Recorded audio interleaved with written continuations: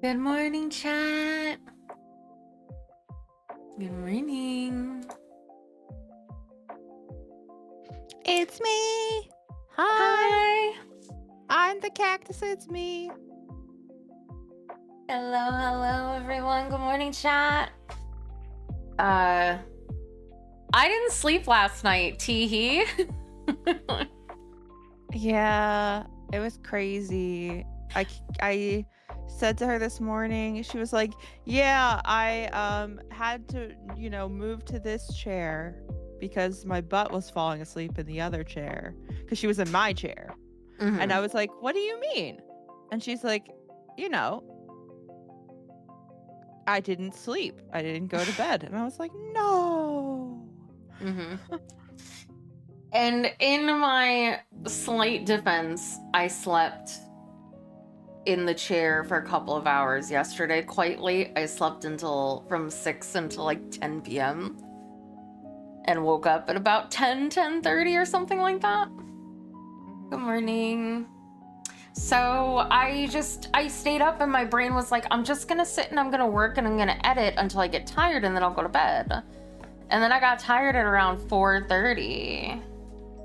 Oh, whoops. I screwed it up. Alright, I fixed. And it wasn't until about 4:30 that I was like, okay, well, I'm kind of getting a little tired of editing, but I still wasn't sleepy. I was just bored of editing to where I was like, okay, I'm gonna stop. And then I was like, I've been sitting in this chair forever. I'm gonna move over to the other chair because I knew it was too late to go lay down. If I went and lay down for like an hour, I would have felt worse than if I had slept. I would just be so tired. So I was like, I'm just gonna stay awake. And yeah. Yep, I wasn't tired last night, unfortunately, so I didn't sleep last night. Rip. Yeah, it is what it is sometimes, but I potentially have a collab tonight. And by tonight, I mean like in the afternoon. I believe it's about 4 p.m. my time. I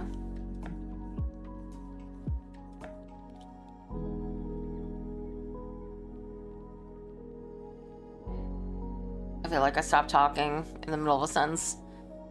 Well, I have to like tonight. You didn't explain it. Oh yeah. So Aphrodite from Mythos is a mood of mine. Teehee on Twitter. And he asked if anybody would be interested in being on his stream and doing some funny character voices for a visual novel that he's gonna play on stream. And I was like, I could do funny voices. So I was like, I threw my shot and I was like, hey, I'll do it. And he said that he needed 2 people. So I was like, there's no way. And then he DMs me and he's like, dear. And I'm like, oh, me? And he asked me and I said, of course I would be interested. And then he added me on Discord and then I haven't heard a thing since. So, well, that's probably because normal people were asleep. It wasn't that late. It's only like midnight. My time, which is only like 9 p.m. depending on where you are. But no, I'm just... I mean, it's only 9 p.m. if you're 3 hours behind. Yeah. Right. That assumes that that's where he is, which I don't know. Yeah, I don't know. Yeah, the original DM was at 11:40 p.m. Eastern. So, it wasn't that late at night. Yeah, so... Well, yeah, it does sound like fun, so... I have to do my schedule as I never came back to my computer last night, as I literally never do. I don't know why I don't just sit and make the schedule and post it before I leave, or download Figma on my laptop, more likely.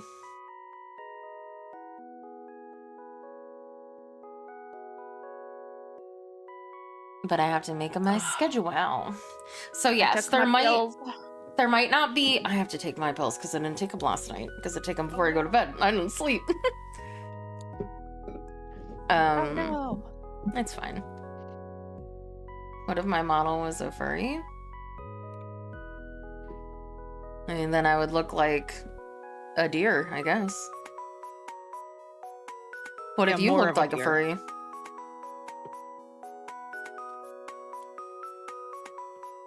Then what? Oh, I have to open it and administrative. I don't know why. A wolf, I guess? How basic. You love wolves, though. I know, but he's a first-time chatter that's trying to be funny. Oh, I see. That's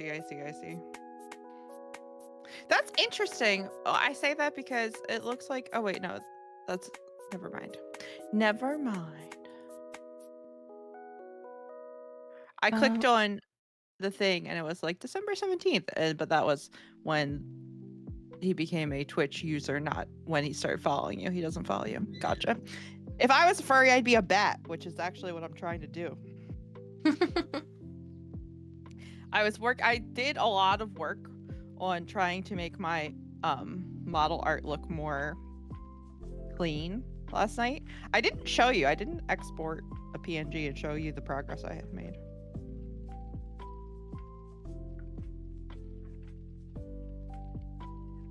Yeah, I'm being the furry that the world needs, or whatever, something. Be the furry the world can believe in. Don't let your dreams be dreams. Something. Bats.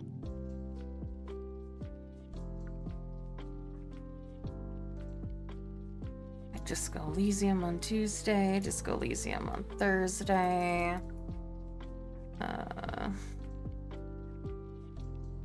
And then Thursday... I mean, I probably will be done with Disco Elysium by Thursday, wouldn't you say? You think I probably have 3 more streams of this left? 15 hours, or do you think it'll be more? I don't know. That's a good question. I haven't finished the game. Well, I know that. Maybe.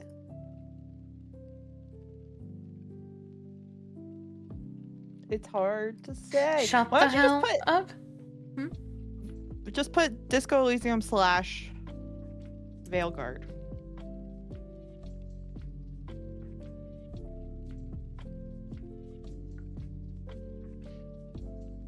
This is how much I got done yesterday.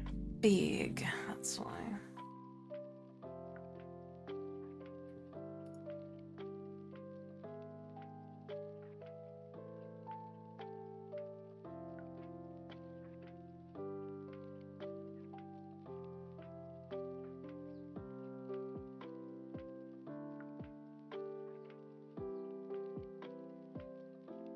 Let me...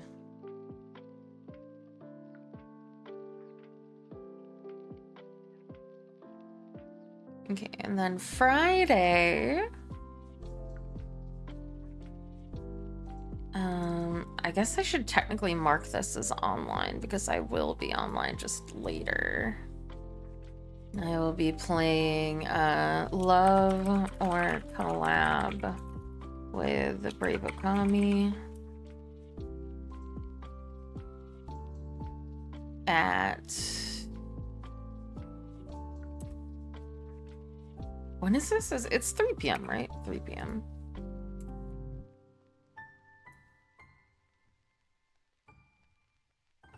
She's naked.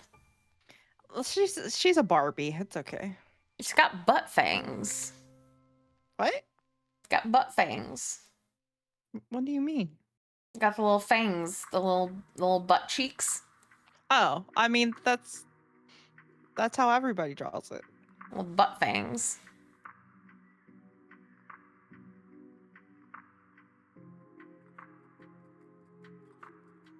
What do you think so far? Looks great. What do you think of eyes? Oh, the eyes are gorgeous. You think they look good? Mm-hmm. I spent a lot of time on them. Yeah, looks like it. That's great. Good. Thank The you. feet. What about them? Feet for free. They're just feet. They're okay.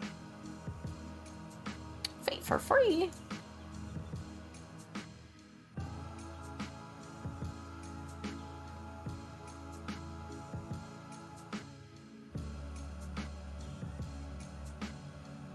Grippy feet. Yeah, they are grippy feet.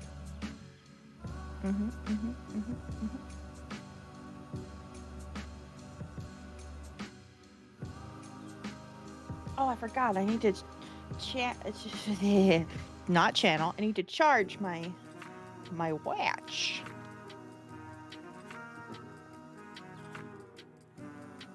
Am I a zombie? No, I'm a cactus.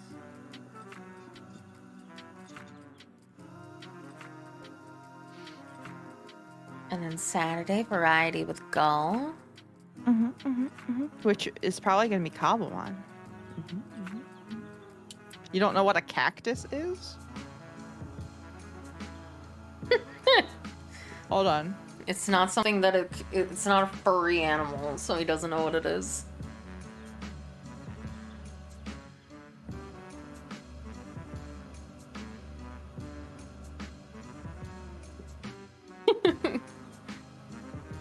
Stood up on your Valentine's Day date.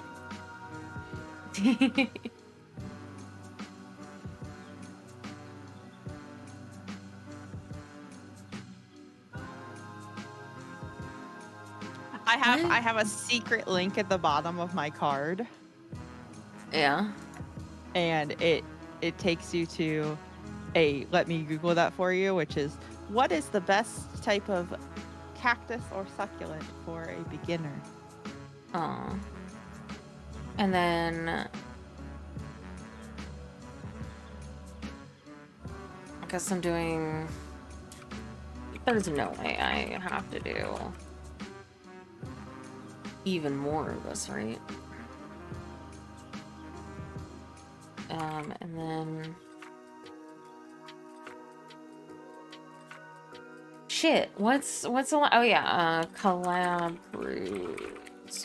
with Avalanche and Bill at, I think, also 3 p.m. I have to go look in the Discord real quick.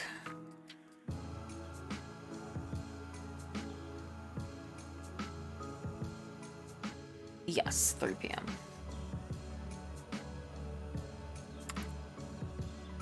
So many collabs. Right.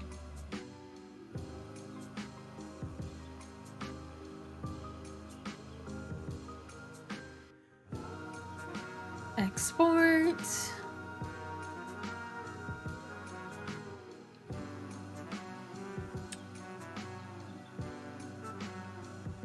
Trying to strike a chord, but it's on the A minor.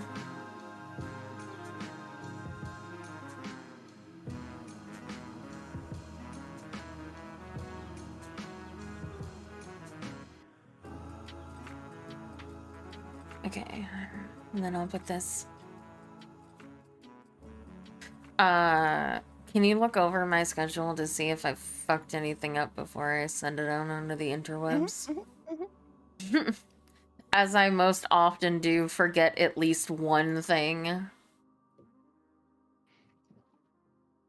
Hold on. I don't remember what folder I put it in.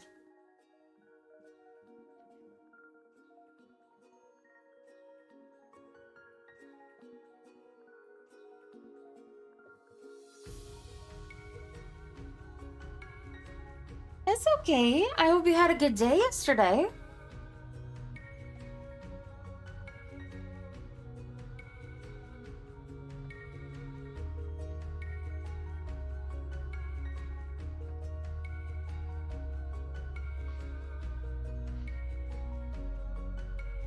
Okay. Disco Elysium. Working on commissions. Well, you can watch me today. That's the great thing about my channel. Other than on Fridays, if you miss a day, there's always tomorrow. Yeah, it looks good. Okay, thank you.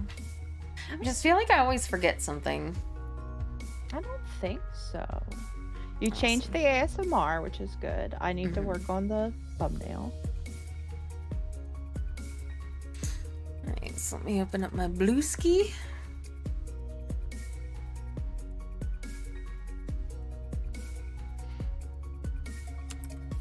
No, motherfucker. Oh, there we go. Perfect. They not like us. They not like us. Oh my god, that was wild. Yeah. What? Yesterday, dark. Can't believe you can't read.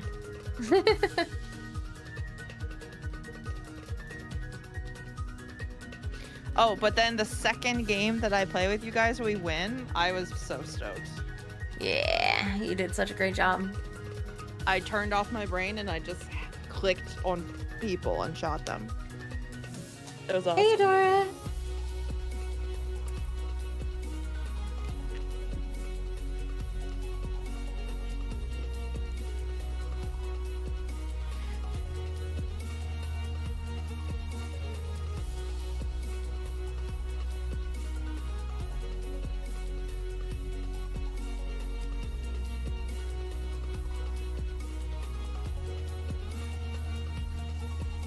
Hey, Space Time.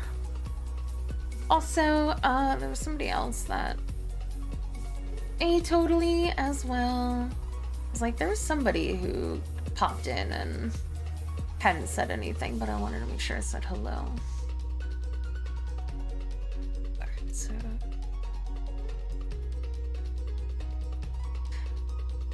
It is indeed. I am real. Am I an overlord? Yeah. Oh, I didn't know that. Mm-hmm. Okay, so Aphrodite Mythos, Brave Okami. Good morning. And Evil Lamp. Evil Lamp. Throughout the week.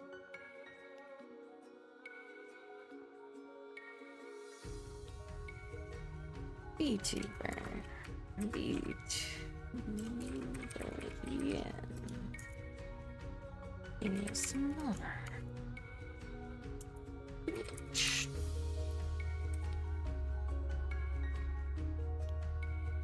And then I have to put my links. And like, I don't know why I have Not Like Us stuck on my head. It's certainly not the type of music that I listen to.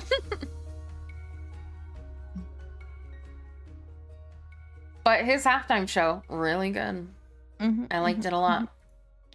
And that's coming from someone who like isn't traditionally a Kendrick Lamar fan, not because I don't like him, but just because I don't listen to his music.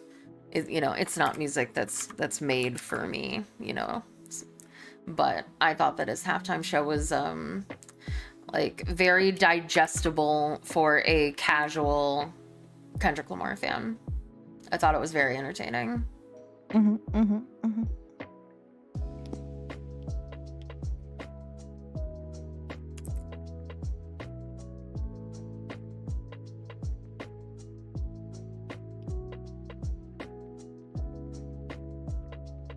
Oh, I might stream on Blue Twitch someday that isn't today. I don't think I can do today, but I didn't put that on the schedule, so it's probably going to be a guerrilla Blue Twitch stream. Just for the people listening. People.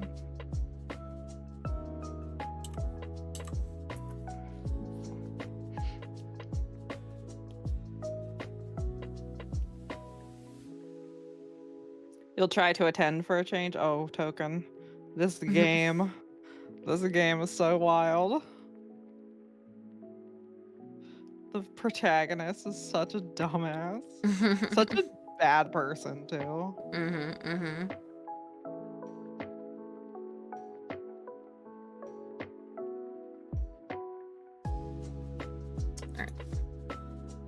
posted that. Posted it everywhere.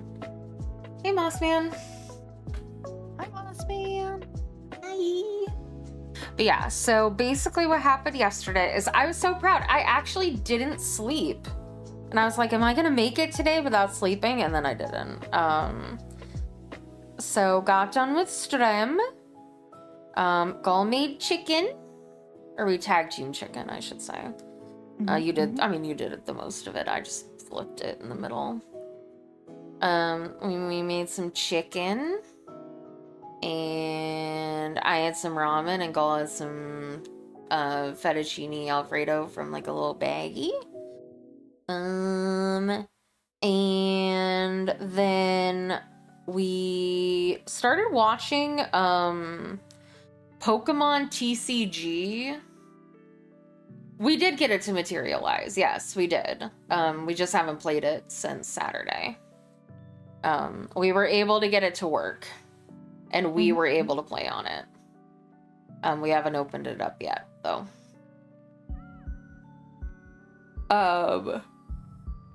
So we started. Did we start watching Pokemon TCG stuff before I slept or after I woke up? Oh. Can't remember. I think it was before I fell asleep. Because I think I fell asleep watching 3 Scary Games with Jack, and then we started watching cat videos, and then we went to sleep. So Disguised Toast, who I watched from the Among Us days, so very long ago, 4 whole years ago at this point. I watched him play Among Us, and so I still follow his YouTube channel. And he has opened up like a little card shop in his room and was doing a funny bit where he would sell like booster boxes to friends and then open them on his channel. And so we were watching that, and that reminded me that I used to watch people open Pokemon card packs all the time when I was younger. Like 2014, I feel like, era, 2014, 2015 era. I was watching like Unlisted Leaf and Primetime Pokemon and Rhyme Style open up Pokemon card packs and booster boxes and stuff like that. Yes. And like when I fell out of love with it, because I don't do the card opening myself, I don't collect the cards myself, because it is an incredibly, like, Gull and I were talking about it, it is like, I never really thought about it as gambling, but it is literally gambling.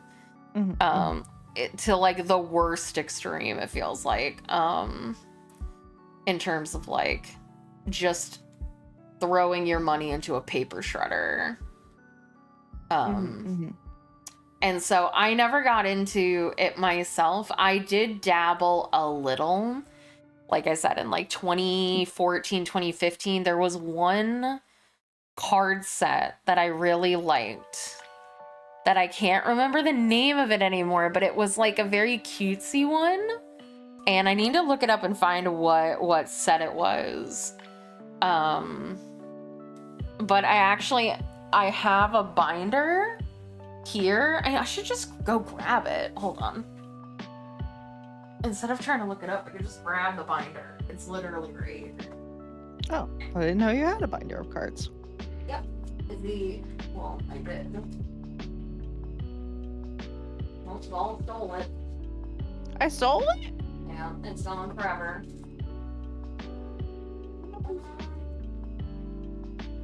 It might be at home, but I feel like I would have brought that with me. Pretty expensive.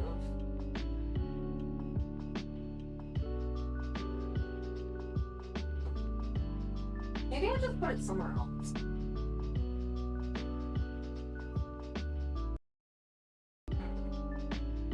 Because I have like a little, like, pack too that had a bunch of the cards in it. And I might have put it in the closet. And the binder might be be at home. I'm not sure. But anyway, it was the only set I ever collected. I thought I had it here, but the cat was messing around over there when she first moved in. So I might have moved it to protect it. But anyway, I'm gonna have to look it up then. That's unfortunate. Hey, Planner Pepper.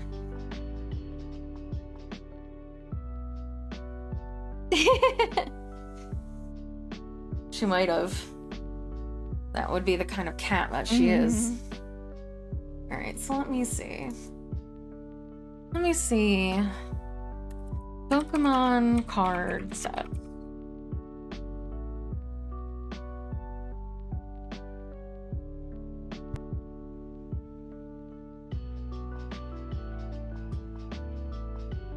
Let's see.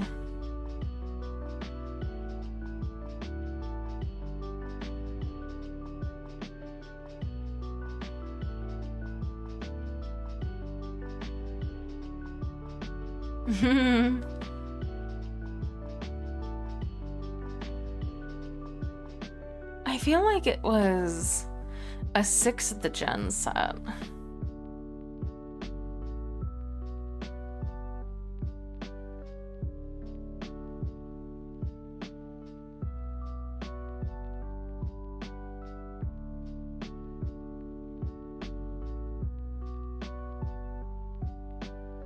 No, it wasn't Evolutions. I don't think. Okay, hold on. Pokemon TCG sets booster pack art. So I'd be able to recognize it by the art, I feel like.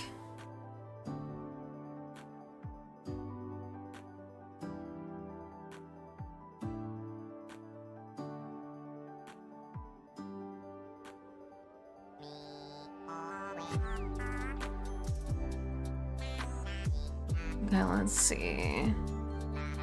Because the thing is I don't feel like it was a real set. I feel like it was a side set. But everybody loved it.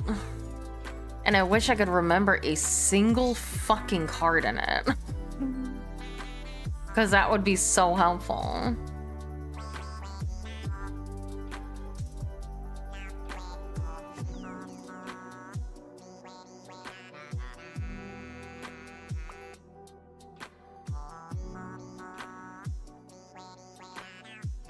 Did you have a favorite card in the set? No, I can't remember a single thing about it. Is the problem. If you remember the approximate year, could you like Google that? I know that there was a Jolteon EX card, so let me see if I can find the Jolteon EX that I sold. And the person she sold it to was me. I love Jolteon. Yeah. Mm-hmm. It was our secret first meeting. It says EX Generations, but I feel like it wasn't. Was Generations really the set? It might have been then. I just don't. Okay, Pokemon Generations. Pokemon Generations PCG. I remember I thought I remember the packages being better looking. Oh, it's definitely this one because it had the triple evolutions. Okay, so I collected Generations. And it was a special expansion of X and Y. So it wasn't even like a regular set. And it was in 2016. February 2016 is when it was released. And I don't think I collected the entire set, but I feel like I came close. And it's in a binder somewhere.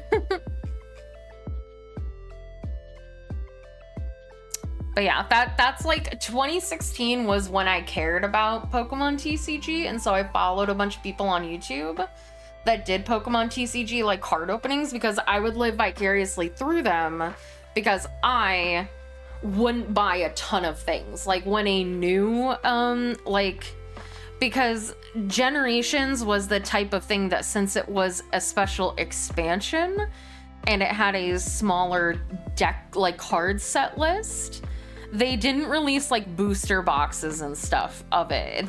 You could only get Generations packs when they were inside of like really big promotional boxes that would have like 4 Generations and then one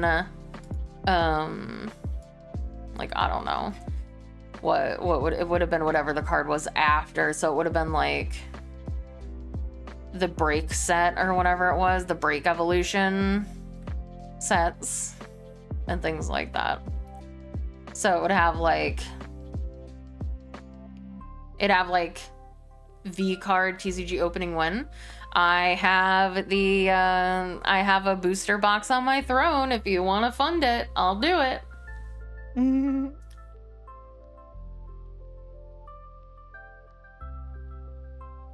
You also have to buy the expensive camera and the hand cam model to do the 2-hour stream or whatever of opening the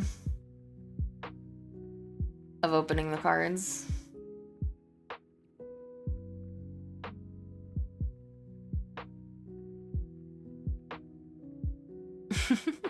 But yeah, so I had unfollowed a bunch of the people that I used to watch open cards, and since we watched one of those, I was like handy votes? Yeah, exactly.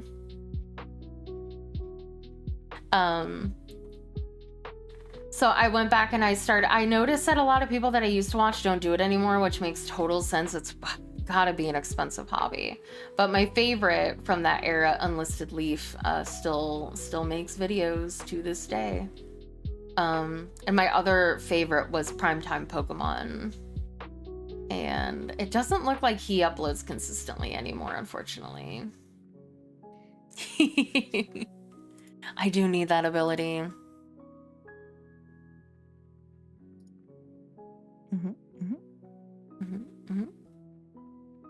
Yeah, the point of this being that, yeah, we were watching some people opening Pokemon TCG booster boxes and stuff, because it's one of those things where I will vicariously live through other people opening these cards and get that dopamine from them. I will never do it myself. It's too expensive. Like, even if I wanted to, which I do not, I still don't even think that I would. Like, I would have to have millionaire money to be willing to drop that much money on, as one of the people I was watching, a really expensive cardboard. I agree. Like, if I really wanted thing, I would just buy the cards individually. I wouldn't open the packs. Oh yeah, they absolutely sustain their habit by turning it into content, 100%. Oh god. Token gifted VTuber asset, hands via throne. Thank you so much, Token, for funding the VTuber asset hands. Thank you. Thank you, thank you. I will be able to give you guys hearts again, and my shy, and pray, and I'll be able to flip you off too.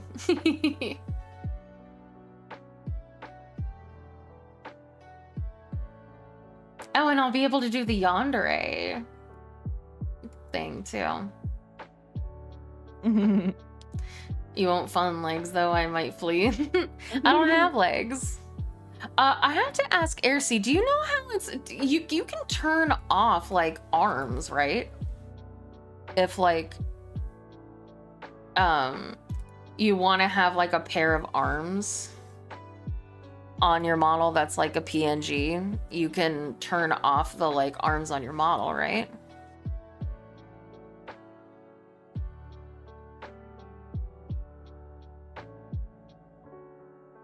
Go. Me? Yeah. I thought you were asking Ersi. Well, I was asking.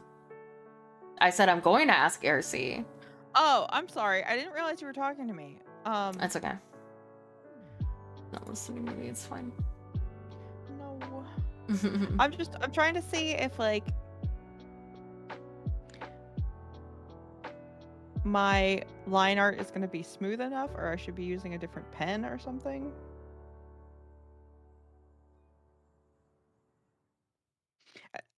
And so I'm comparing to like an old PSD of yours. And the answer is I think it's fine because you never really get like as in-depth close on a VTuber when you're streaming as you do when you're drawing. So I think it's okay. I just, I second guess self.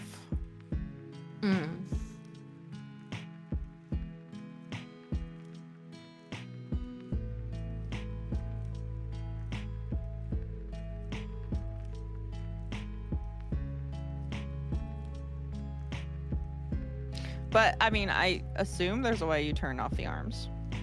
I have to ask her how.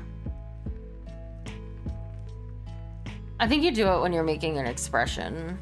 Because, yeah, I don't know how you do it. Because, like, I understand that a lot of people will just zoom in, right? But there are people, I think, that zoom out as well. And you still don't see their arms. Because, like, that's the problem with my arms is I wonder how people who use those booth models do it.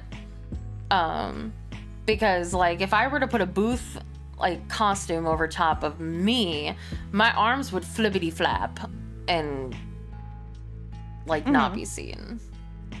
Or would be seen, I mean. And people obviously have to turn off everything below the neck on their model. How do they do it? I don't know. The trade secrets, I want to know them. It's a mystery.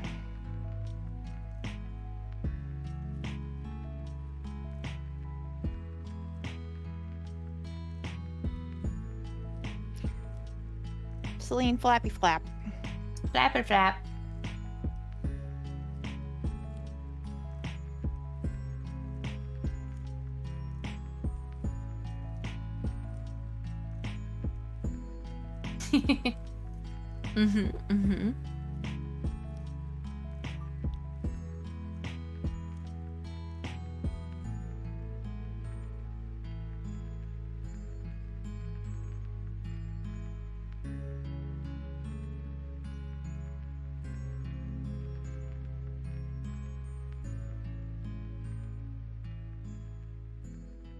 Flappy dear. Yeah, sorry. Anyway, so we made chicken and we watched some YouTube videos. We watched Daisy eat some munchy food. Daisy Sue, by the way. What did we watch yesterday? We watched a bunch of different stuff yesterday. It was an eclectic mix of things from my... We watched My Fave Creators and it was great. Yes. I was in it twice. Gull was in it. I was very gay. Very gay. It was funny. Alright, so let's see. Go to my YouTube feed.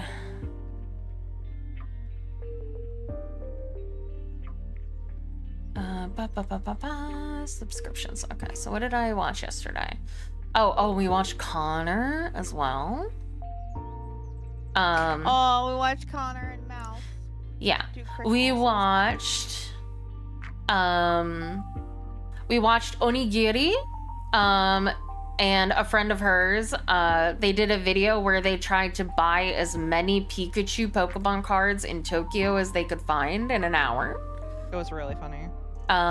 We watched Silvervale play Me-Side, which was also very funny. We watched Hanako's Kitchen make adorable little bento boxes for her husband for work. We watched Connor and Chris play poker in Japan, which, if you don't know, gambling is banned in Japan, like it is in most of the United States. But you can go to poker bars and essentially just pay a fee to play at the table, and the chips are fake. So you pay $20 to sit at the table for an hour or whatever. And you just get to play poker. But you don't win any money when you leave. And Twitch actually put a thing on his channel, saying that gambling was taking place on this on the stream, even though obviously he wasn't. So he did a little mini rant against Twitch. But I was like, I would absolutely do that if I lived in Japan, or if that was a thing that we could do in America, which maybe we can, but I would absolutely go to a place and order a margarita and sit and play poker with cute Korean boys or Japanese guys. Not boys. I say boys because anyway, guys, men, Japanese men. And just play poker for fun, because I love poker. Poker is so much fun. Age appropriate boys. Exactly. Males. And then we watched Daisy. Like I said, she's a she's a foodie. Essentially, she just she's like Steph Pappas. She'll go to a couple of different fast food places and just eat and talk in her car. And I like watching her and Steph. And then we watched Iron Mouse spending Christmas with Connor, where he took her around Japan and went ice skating and walked down a walkway that had so many blue Christmas lights in the trees that it literally looked like there were blue light lamps everywhere. And then he went to a Crane, an arcade, and won her cinema rolls and an Enderman. An arcade. He went to 3 4 arcades until he found cinema roll, because that's what she wants. Mm-hmm. So it was very cute.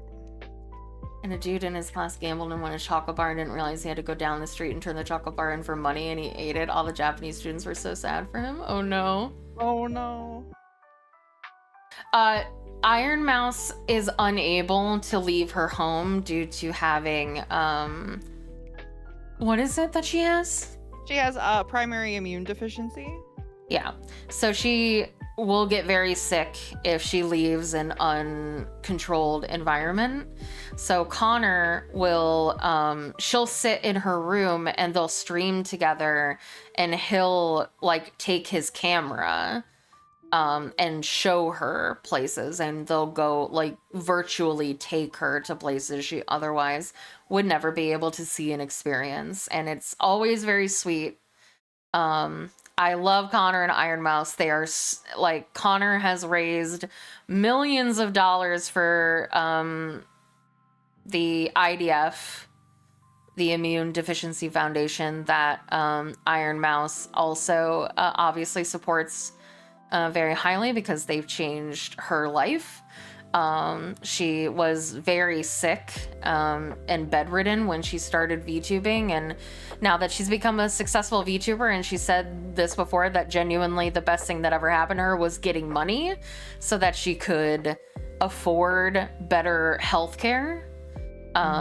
So she could, she's able to walk a little now, and she's able to move around when she was not able to do that before, and she's gotten a lot better.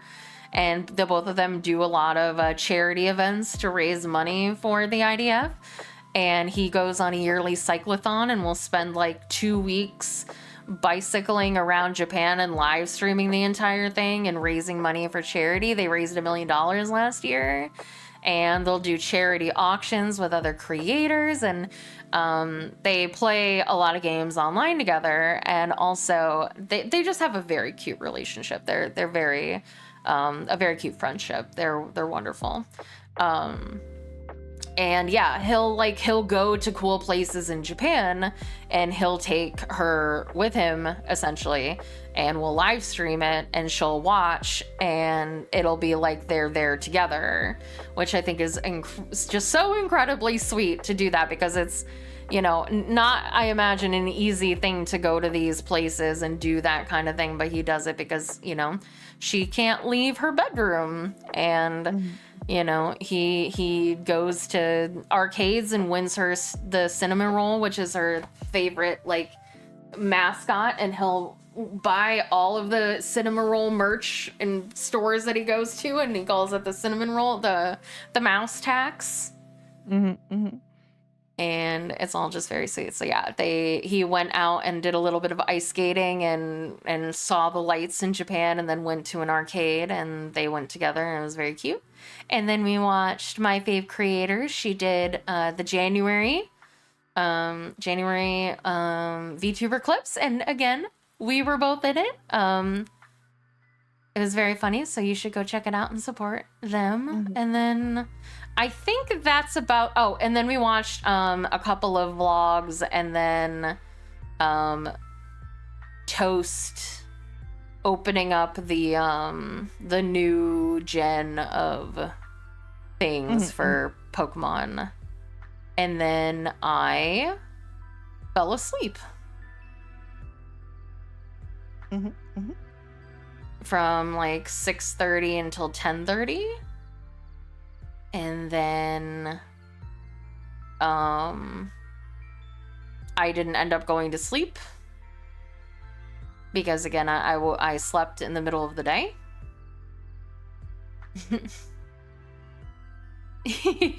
Have a good day, Token. My Token! Yeah. And have a good one. Thank you so much for the hands. You've given me more hands. And she has her emotional support cactus with her today. I do. So yeah, because of the fact that I didn't sleep at all last night, I feel good now. I usually do feel good when I'm streaming, but I figured that there was not an insignificant chance that I would feel tired towards the mid to late portions of the stream. So I was just like, hey, Gull, will you come be on stream with me in case I'm super low energy and need your help? And she was kind enough to say yes.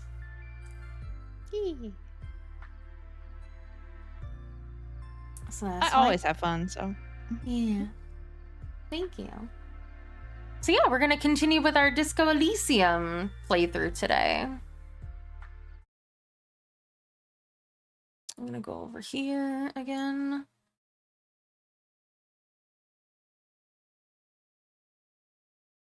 Oh, and I was worried that the kitten was sick today, but it turns out she is just sore from getting her shot on Saturday. Yeah, she didn't eat her crunches last night. She did sleep in Gull's chair for the most of the night with me when I was out in the living room, which is not uncommon. But I didn't realize it until we kind of scrutinized her actions over the last several hours that she hadn't left the chair all night, which is abnormal. You know, usually cats, especially in the middle of the night, will get a little active and they'll go do something, but she hadn't. She just slept all the way through the night in the chair. And then when we got up this morning, she didn't immediately go to eat, which is very abnormal. There's one thing that cat loves to do. It's howl when it's food time. And she didn't do that. And then she like laid under the table and like wouldn't come out from under the table, which is like a safety spot for her. So we were like, oh, is she sick? Is something wrong? And we started to worry. And then when Gull was walking Juniper, I was keeping a close eye on her. And she kind of like sat up a little and then didn't move, and then kind of like lay down on her other side, like she was turning over in the slowest possible way. And I was like, oh, I bet that's what's wrong. And I told Gull my theory. Your cat theory. And it turns out that I was correct because she came out from under the table. Hey. she came out from under the table and was limping on her back legs, and you're like, ah, yes, she is indeed uncomfy. Mhm, mhm. All right, so I'm gonna be right back super quick, and then we'll continue Disco Elysium.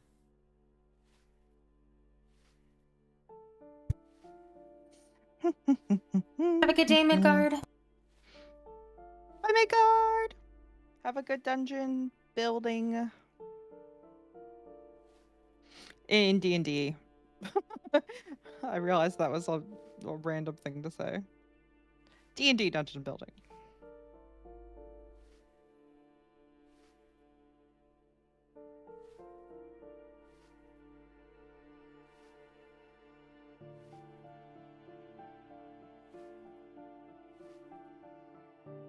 I have a meeting at 9:15 that I can't forget about.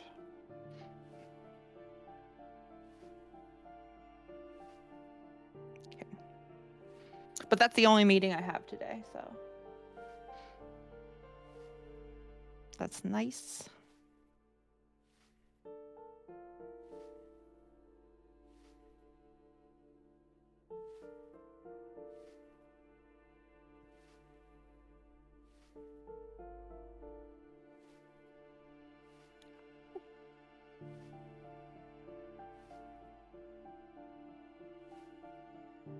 Hey, Dar. Have a good lurk, totally. All right. I'm ready. You're ready. I'm ready. You can do it. All right, so I've done everything on the first floor of the apartment.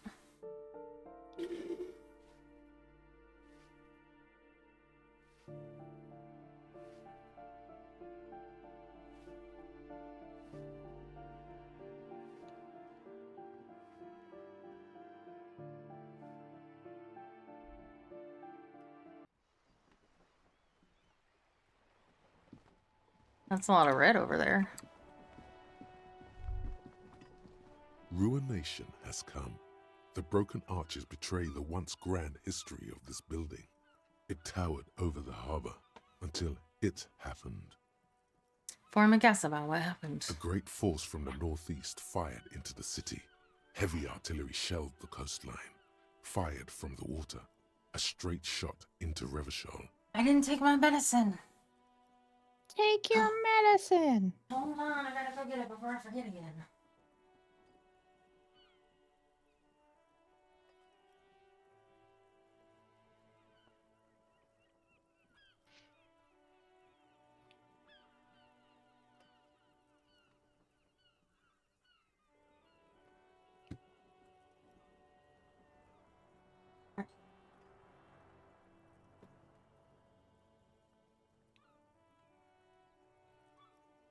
Ah! It fell over. All right.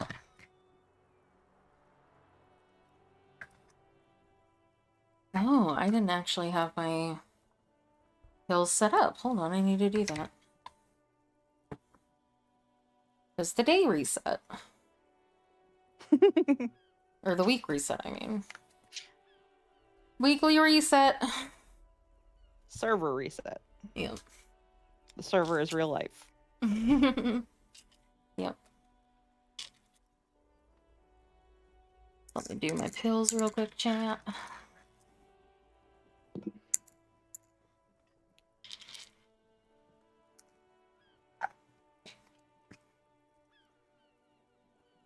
And bum.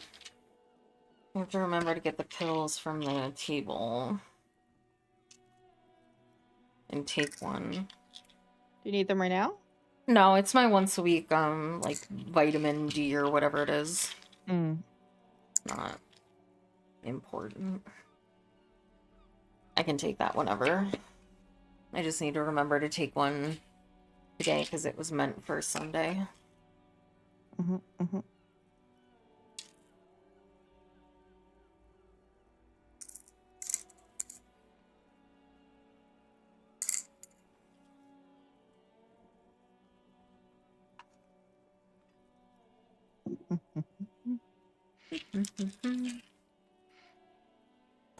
Oh. My potassium. Potassium. Trying to strike a chord, but it's only A minor.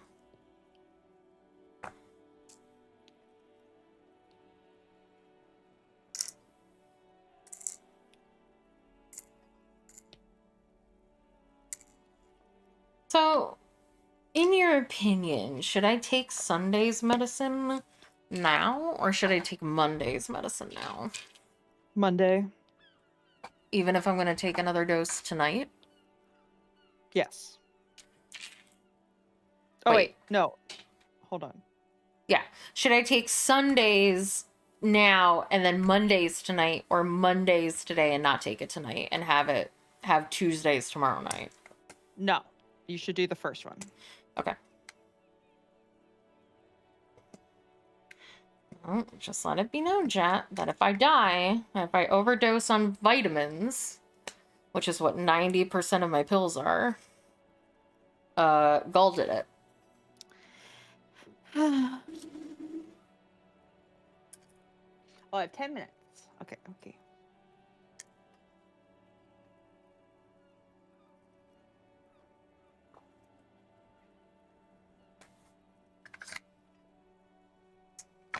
Right.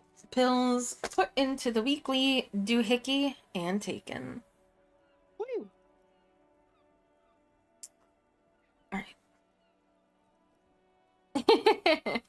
I mean, have you seen the shorts I put out lately? All right, that was Mario Kart. And Mario Party. And, that's The just... tenement acted as a defensive just wall how it against is. the worst of the shelling until it was destroyed. You can't be and held they had accountable my for your red actions. firing line. No. Take Who in the would ocean. convict The waves me of the Martinez for inlet Mario rolled Party over the fallen threats? remains of the building. There's The not a dark judge in the waters obscured world. the better part of the remains. What didn't fall into the ocean was used as scrap. What wasn't used as scrap was thrown into the ocean. Look at the ruins in the water. Those arches acted as support for something greater than what you see now. Only 3 stories stand where 9 to 12 once did. Restoration has failed. What the shelling took out was never rebuilt. Who did this damage? A fleet, the combined armies of Occident and Grad, with Mesk volunteers, a 5-nation army, hundreds of vessels. They massed airships further down in the Bay of Revachol. The artillery was so powerful. The ships not only required gyroscopic stabilization, they were anchored into the ocean floor as well. Many are still there to this day. If you squint, you can just barely see the shadow on the water, far in the northeast. Cannons still ready to placate Revachol. Coalition warship Archer can shoot 50 shells a minute on 20 co-aligned archers. They will reach the city in 58 seconds. Hey Kim, do you know who shelled our city? The coalition. But that was a long time ago. I think we should move on. It's chilly up here. He does not like talking politics of this kind. Time to go.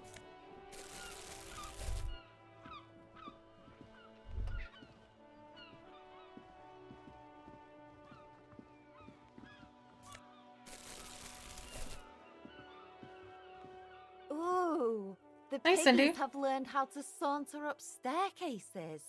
I didn't think you could do that with hooves. But here you are. That's right, we've evolved. Yeah, I can see that. Cool mutations. The people with the weird names send their best. I don't believe it. I've never known those boys to have manners. The bemusement in her voice doesn't fully mask genuine tenderness. I think they're afraid of you. They'll never be skulls, but their hearts are in the right place. Got it. Enough of that then. Thank you for passing on the message. Now run along, Piggy. Okay.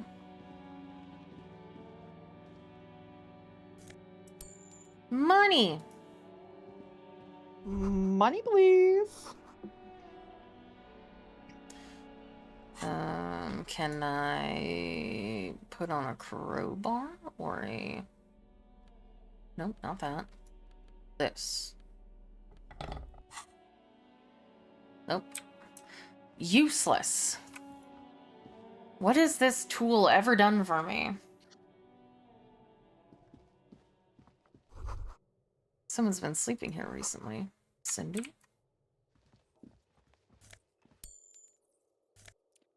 I got new pants! Pants.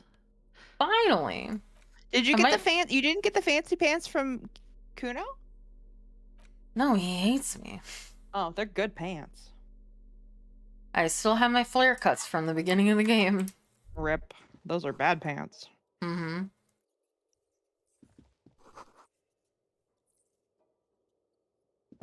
Oh, okay. So that was the balcony that had... oh, it was paint. Okay. I understand, because that was Cindy.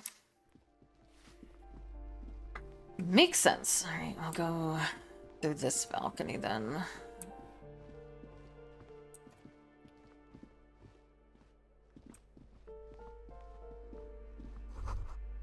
The old shoe rack, boots, sneakers, and old slippers. These shoes come in 3 different sizes. Apartment 12, a loud rumbling snore comes from within. Oh. I know who's in there. I don't. The shower curtains are covered in some sort of slime. Hey, Mr. Altem. Moss crawls on these bathroom tiles. Actually moss. Moss man. Moss man. Alcohol, I'm so Commodore glad you were on the same page. Red. Moss man.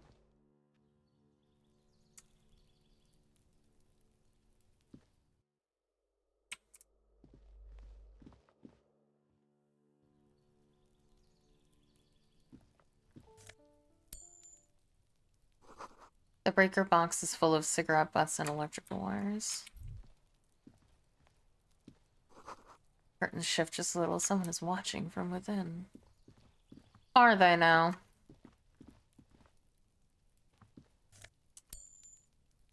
A weathered brown door.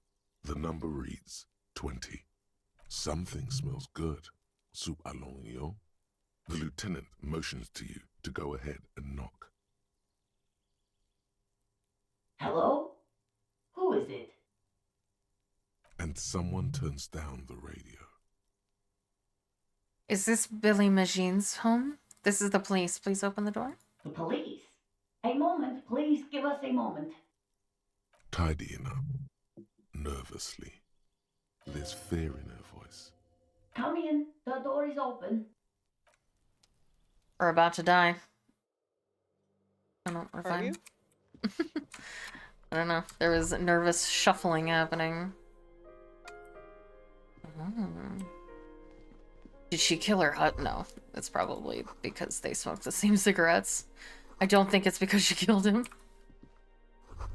Although that would be funny. Don't mind me as I go through all of your things. How do I... Oh, there's a door over here. That's the bathroom.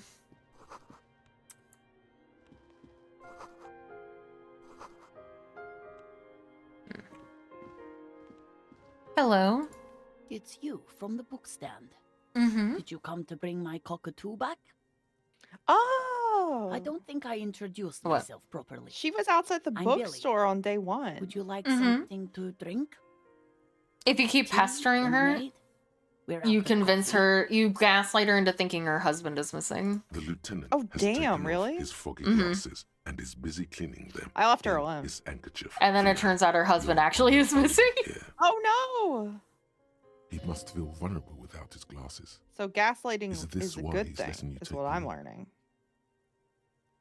Yes. Sometimes gaslighting is good. Thanks, but I'm alright. Is this about Victor, my husband? Is he in some kind of trouble again? I can come pick him up in the station if that's what. No, this is something much worse. Is he in the hospital? How bad is it? How about some small talk before you break the news? So, how have you been? How have I been? You're not here to discuss me. What is this about, officer? Can't write a scene without knowing the actors. Ask more. Get comfortable around her. I noticed you were cooking something. People got to eat. What is this about? Why are you suddenly asking me about my cooking? You live here with Victor, your husband, right? It's me, Victor, and the kids here.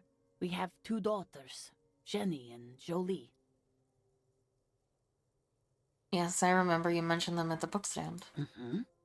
They came home later. They're good girls. I'll be back later. Okay. Have a good meeting. Thank you. Hey, Faye. And where is everybody? I don't see anyone home. The girls are staying at their friend's place tonight. And Victor is out. He still hasn't come home. No. Vi, do you have any news? To your knowledge, did he make it to the library? No.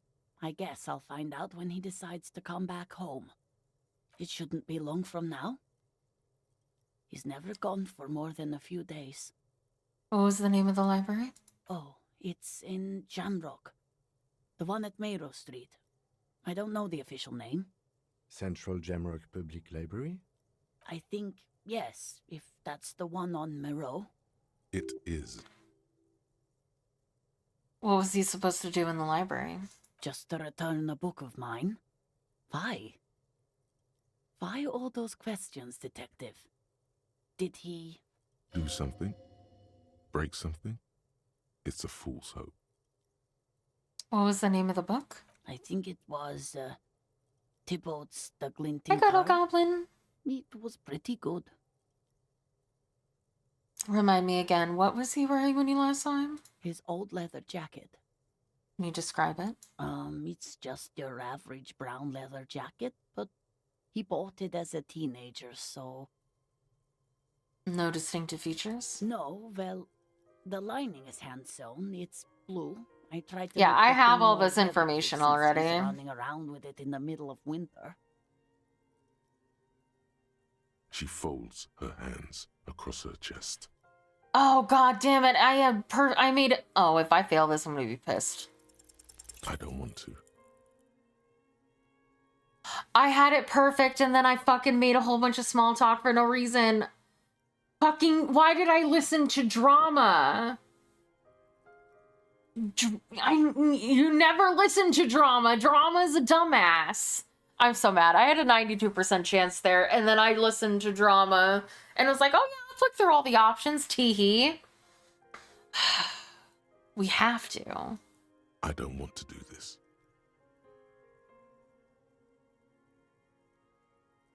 Stupid, just say Say it. what? Officer, Too late. You ruined it. Just say it now. Your husband's dead. Excuse me? What? Ow. What did you say? She's in pain. She's in so much pain. And so are you. Your chest is burning. we are very sorry to inform you, but your husband, Victor Méjean, I'm was so found mad. dead this morning on the Martinez boardwalk. I shouldn't have listened to drama. Oh. Oh. But he was just... He was just here. Alive. I understand that this comes as a huge shock. I want you to know that me and my partner are here for you if you have any questions. We are very sorry for your loss, ma'am. What happened to him? Tell me. He fell and smashed his head against a bench. And you just found him there? Lying in the cold? How long had he been there? For a few days at least. She doesn't reply. Her eyes well up with tears as she struggles to keep it together. You hear the clock ticking in the children's room. Is there anyone we could call for you? A friend, a family member, Someone who could be here for you? No. I just need to tell my girls. God, should I call them? Should I tell them to come home? Hey, chicken. Look away. All right, I'll call them. Just tell me, what do I need to do next? Where is he? Can I see him? For God's sake, lie. He's in the morgue. Shut the fuck up, drama. He's in the morgue. And who should I contact?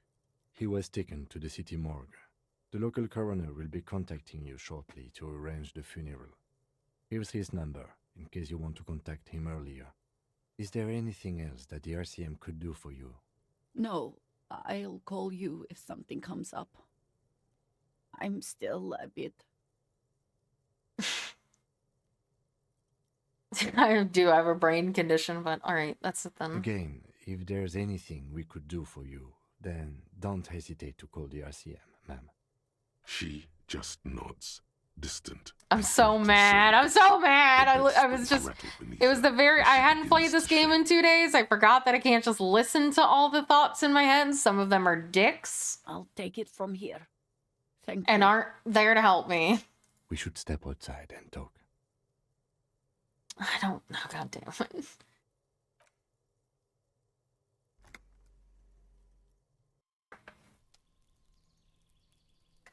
I know. I handled that poorly. So, the death notification. He's avoiding your gaze. This is the time to say how sorry you are about how things went. I'm sorry. I fucked up. It's alright. Don't worry about it. I'll call the station when we're finished with the day, and let them know the name of the deceased. What about Billy and her kids? There's not much we can do for them anymore, I'm afraid. That's it? That's it. We should get back to our case. There's nothing more we can do here. Alright, let's try to get back to it then. And, officer, I've seen worse.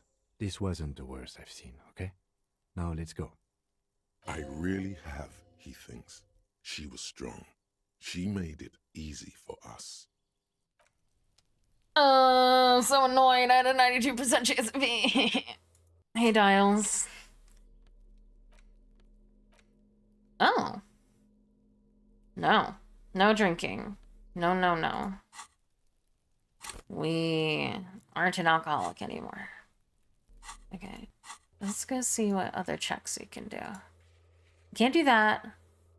There's a barred door somewhere. Around here. Just don't know where. Help. Okay. That's me. Somebody's growing a cactus.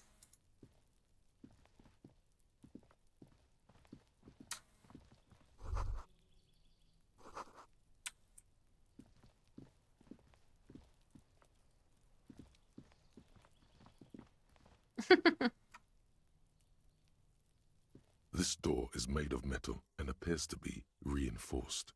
Someone here really values their security. I'm doing fantastic. How are you? This is where the cleaning lady said the smoker on the balcony lives. Let's see if anyone's home. Knock on the door. No one answers. Looks like the young man we are looking for isn't home. I think our best chance to catch him is in the evening. We should return tomorrow after we have finished with our day's work. How about 9 p.m.? Sound good? Sounds good. Tomorrow, 9 p.m., right here. Apartment number 28. Good, let's go. Damn. Turns out it's quite tricky finding someone in a big apartment building. Don't worry. You'll get him. Remember, tomorrow. He's probably gone for today. Okay. Smoker on the balcony. I'll talk to him tomorrow.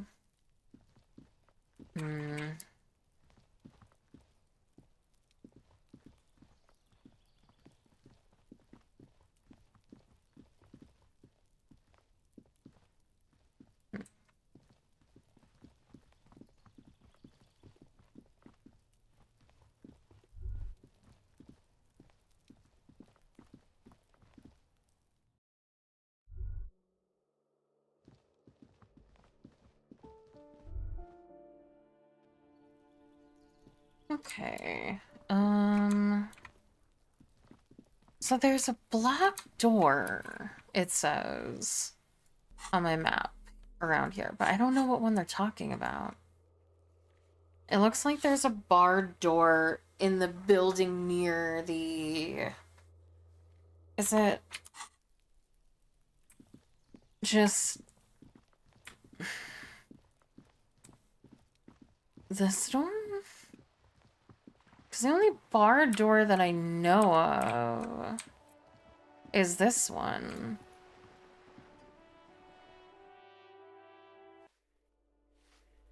Oh, there's a cleaning lady that was yelling at us. And it's not barred anymore. What barred door could there be? Okay, is there any other white checks we can... Trash container, legendary. Measurehead, conceptualism. Warded door, barbell, ice cream maker. Lillian. Okay, so we can go to the trash container. I still don't know where the bar door is, though.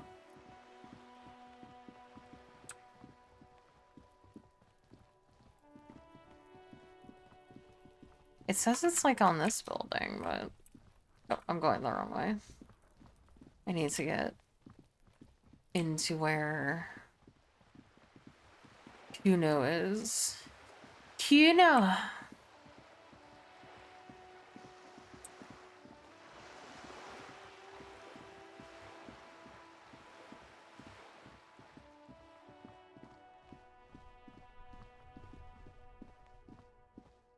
That door's not barred.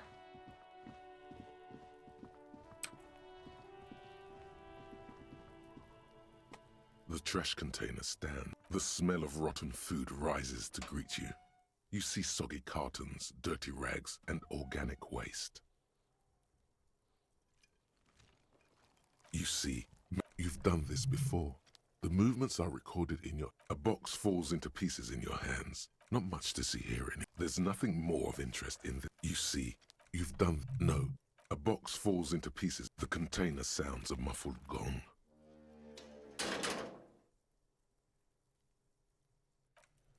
Okay.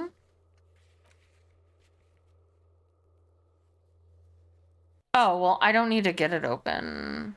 Okay, so maybe if there's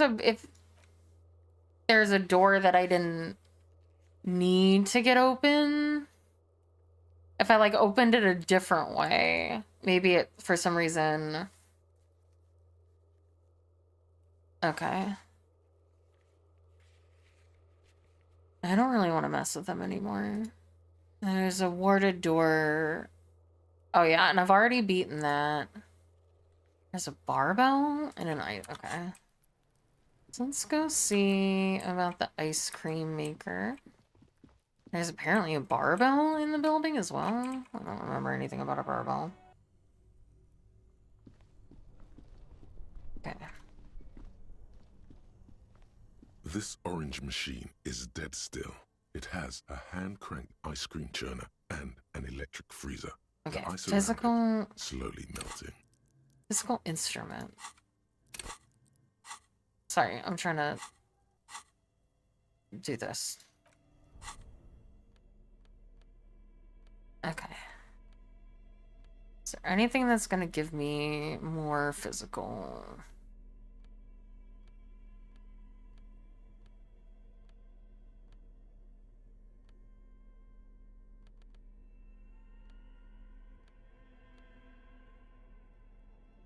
Okay, there isn't anything that's giving me a negative.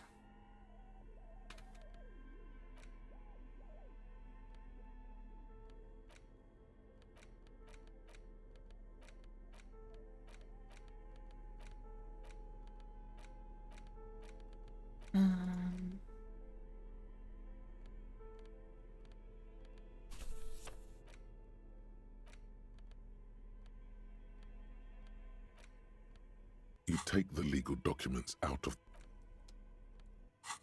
Okay, well, I guess we This don't... orange machine is dead still. It has a hand-cranked ice cream churner and an electric freezer. The ice around it. Ice squeaks beneath your Kavalzund multi-tool, but your fingers slip away from the tool. The lid shut as tightly as before.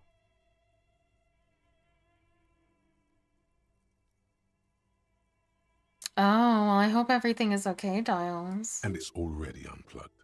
There's not much else to do other than wait for it to defrost or bulk up and get stronger. Oh, it hasn't defrosted yet? Damn. Well, I can put another point into physical instrument. And try again, and then if not, I can just wait, I guess. This orange machine is dead still. It has ice groans Nice. and howls under the strain love of it. the giant Gewalzund multi-tool until the lid cracks open. And if it's not, then sleep apnea is something that is treatable, so, or at least, you know.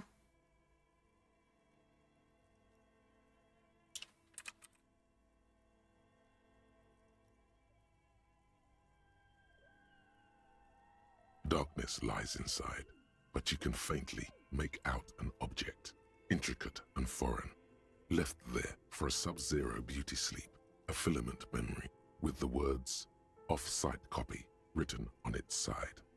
You gently lift the cube from its frosty bedding, careful not to damage it. We should take it back to Miss Lukanen killed as soon as possible. I'm not sure how well unused filaments tolerate room temperatures. Yes, but aren't you curious to know what's on the precious filament? There's a radio computer upstairs. Yeah, I'm gonna take this back to her right away and then come back.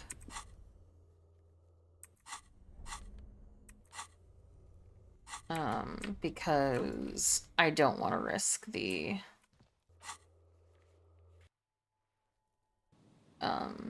something happening to this.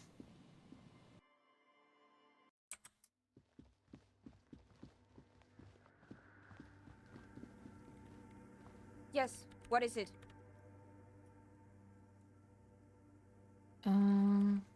Yes? Thanks. Wait, but I have it, don't I? Yes?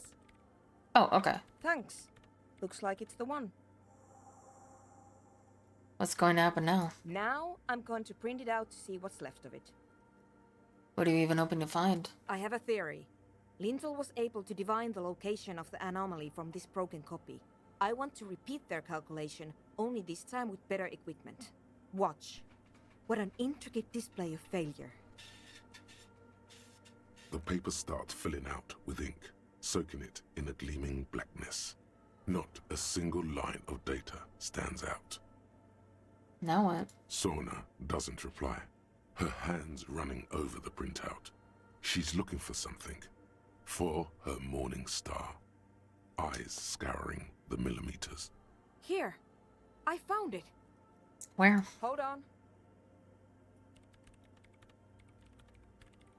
Just give me a second. I'm almost I've never witnessed a programmer work before. done. I've got it. I found the location of the anomaly. You did it? You found the coordinates? I found the coordinates. She's beaming. You can feel it in your heart. Great job. Oh my god, congratulations. Thank you. So, where is it? Where's your 2mm hole in the world? There. In the swallow. Think you can help me again? Sure. I need you to go move those water bolts for me. I need to double-check my calculations. What an interesting proposition. Truly a task for the intellectuals. Solving the puzzle of water bowls. Right, I'll go figure it out. I'm good at intellectual puzzles. Figure it out? No. I don't need you to figure anything out. I've got a computer for that. Well, I mean, I could have. Just walk over to the circle and follow my instructions.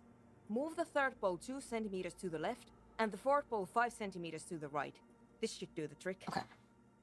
Third ball, 3, 2 centimeters, 4, 5 centimeters. Right.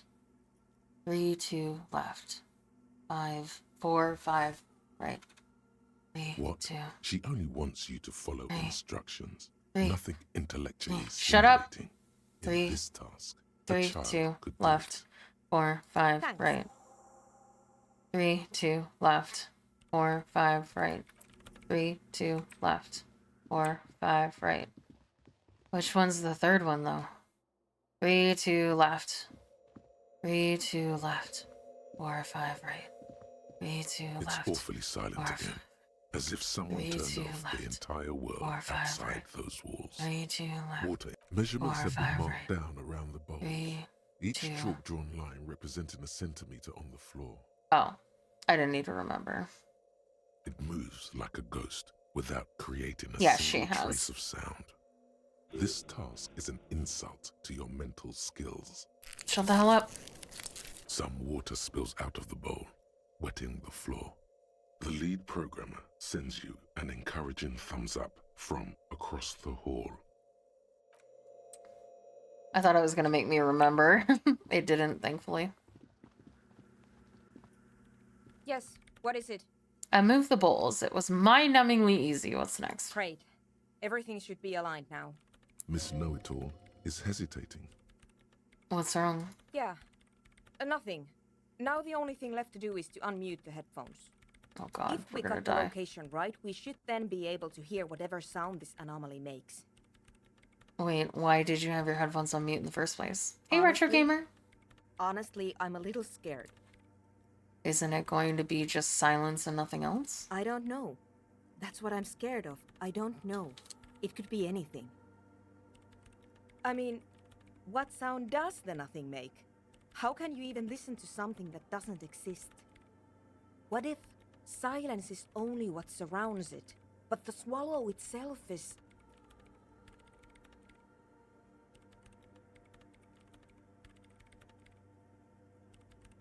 You're right, we should be cautious. We don't know what we're dealing with here. Maybe. Maybe I'm just tired. Let's think about this logically. Why would nothing be terrifying if it's, well, nothing? Why assume that something that has no presence, existence, or qualities has to be terrifying? It's scary, but we just have to face it. Because it reminds us of death. And we humans tend to think that death is pretty scary. It's scary, but we just have to face it. Yeah, you're right. Let's do it. My character is very logical, very weak. I can't pass the skill check no matter what skill it is, and I shy away from any and all politics. The lieutenant takes a step back, and then nothing. Nothing happens as Sona Lokanen-Kilda presses unmute on her keyboard. Nothing but silence. In the sound of silence. You can hear some small animal cross the floor in the chancel. It's that quiet in the sanctuary. She doesn't talk. Her eyes closed and brows knitted together in a state of deep focus. One hand cupping the headphone. Well, Damn it. come on, did you hear anything? No, of course not. Nothing happened. Let's move on. Despite her fear, she was hoping for something extraordinary to take place. What do you mean nothing happened? Did you find the swallow? No. No. My hypothesis was wrong. According to this, I should have heard something, if I got the coordinates right. Like I said, silence is only what surrounds it. But this is just another failure. Silence sounds like silence. That's all it is. You can try on the headphones. See if you can hear anything. But don't get your hopes up. This can't be it. You should have a listen. Alright. Everything disappears. You are draped in silence like a drowning man staring into his puny little headspace. And then the pressure changes. Yeah, but can I hear anything? It feels like flying on an aerostatic, or when your ears pop, or like a subtle difference in the atmosphere, a weather change hanging in the air. What if the sound you're looking for is too low for you to hear it? Suna, what if we just need a better sound system? A better sound system? Alright, but where would we get one? Suddenly, a rhythmic beat permeates the walls. causing a small patch of decorative stucco to crumble onto the wooden floor. They should really allocate some renovation funds to this place. No. What they really should do is shut down the disco men for disturbing neighborhood peace. Yeah, so they could help with the speakers. You mean the speed freaks? Of course. The speed freaks. They have a fantastic sound system. And you think they would help me? They would if you wouldn't mind them moving in with you. I guess I could live through a week or two of peaceful coexistence. Brilliant negotiating there, detective. As always. Great. I'll go talk to them then. Sure. Let me know how it goes. Thanks, officer. You're welcome. I'm a helper. And a perceiver, apparently. I perceive things.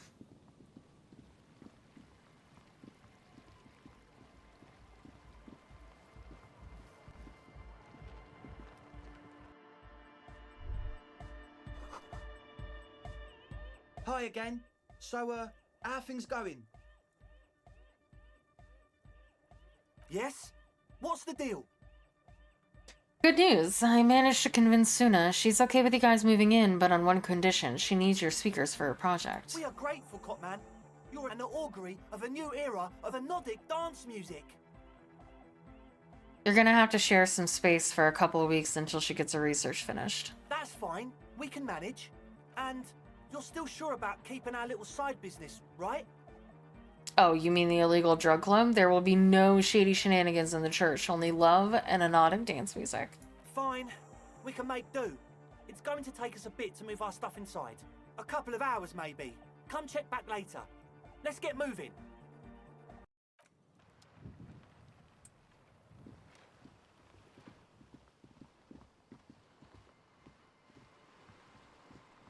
Alright, well that's happening.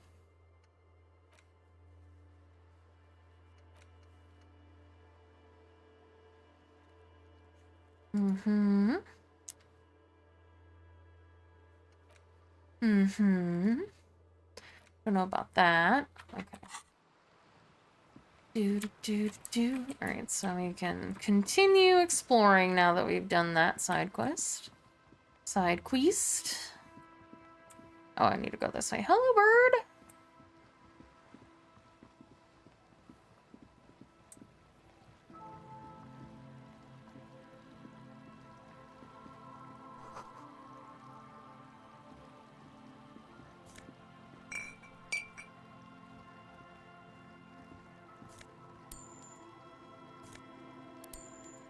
Did these things always have loot here?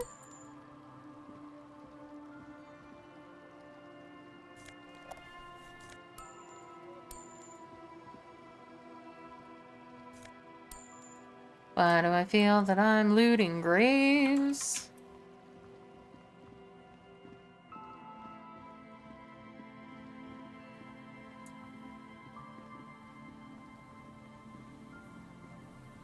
Right, that was the phone that I busted up.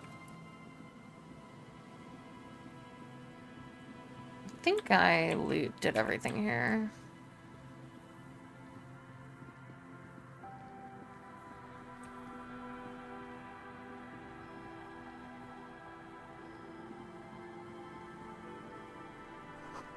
There's a slit in the concrete here. A sewer?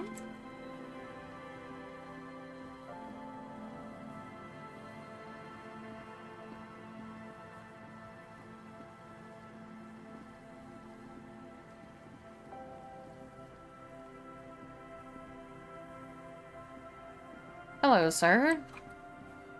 And child? I didn't mean to talk to you. No. Other power box. It changes nothing, or it charges nothing now. It's empty.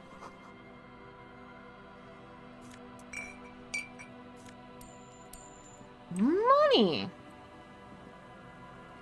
And Mikhail noticed the windows, especially with how there are no windows on the south side. This was to deal with. Oops. You officers, come to investigate the historic subtext of West Martinez? I'm Tran Heilostam. You must be Kim Kituragi, right? I was just telling my son about this building. Not a lot of people realize the historic significance here. Very rich in hypertext. Nice to meet you. Hold on, hypertext? Yes, hypertext. Young Carp and the collection of cultural hyperlinks. Wait, what was that about the windows before? Oh yes, so Mikhail. They had to deal with monitor glare, especially in the summer. They still had vector monitors back then. That was 49 years ago. So they didn't have windows on the south wall. You and Kim know each other? No, I can't say that we've met before, but I've heard of Kim, of course. Mikhail, say hi to the officers. Mikhail's a little tired today. We spent all night trying to run Orbis on his radio computer. Have you heard of it? It's a programming language used in Grad. Quite tricky, but he wanted to play this Grad-made adventure program. We've been getting really into Worms lately. The man speaks in the artificial cadence of a professor, or someone who's been on too many radio shows. But I assume you're not here for giant worms when there are so many real things to see. Just as I was telling Mikhail before, this is where the Coalition landed in 08. We could be standing on what is the most interesting landmark in Revachol. Hey, Crunch. This man is your half-brother. You feel it. But why? Well, get a load of this guy. He really enjoys his trivia. The Orbis programming language was named after its inventor, Victor Orbis, a cybernetician from Grad. They run Vox in the Occidental countries. I'm looking for a suspect. Have you seen anyone suspicious around? No, I'm afraid I can't help you with this one, officer. It's just a regular day off for me and Mikhail here.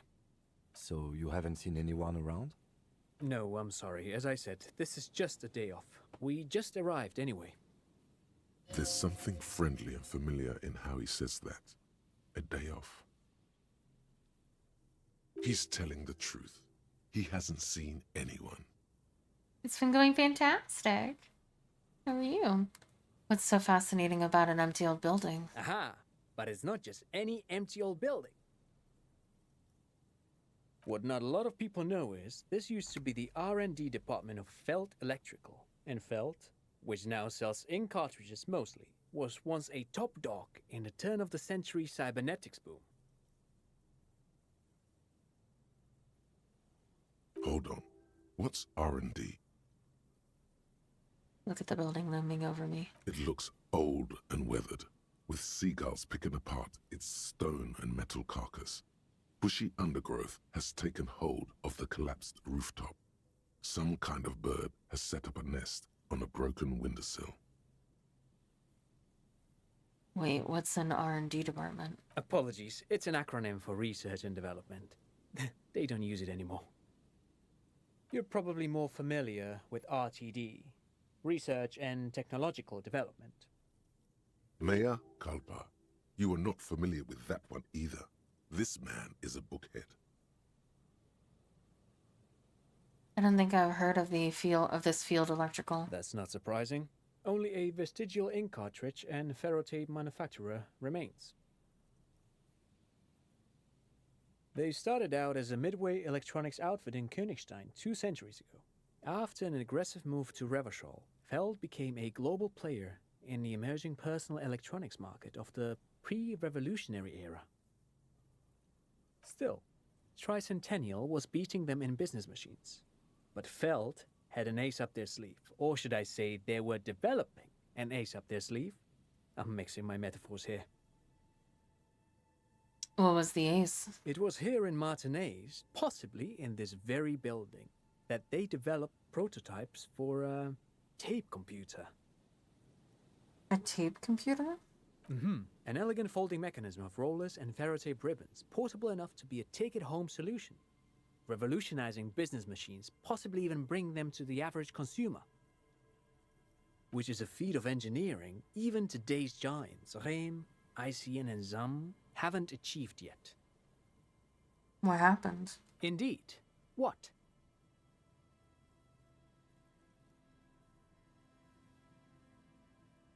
The revolution! Unfortunately, their moonshot project never made it to the market. Feld's move to Revachol backfired. The revolutionary government liquefied their assets and expropriated those very advanced prototypes. Possibly from this very building, or one of the adjacent ruins. All of this was built by Feld, even the boardwalk. Wild Pines built Martinez proper as a resort for their middle management. They used them for military communications, but also to write and send out press releases, the most notorious example being Le Décret de Mars. What was that? What's the Mars Decree? I mean the radio transmission sent out to news agencies and world governments by the newly created commune of Revachol on the 7th of March in the year 02. A short-lived legislative foundation for a short-lived utopia. It's a beautiful piece of text, actually. A singer-songwriter I know, Charette, called it a love poem to Revachol on her political concept album, Bon Baiser dans le Lind. You should read it. Every local library in Revachol stocks a copy of the decree. Oh yeah, the game is very fun. It's a little dense, so I feel like a lot of the nuance and like kind of more complicated things are lost on me, to be honest, but I mean, I'm enjoying the overall structure of the game for sure. I tried to get Mikhail to memorize I like it. the little mysteries. Someone was much too interested in worms to be paying any attention. The kid takes a peek at the green and silver worm on the cover of the book, already forgetting about this part of the discussion. You're saying that Feld Electrical built this boardwalk? Yes, they even built a pleasure wheel, but that got destroyed in the war. A pleasure wheel? Perhaps reminded of a childhood memory. It's clear he would prefer there were a big wheel lighting up the coast. Yes, to lure in their star engineers. This part of Martinez was nothing but reeds before Feld arrived. They had to make the prospect of living here attractive. It was supposed to become a global center for innovation in cybernetics. But history had other plans. What happened to the engineers, the company people? Oh, I'm afraid it didn't end well for the boys. But this story is a bit too dark for little Mikhail here. Now, if you were to ask about tape computers... Wait, is he saying that we should just bypass the excesses of the revolution? He means they all died at the tape computers, right? Tape computers.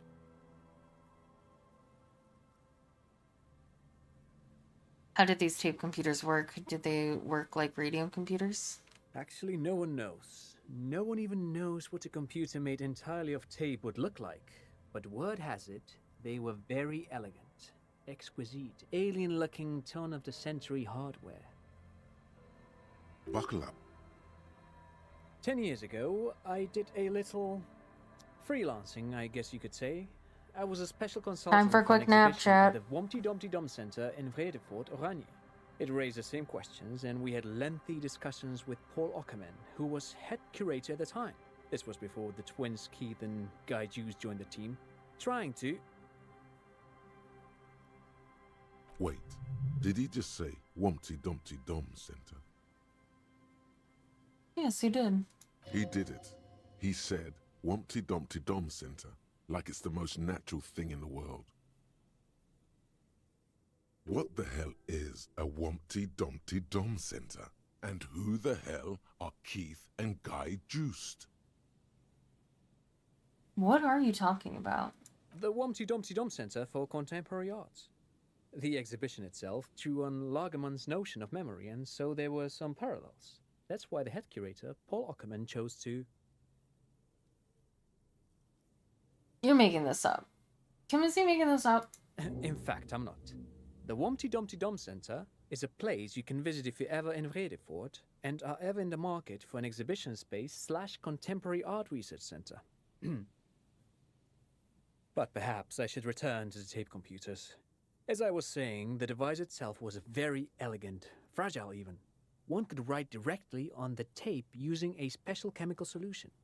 The machine would then analyze the handwriting, perform operations, and project output onto a white screen. It was a beautiful, delicate thing. Made of black film and folding tape structures.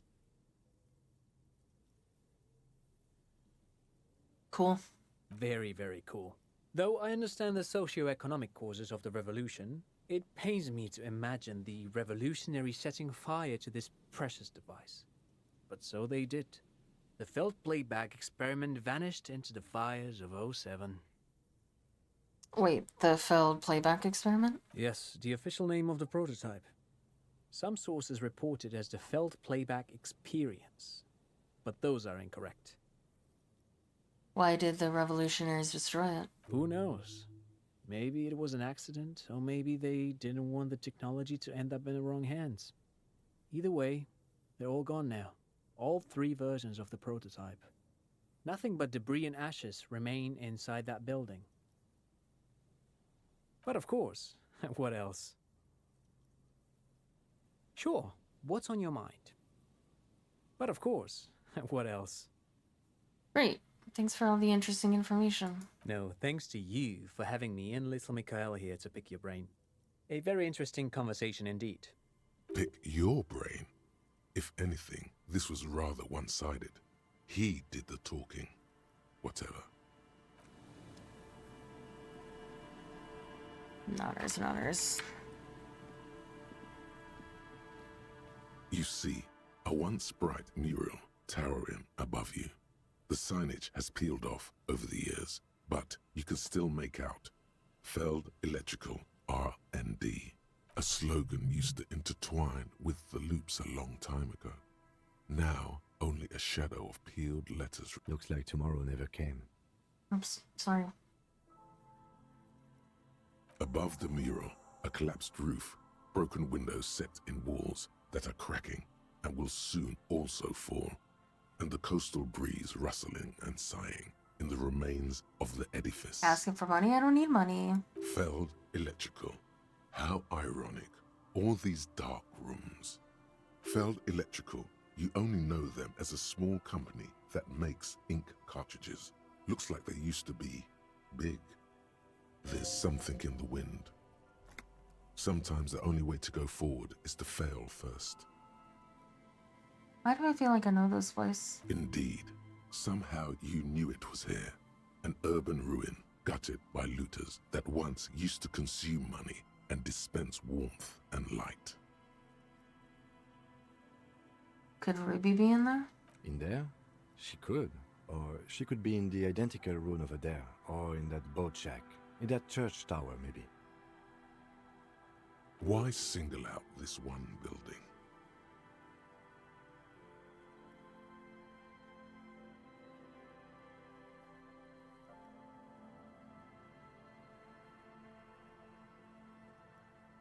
Hell yeah. Hold on.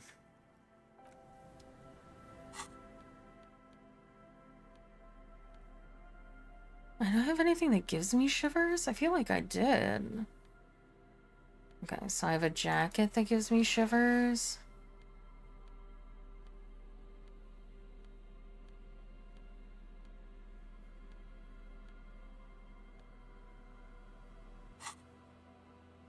Can I find a way to make it harder? Yeah, probably. I also feel like I had a thing that gave me like +5 shivers or whatever, and I might have gotten rid of it. Oh no, I did get, I have +3 to shivers. Ooh.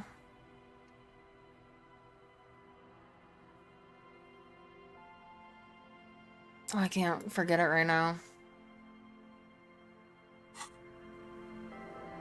The once bright mural towers above you. Oh, that didn't make a difference. Feld Electrical R&D. Too much suddenly, all is quiet. There is no cold hand brushing against your forehead. No rustle in the reeds. I'm eating some. The wind has Can I died have some down Mountain Dew? or gone behind Sure. the corner. Thank you. You only hear distant 9:58 in the waves morning, but washing sure. I want some sugar, and I haven't slept yet, so. It's afternoon for me. The ruin in front of you is silent as a tomb. What was I even attempting to do here? Trying to talk to the wind, the city, whatever you thought would happen, did not. And now you're just standing there, with your hands fallen to your side. Is trying to talk to the city something you've done before? Is it in your Yes. secret repertoire? A trick for when you're out of ideas? She could be anywhere. How do we find her? How do we? I was really hoping she'd be in the village. Okay. She's probably north of the village, and this place is a peninsula. I think there's people west of here. We could ask them. Indeed. You hear what sounds like two men arguing where the lieutenant is pointing. And then there's the church. We've already searched that and can rule it out.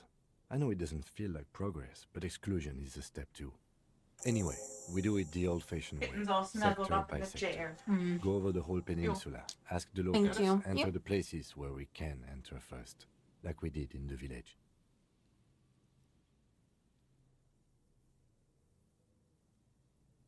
And if that fails, if we don't find her, Then, if we're desperate, we can look where we can't enter. Bunkers, storm drainage, this place. I'm sure it won't come to that.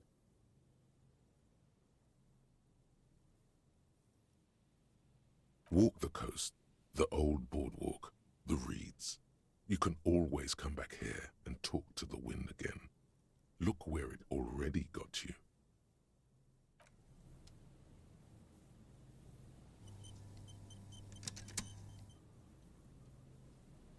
well,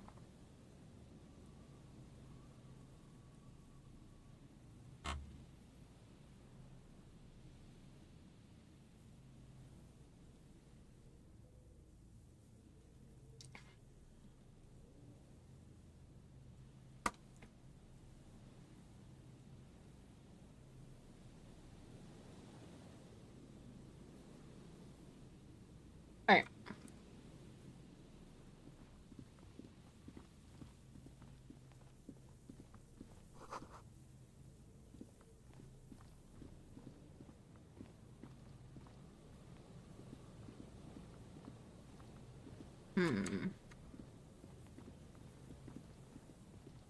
Okay.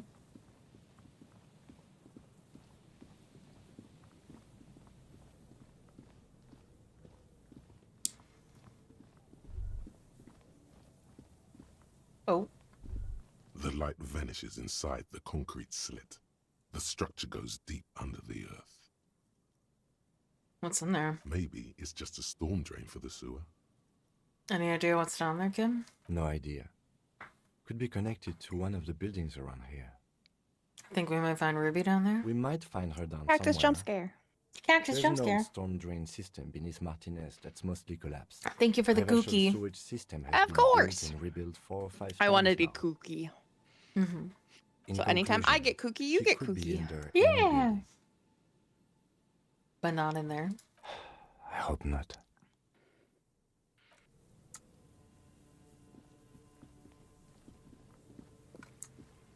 Sorry for startling you, Crunch. I know I'm a very startling cactus. Mm-hmm.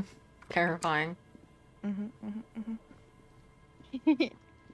Also, Juniper's being the cutest little cuddle bear on the bed. Oh, yeah. Yeah, she's curled up in my spot and like has her little pawsies under the blankets and has her head on the pillow. She's so sweet. So sweet. Oh, you don't sound enthused. She You're is just like, oh, sweet. the dog. She baby. She big baby. She the biggest baby. Hi. A metal and plastic contraption bobs up and down amidst the trembling reeds. At first, it just looks like trash. But if you look closer, I'm making progress on hair That over strands there. for Must be the the boy class you art, told us about. The one she model. hid her passport in. Mm-hmm. and I think it looks We should really take a look. good. ooh, hidden things, secrets, lies. You lift the boy out of the water without much effort. It's a buoy. Why are you It's calling not it tied to boy? anything. The cords dangling from the bottom appear to have been cut. Examine the plastic ball. The number 11 has been written on the yellow plastic. It hasn't been in the water for very long, but it's already discolored and slimy with silt.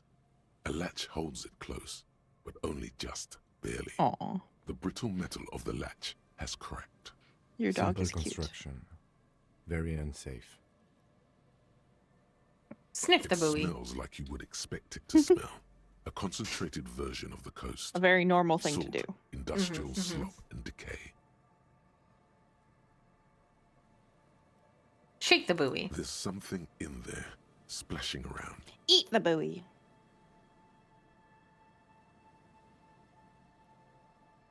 Open the buoy. A shot glass's worth of seawater pours out. Some algae, and nothing else. Well, damn. We're lucky it's still here. A little longer and it would have floated away. We still got here too late. There's nothing of use here anymore. No documents. Who do you think took them? I have no idea.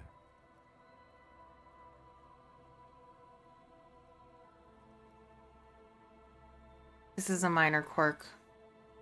We know what was in the buoy anyway. Or think we do. This is a small loose end, either way. Not important, I hope. No idea. I mean, could this be related to the cryptozoologists and their little expedition? In my experience, cryptids are generally uninterested in travel documentation. We should go. You could ask the miss what she thinks. Later, if you have the time. Though you doubt she'll tell you much at this point. Alrighty.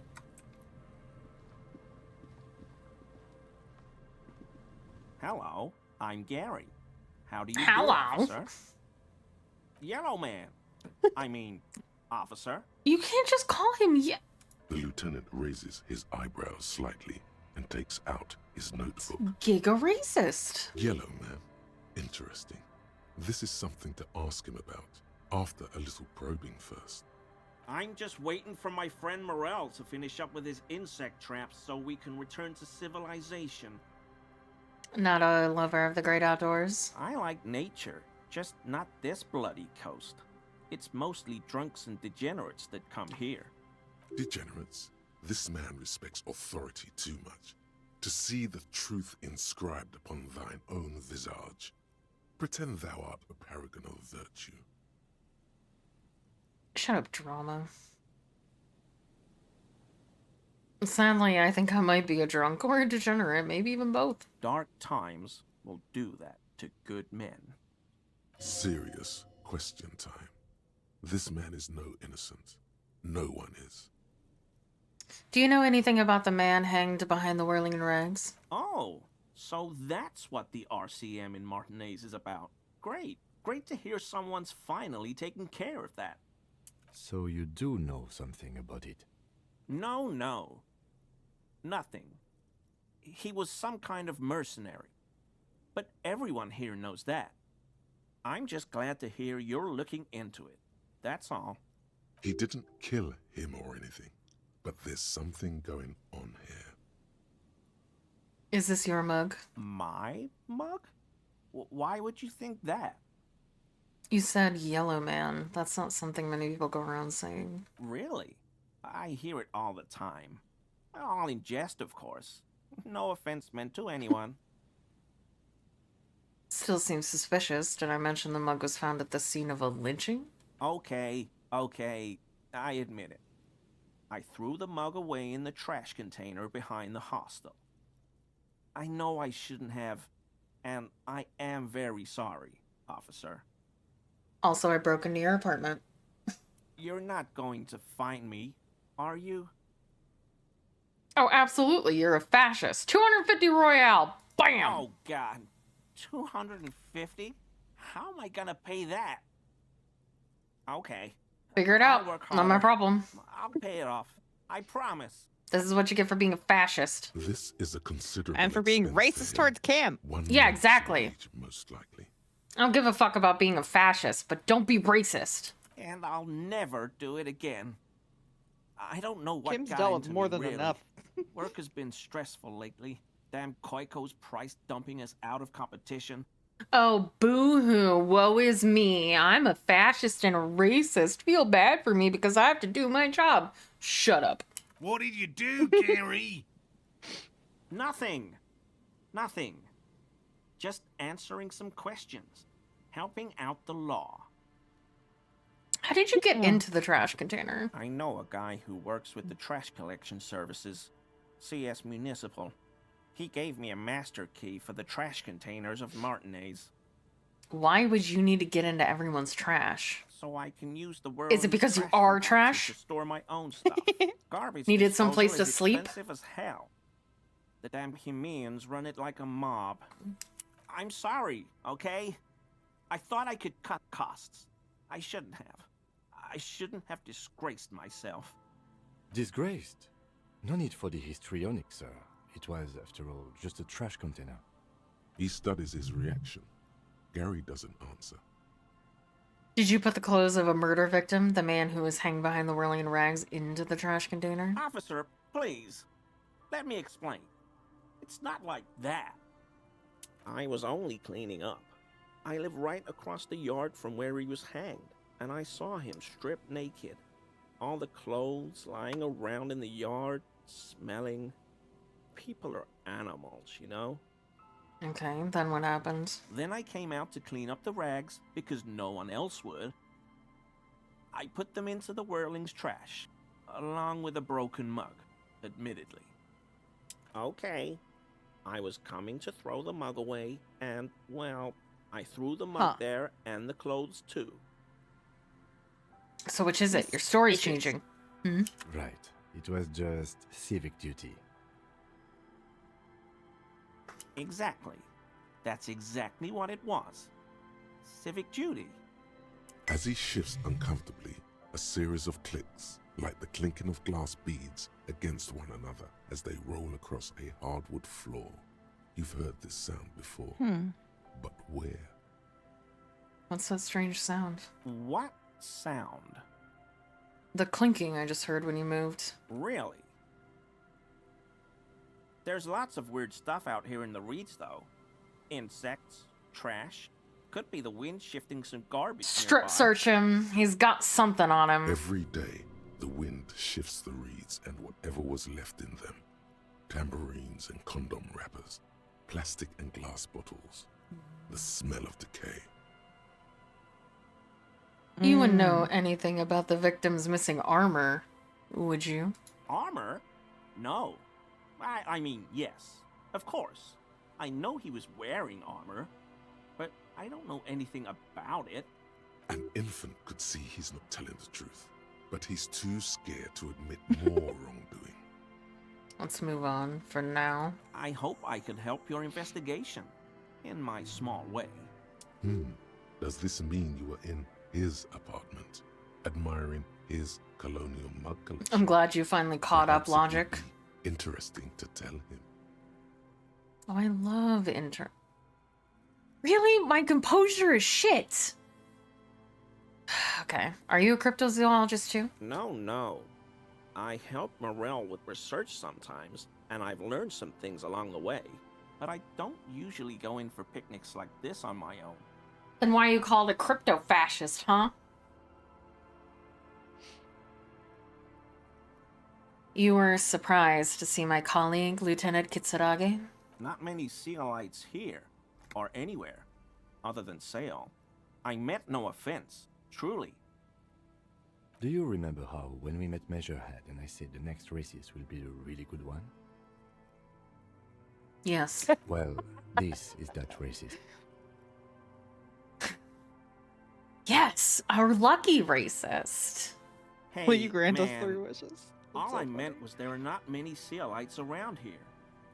I'm just stating a fact. Do you have a problem with Sailites? No problem at all.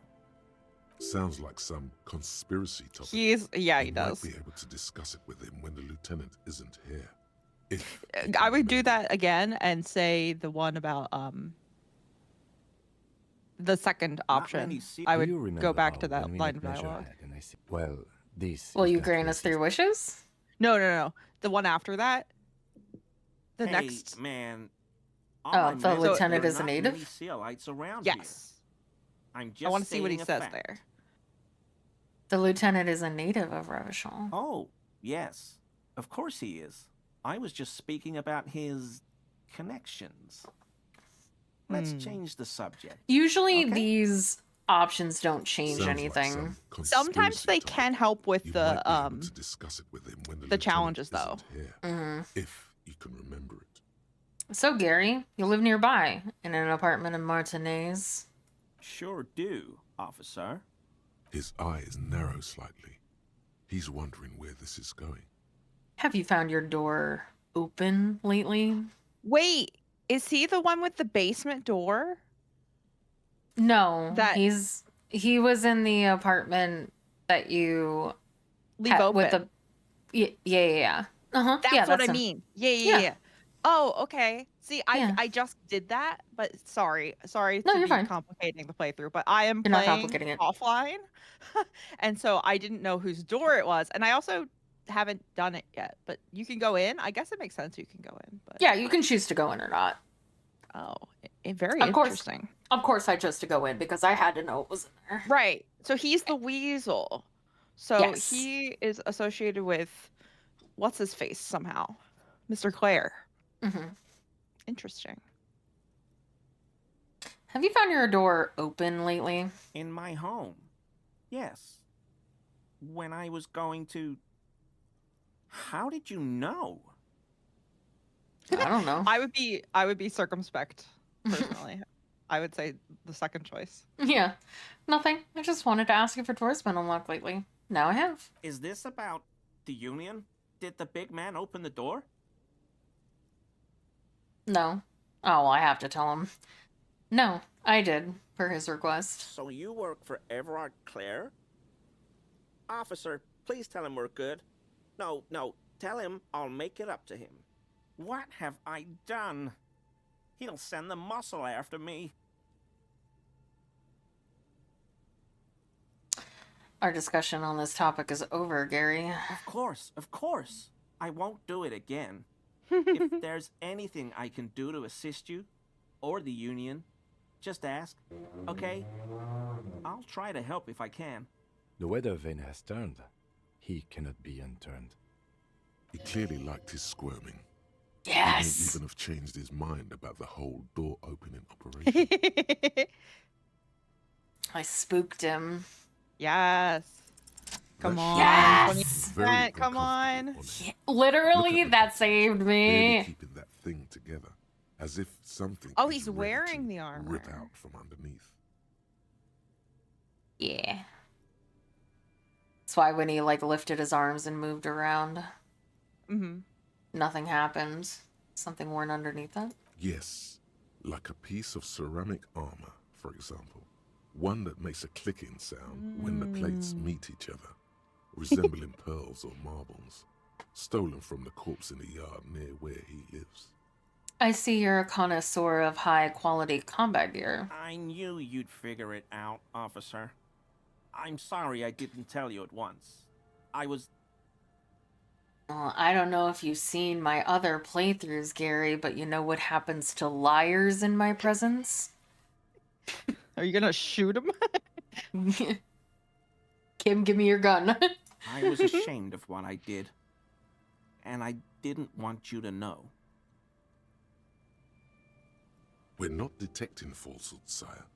He's gearing up to admit the truth. Shut the hell up, drama. This shame is surprisingly sincere. Gary, what's going on? Later, Morale. Okay, Crocodile I've got Dundee. apologizing to do. No, you've got explaining to do. Why did you really put those clothes in the trash? Everyone was picking those pieces off him, and I was watching them do it. And they'd scattered his clothes all over the yard. Everything was smelling. So I went there to take out the trash and started cleaning up. All those rags on the ground, him swinging up there, and I had a lapse of honor, sir. I thought, he's a foreigner. They all say he wasn't from here. Only the cuirass was left, so I stripped it off him. It was early in the morning, no one saw me. I took it with me. It was a mistake. Had I known it'd give you guys trouble, I wouldn't have... Fuck. We're detecting sincere contrition here, sire. He's not trying to flatter anyone. It's okay. It was a loose end, and you are tying it up now. I'm I wanna so make him fucking cry. sorry I called you Yellow Man. Sealite officers commanded the suzerain's navy. Most of them sided with the king when... They were thoroughly conservative men, he realizes suddenly. It's difficult to say what the lieutenant thinks of this historic apology. His face does not belie emotions. Why did you lie to me, Gary? Because I was weak. Mm-hmm. I should have told you the moment I saw you. But You are a weak little bitch, Gary. The He's a hell, weasel. Gary? A You weak in little trouble? fascist weasel bitch. I'll explain later. Do you know who killed the hangman? I always thought it was the Union, but I sure as hell won't go around saying that anymore. You have my word. I mean, it was the Union, but... I don't know, and I won't be running my mouth on this subject anymore. This is all he knows. Give me that armor. Now. He sighs again, hangs his head, and unbuttons his shirt fully. Nice. A That's worth a lot of cuirass money. that matches the dead man's boots comes into view. Soon it is in your hands, smelling of his sweat. But Gross. so light to hold, like a bag of cotton. Are we done here, Gary? Yes, absolutely. I will never do anything like this again. I won't mess with Mr. Clare either. You have my word. Thanks for your cooperation. Alright, Crocodile Dundee, what's your story? Here we go. Nice and easy. No way out, little guys. Not out of this jam. There's a cylinder on the ground in which the man is arranging some netting. It looks like some kind of trap. He notices you. Who's there? Oh, the police. Hello, officers. You must be Moreau, the cryptozoologist. To what do I owe the pleasure?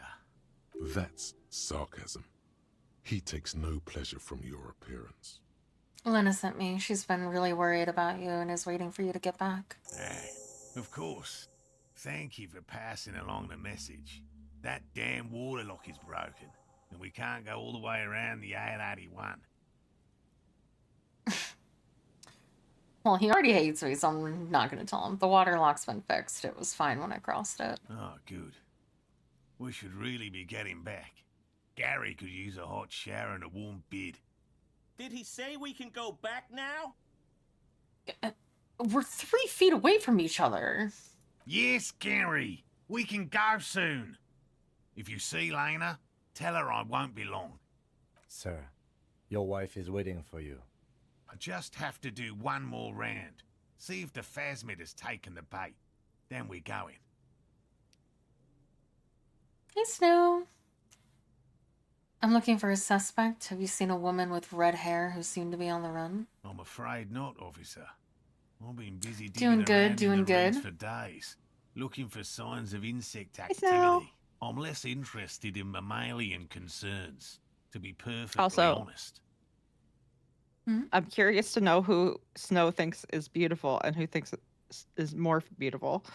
That is a The very lieutenant inflammatory takes a way to short say look in good his morning. notebook, then gestures for you to proceed. Because I know my answer to that. But Tell me about this phasmid you're looking for. Well, first of all, it's damn difficult to find, which is why we've been knee-deep in the reeds laying traps for it. What makes it so difficult to find? Good question. Being a phasmid of the order Phantasmodea, a ghost insect, it disguises itself as plant matter. In this case, the reeds. Awful lot of reeds around, aren't there?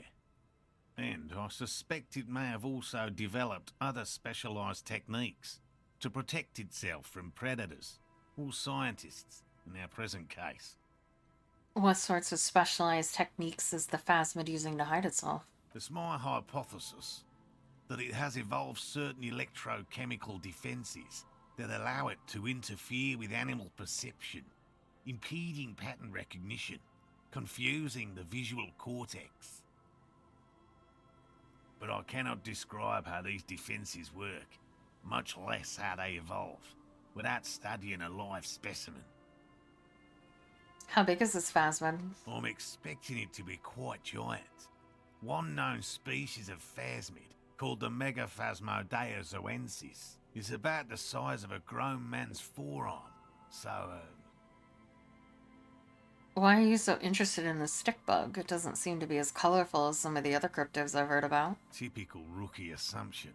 Rude. Insects are much more sophisticated creatures than those unversed in zoology give them credit for. Even simply catching a glimpse of the Insulindian phasmid would be the apex of of any cryptozoologist's career. But to study it and its defenses, find out how it stayed hidden so long. What have you discovered so far? Very little, I'm sorry to say. No one's ever captured a specimen, so all our information is based on first and third-hand accounts. So no one's ever found one? Not yet. That's what makes it a cryptid. Just out of curiosity, if there's no proof of its existence, how do you know it's real? I know it's real. It's clear that his obsession with the phasmid is driven by something more than the pure pursuit of scientific advancement. By which I mean, I've heard enough first-hand accounts to believe quite firmly that the Insulindian phasmid is more than mere superstition. Lena said there's been a sighting of it here in Martinez. Yes, the most recent sighting was by a couple of teenagers along the coast here. That's what brought us to Martinez specifically. It's the first credible sighting in several decades.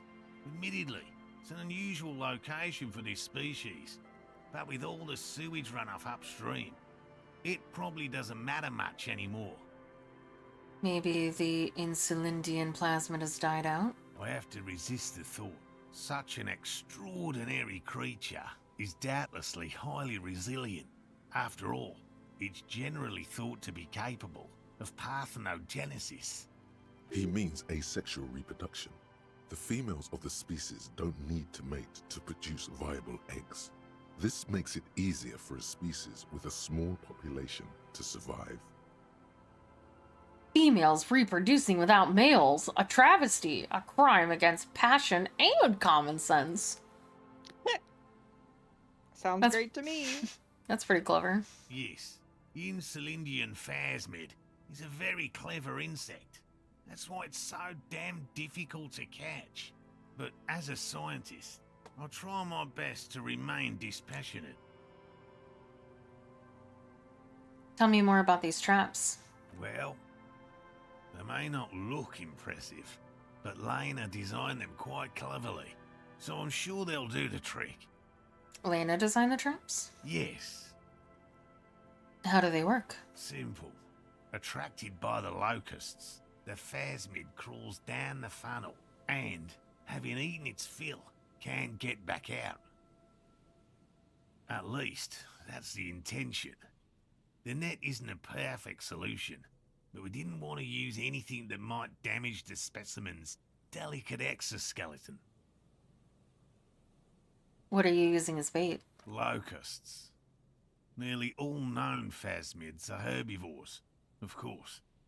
But we've hypothesized that the Insulindian phasmid might occasionally prey on other insects.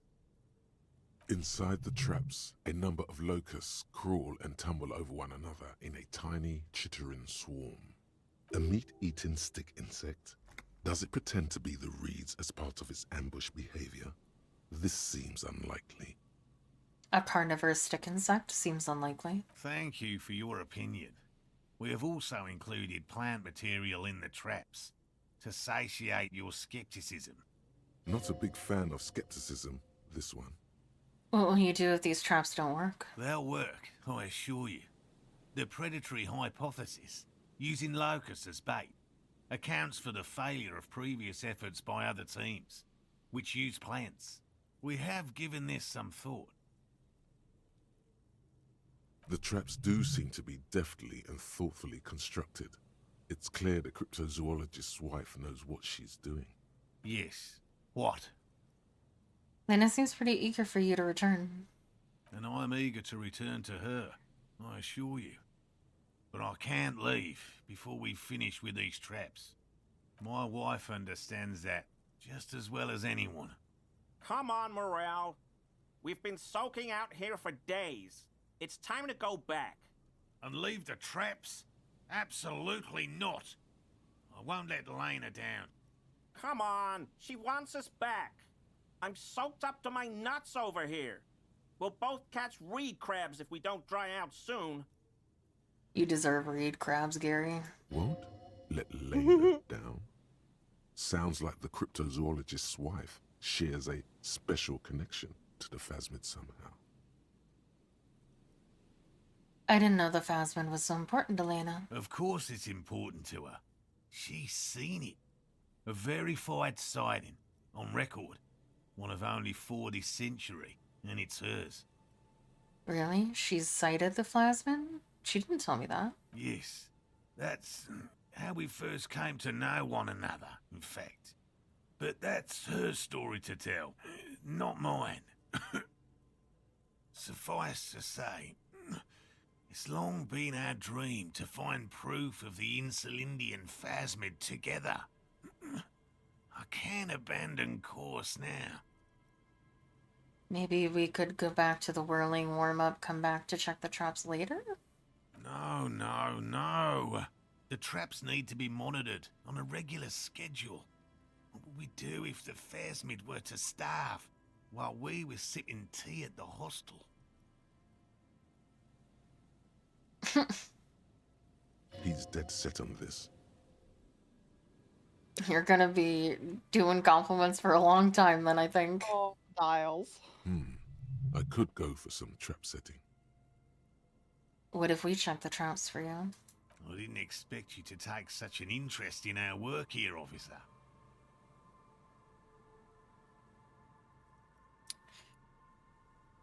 Cryptozoology and detective work are very similar. Yes, indeed. Both require a great deal of research, attention to detail, and, above all, persistence. Where are these traps? There are 4 in total. One is to the south, on this little peninsula, by the boathouses there. It's very near. Another we set in Land's End, to the northeast. It's behind a small sand dune there, on your way to the old radio tower, after the church. The third is set near the canal, where you crossed, by a concrete slab. A big thicket of reeds going up the slope, and among them, you should check at least one of those before returning to this one, since I just said it. This one's more of a technicality, but still, better safe and stupid than sorry. That seems like a lot. Do we really have time for this extracurricular venture? What, aren't you having fun? Even relative to examining a week-old corpse, I'm not sure mucking about in the reeds qualifies as fun. But have it your way, detective. If you think it's important, you have been right before. What do I do if there's a phasmid in one of the traps? Bring it to me at once. Just make sure the trap is closed tight. He's not comfortable with the possibility that you'll claim the find, but he's lying about this even to himself. What if I encounter the phasmid in the wild? That's highly unlikely, officer. But in the event you do, I'll spray you with a pheromone mixture I developed. It's made of musk and research chemicals. The pheromone should attract the insect to you, or at least prevent it from bolting at the sight of you. It's quite potent. Will last you about a week. Sure. Make me stinky. Wise choice. This is the smell of dying reeds, of longing crumbling into the water. I hope you're not buying this. It dispenses it without letting you touch the canister, so it would be precious like holy water. It is precious. A single dose cost me 50 real to develop. Not that I expect you to understand self-financing one's own research. I'm ready. Let's get to it. Right. Which means you two can pack up and go back to the boiling. Whatever he thinks about this detour, it's clear that these men are exhausted and in need of assistance. Finally, someone's talking sense. Thank you for your help. Gary and I will start breaking down camp. If you have any more questions, now's the time to ask. We'll be gone once you get to it. If it's more cryptid-related business you want to discuss, you'll have time for that later too. But what if the information is vital? On the hunt. How did you become a cryptozoologist? I've just always liked animals and puzzles. Searching for cryptids is a bit of both. He seems reluctant to talk about himself, but he'll open up, if you prod a little. So you're living your childhood dream out, yeah? It's not child's play, just because I have to traipse through the mud every so often. Why not just be a zoologist? Real animals are puzzling too. Real? I know you think one is a respectable profession, while the other is superstition. Everyone does. I don't. It's a profession just like any other. Indeed. My methods do not differ from other scientists. I simply draw upon a wider variety of evidence. And I have more hope that something truly surprising might happen. And has anything truly surprising ever happened to you? No, as I said, I have yet to catch a cryptid, although I have come close. Close enough to keep trying. What kinds of evidence do you use? Everything from forgotten regional lore to newspaper accounts, like the one that brought us here, to look for the phasmid. I keep a very open mind. He's interested in things that people believe that scientists don't. You think other scientists don't listen to ordinary people enough? Most establishment scientists only care about reputation and remuneration, not real research. And certainly not the truth. They're a cowardly lot, and both the field and basement archives can be dangerous places. So you've never discovered a cryptid? No.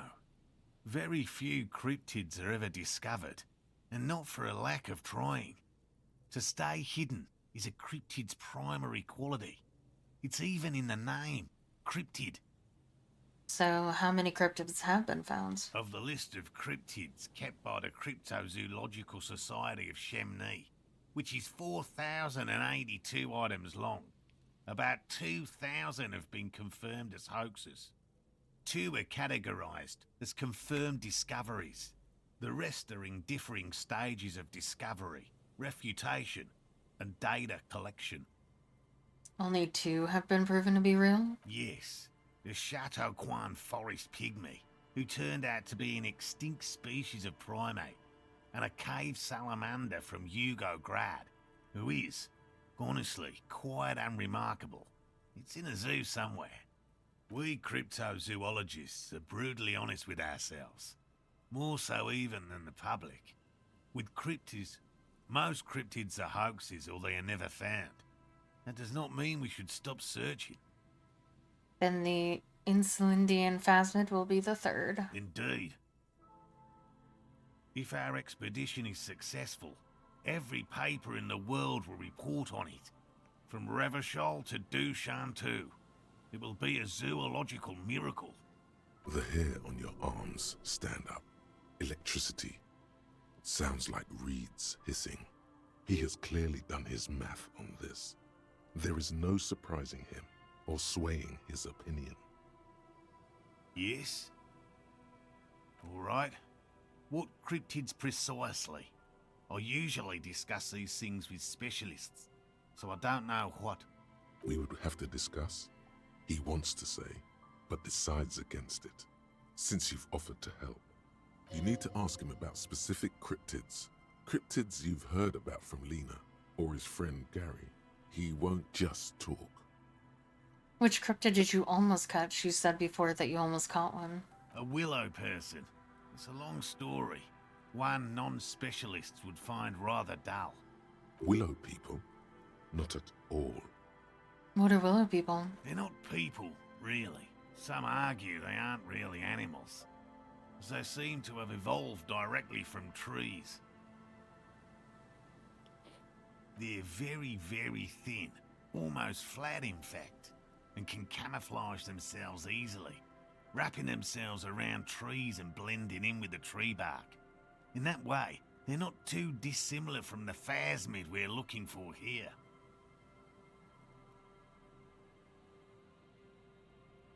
How did you almost catch a willow person? Gary and I painted an entire grove's worth of trees in slow-drying paint. It was a bright lavender colour.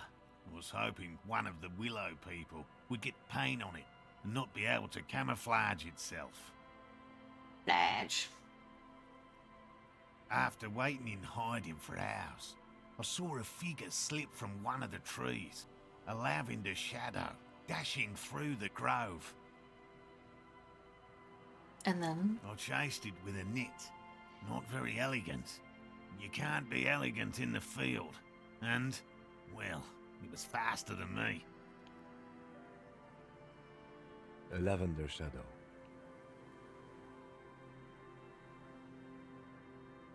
I know you think we were snacking on funny mushrooms. It's easier to mock someone than to admit that the world might be more interesting than you've imagined. Furthermore, I'm not saying it was a confirmed sighting. I'm painfully aware of what goes into verifying such things. There is a serious possibility that I saw a squirrel or a trick of the light. I am my own harshest critic. He makes it a real point here to sound falsifiable. And Lena's sighting of the plasmid, is that? Confirmed. It's 100% verified and meets all the standards of an authentic cryptid sighting. I know all about the kind of green ape. Look, I even have a kind green ape pin. I see you've been talking about cryptids with Lena. The kind green ape is one of her favourites. A warm wave passes him.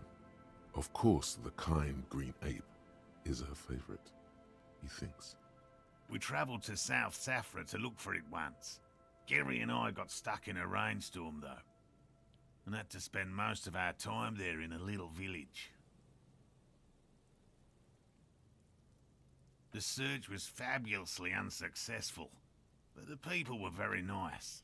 I'm glad they didn't understand what Gary was saying about them. What? South Safra? They're just on a different rung of the ladder, Morel. I had no problem with them. Really? You kept complaining about how dirty everything is, but we digress. They're a nascent culture. I just didn't feel comfortable. And let's change the topic, okay? Talk about your critters, or whatever. Yes, back to cryptozoology. You don't want to sow disagreement between friends. I know about the most dangerous cryptid, the gnome of Jeroma. Formerly the most dangerous, yes. But do you know the most dangerous living cryptid? He doesn't want to make it feel like you knowing it is some big deal. Living? No. The most dangerous cryptid is a carnivorous ruminant, known colloquially as the dread moose. Get out of here. No, but we're not get out of anywhere. The dread moose is a widely reported cryptid from Arda. It subsists entirely on flesh, and has even been known to dig up fresh graves in search of sustenance. Okay, what does the dread moose look like? Just like an ordinary Arden moose. Then how can you tell if it's the ordinary or the dread kind? You can't. That's what makes it so dreadful and hard to identify. A moose that looks like any other moose. What's going on here? He's kidding, right? I'm not completely sure about this dread moose. The bodies found in the forest are just one piece of physical evidence. There's more. What's the other evidence? The recent surge in the moose population.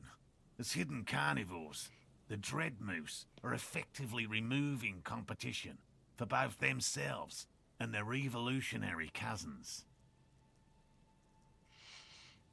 But why would it need to hide its carnivorous nature? Moose are already being hunted for sport. Can you imagine what would happen if they came to be viewed as predators?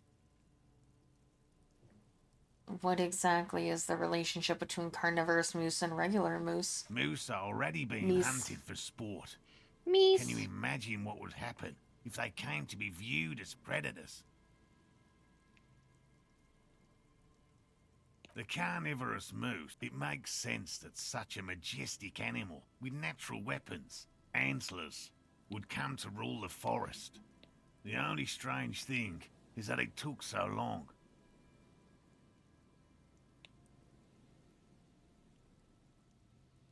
Are there any reliable eyewitness accounts of a moose killing other animals for food? One slaughterhouse at the outskirts of the woods in Vasa reported that its staff kept seeing moose in the distance. The moose would just stare at the building, as though they were waiting for something, its eyes bloodshot and full of cruelty. That does sound suspicious. And that's not all. Some of the slaughterhouse apprentices went hiking by a nearby creek and saw a moose nibbling on an unidentified carcass. This isn't something unique. Various species of deer have been known to scavenge when plant food is scarce. You see that, chat? Various species of deer have been known to scavenge when plant food is scarce. Mm-hmm. So And watch sometimes out. deer will accidentally, on purpose, eat birds if they're in the like trees and leaves they're trying to eat. So watch out, chat. If I'm hungry, I'm coming for you. You're gonna chomp. Yep. I'm gonna scavenge your fridges. Anyway, there is more than enough evidence to justify a thorough search for the dread moose. Let's close the subject before it turns into an argument.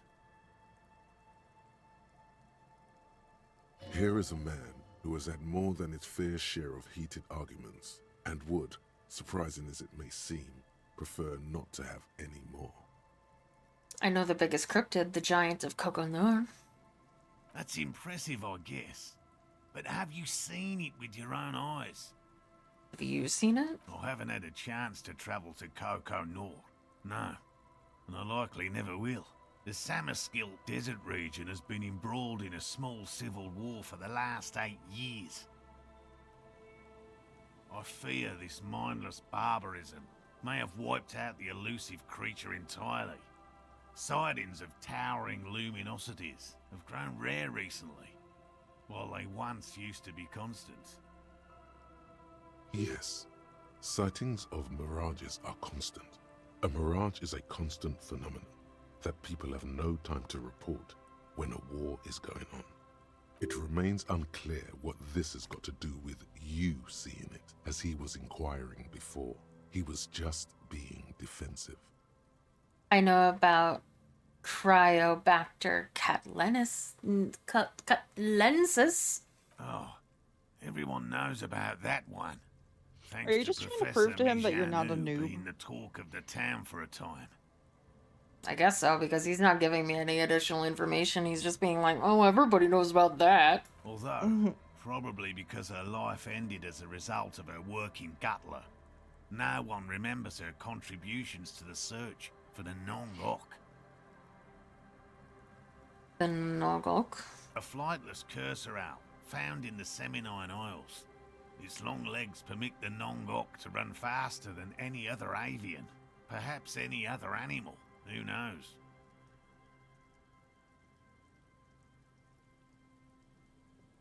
When it's not hunting its prey in this manner, the Ock hangs from tree branches, like a bat, waiting to dive on hapless prey below on the jungle floor. Mijanu liked extreme animals, you see. One of the few figures of the academic establishment I respect. Really a shame she disappeared. When did she disappear? Oh, decades ago. In the 30s. I didn't know her personally, of course.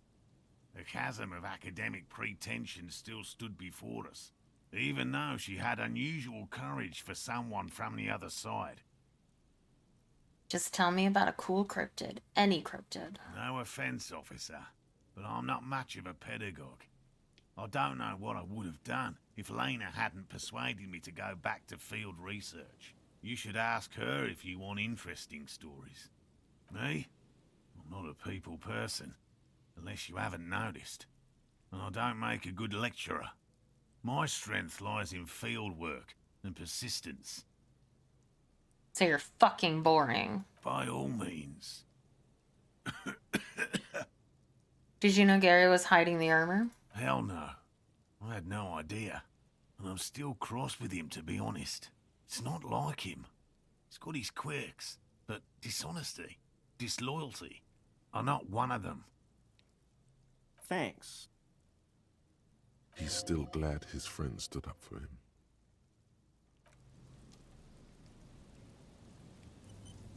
Alright, go on and get.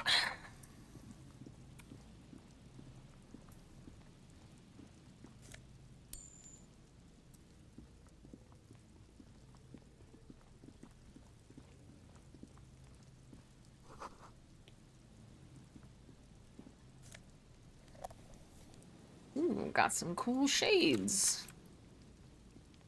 Cool shades. There's a trap in the reeds at your feet. Looks like the same one you saw Morel set before. Same mesh, same wiring. Locusts are crawling around in the trap, confused but uneaten. You see no carnivorous reed phasmid gorging on them. Big surprise. Anyway, 1 down, 3 to go. No need to grin. I'm not expecting to find anything. I'm helping some citizens and getting some fresh air. I meant no offense, just... Behind you, a ruined residential building looms over the reeds, shielding them from the wind. They rustle confidentially, in tune with the pitter-patter of the rain. Pitter-patter. When this district was booming, the reeds were kept at bay. Nothing obscured the freshly painted facades. Nowhere for drunks and adventurous teenagers to hide. Now only the wind blows. Does it matter? Oh, nothing. No. I'm just stretching. I think think I need to go lie down, sadly. Okay. Because sitting at my desk and drawing is not ideal. Mm-hmm. But you seem like you are awake. Correct me if I'm wrong. Yeah. Okay. Well, let me know if you need a cactus to keep you awake. Okay. Okay. Okay. See you later, maybe. See you later. Say goodbye to Chatco. A scattering of Goodbye bullet to holes is spread Chatco. across the cracked wall, reaching from one corner to the other. Bye. Look, Kim, even more bullet holes. Something's definitely gone down here. Correct. The density of the bullet holes is unusual. Even in a general average bullet hole frequency in Martinez sense. Grim affairs. Meaning, this is a lot of bullet holes. Looks like fully automatic rifle fire. Something you don't see these days. Why not? The manufacturing and sale of automatic rifles was curtailed after the revolution. The destructive power of such tools proved to be too much. We do need to retain some humanity in this world. A row of ghostly shades stand facing the wall. There are many of them, a dozen at least, their heads lowered and eyes blindfolded. It's quiet, no sound, no movement. 10 meters away, other shades are lined up in an orderly manner, automatic rifles primed. A gust of wind blows by. The coats of the firing squad flap slowly in the breeze. A single person stands on the side. Droplets of rain fall on the wooden planks, the surrounding sand dunes. The clouds block out any rays of light. A long time has passed since the moment of this fusillading. Rain and brine have since washed all the blood away. Not a trace remains. What is this? The abundance of bullet holes leads to two options. Either an inordinate amount of executions were performed here, or they did not use a conscience round, where only one soldier has the loaded rifle. Looks like this was a mass execution with everyone fully armed. A host of men, probably in everyday clothes, ragged from the conflict and covered in dust. They were not sitting, a common practice for executions in some nations, as demonstrated by the height level of the bullet holes. They stand, facing the wall. It's impossible to discern any details about their personality or background. Ordinary people, familiar, each and every one of them. Who are they? Collateral damage on the path toward normalcy and progress. Such is your belief, officer. Maybe you should change it. They were praying, screaming. Look at the line of soldiers. 7 men in combat uniforms and dark coats, holding automatic rifles aimed at the people. Soldiers from some side, but from which one? The commandant, the one who gives the order. Machine gun fire crackling through the air, the lights of the muzzle flashes dancing on his face. Who was who in this execution? I don't know. I don't know who died here, lined up beside that horrible wall. It could have been any of the parties involved in the revolution. Perhaps the ones executed here were the loyalist conservatives, killed by the communists at the start of the Civil War. Or it could have been the communists, put to death during the last stretch of the conflict by the coalition forces. Remember what Trent Heidelstein said about Feld? What if it was the Feld personnel when their assets were being seized by the revolutionaries? Another likely scenario. Or maybe... What about people from the coalition? The so-called moralists? Yeah. It's very unlikely the coalition forces were the ones who died here. They were always the last ones against the wall. To be honest, if a coalition member was anyone in this situation, it was the commandant, the superior giving the orders. A cold sea wind blows away the figures. Behind this building, the other one, once filled with engineers and designers of Feld Electric, now collapsed and dead, but for some rats. You feel drawn, for some reason, to the faded mural again. Mm-hmm.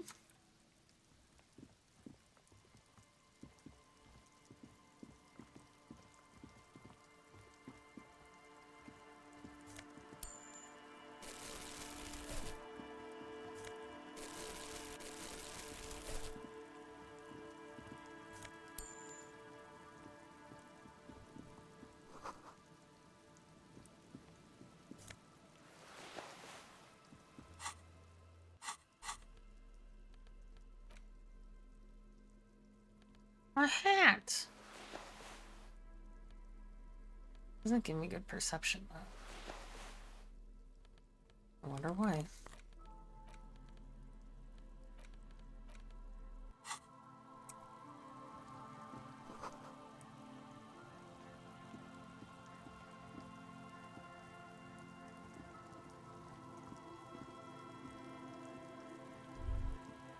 There's no way the perp isn't here, officer.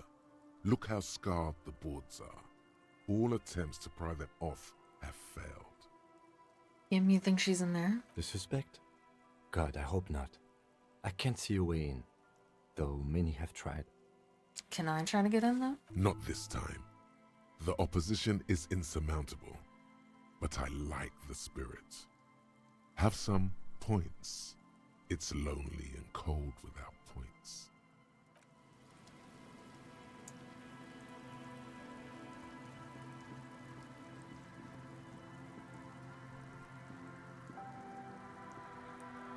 Me? I'm stuck.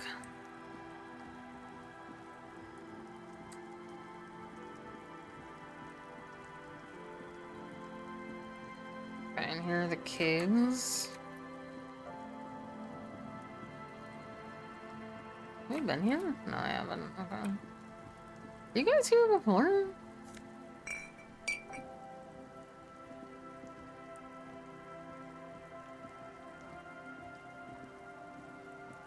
Good to see you, friend.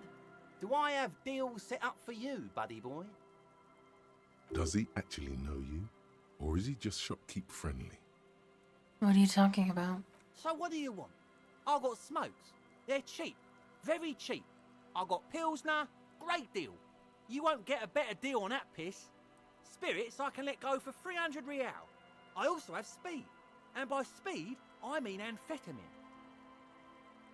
Friend, do we know each other? Sure, friend. You know it. Don't mind old Rosemary here. He's a buffoon. Let's have a word after your high-concept transactions. I'll give you the lowdown.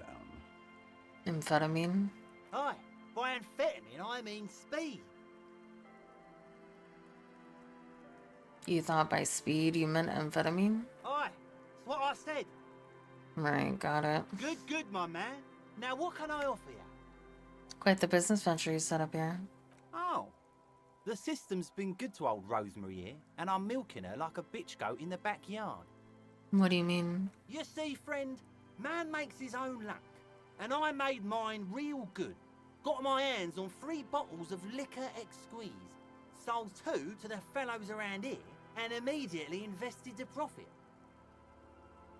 Bought cigarettes, bought beer, even bought a bit of speed. And look at me now. I got everyone on my hook. The hook? Where is it? I can't see it. Looks like you're on your own hook, too. Of course. It is what it is, you know. What it's always been. People, buddy boy. It's the people. Why does the bottle of spirits cost 300 real? See, friend, it's real valuable. Worth every real, if you catch my drift. Got it from a bit of a business venture. You know, it's funny, actually. He's finding it difficult to focus his watery gaze. What is it? What? Keep him talking. What do you mean, what? What did you think was funny earlier? This guy. Conversation might bring a discount, no? Where did you get the bottles of spirits from? Oh, this is medicinal spirits. The good stuff. Got it from the doctor's office. I got one of those scientific ampoules a few months ago. Torpedo, they call it. It's supposed to keep a man from taking a drink. Didn't stop me for shit, that's for sure. 5 lemons with half a pack of butter and you're good to go. That sounds like a good tip. I should remember it. It really isn't. In a week, the goddamn kidneys started giving me all kinds of help. Finally, the missus took me to a private doctor's office. Not a charity, the real thing. Those arseholes charged me 4 real to remove the damn thing. But I came out on top after all. Okay, huh? The idiots left me alone in there. Now, I used to teach high school biology. I know what doctors use to preserve dead thingies. It's like 3 cans of this blue medicinal stuff from the back room. Threw the snakes out and voila! What's left is this beautiful blue stuff. 98.7% almost pure alcohol. Snakes or intestinal worms? 2 I already sold to these fine gentlemen here. But this last one is yours for 3 real, if you want it. I thought it was 300 real.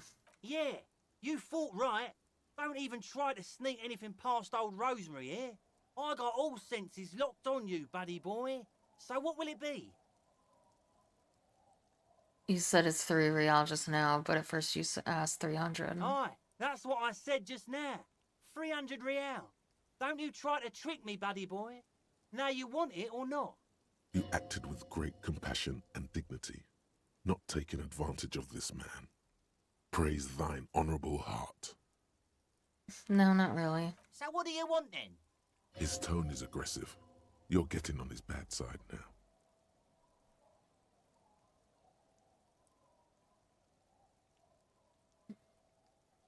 In the civilized world, it's a custom to tip the shopkeep, friend. But come back anyway. Really? I've never tipped a shopkeeper. Okay, so who did I just talk to? The legend returns. Okay. You know the dance. Hey, Tequila! Good to see you. How's business? How's the whole reality situation treating you?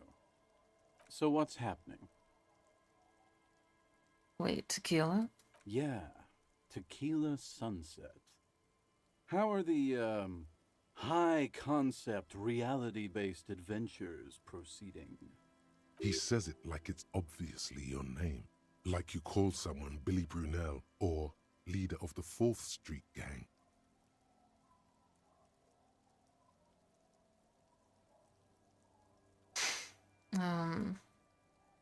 Not too odd. I'm on a 50-year losing streak. That's harsh. I'm like 3 or maybe 4 years into mine. Wait, no. Make it 5. Things aren't going super well for Idiot Doom Spiral either. Haven't found those keys yet, haven't won that great piece of ass back. No word from my business buddies. This guy's your buddy. Hey, bro, You feel it immediately. You belong to an organization, a fraternity of drunks. Idiot Doom Spiral, huh? This is bound to be a good, high-concept conversation. At last. Have you seen a red-haired woman named Ruby around here lately? Can't really remember seeing any women after losing my keys. He really has no idea who this Ruby is, sire. What do you do around here? We are saving the world. Please don't call. Don't call. Okay, we're drinking. We're drinking alcohol. That's what we're doing. I tried to save the world once, a long time ago, with enterprise, creativity, and willpower. But that didn't work out. So now, it's a pirate's life for me.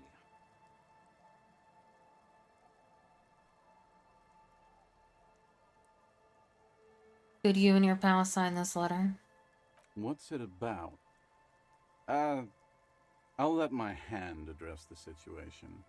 Maybe you've heard. I used to be a very successful businessman. I've signed more than a few lease forms or whatever the fuck they were. Anyone's got a pen? The pro's gonna do it.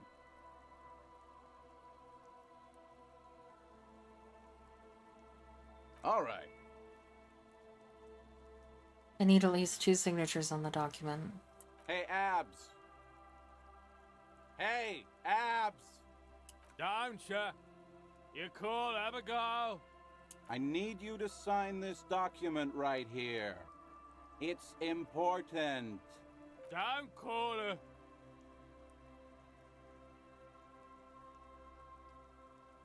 Don't call Abigail. Great job, Abs. Nailed it. Can I have the pen back? Don't know if I've mentioned it, but I used to be a businessman. And as a businessman, I am going to keep the pen. For my trouble. Damn it, sorry. No, that was my favorite thing of all the things you have. Really? The pen was your My favorite thing? is the gun he lost. Shut the fuck up, hand-eye coordination. You've done a great service for the village, to the RCM, and to Revachol. Hey, guys. We're heroes. About fucking time, man. I've done my duty. Don't call Abigail. Thank you for your services, gentlemen. Should we go and mail these? I think I saw a mailbox on the plaza. A few more questions first. Okay, what's on your mind? What is Tequila Sunset? You keep saying it. It's you. You're Tequila Sunset. How do you know this? We've met before. Don't you remember? No. No, you sure don't. No. Aha. Do you want to know how Tequila Sunset came to be? Failure of a detective. I'm doing decent at the detectiving today, funnily enough. I'm sure it won't continue. Go ahead. Let me take a sip to moisten up my cords. Gross. Tequila Sunset rolled into Martinez last Friday, and by Tequila Sunset, I mean you. The man, the myth. Was I alone? Hey, let's not jump ahead of ourselves. This is your story. Stop interrupting. Sorry. You got here on Friday to solve a case, hoping to be the early bird who gets the worm. And by the worm, I mean the buzz. Because as far as I know, all you did was get piss drunk. Word on the street is you went around the local hostel telling people that you're a police officer, and that it would be really fucked up if you shot yourself in the head right in front of them. That's pretty high concept, if you ask me. It is. Thank you. The lieutenant's brow is furrowed. He's listening as casually as he can.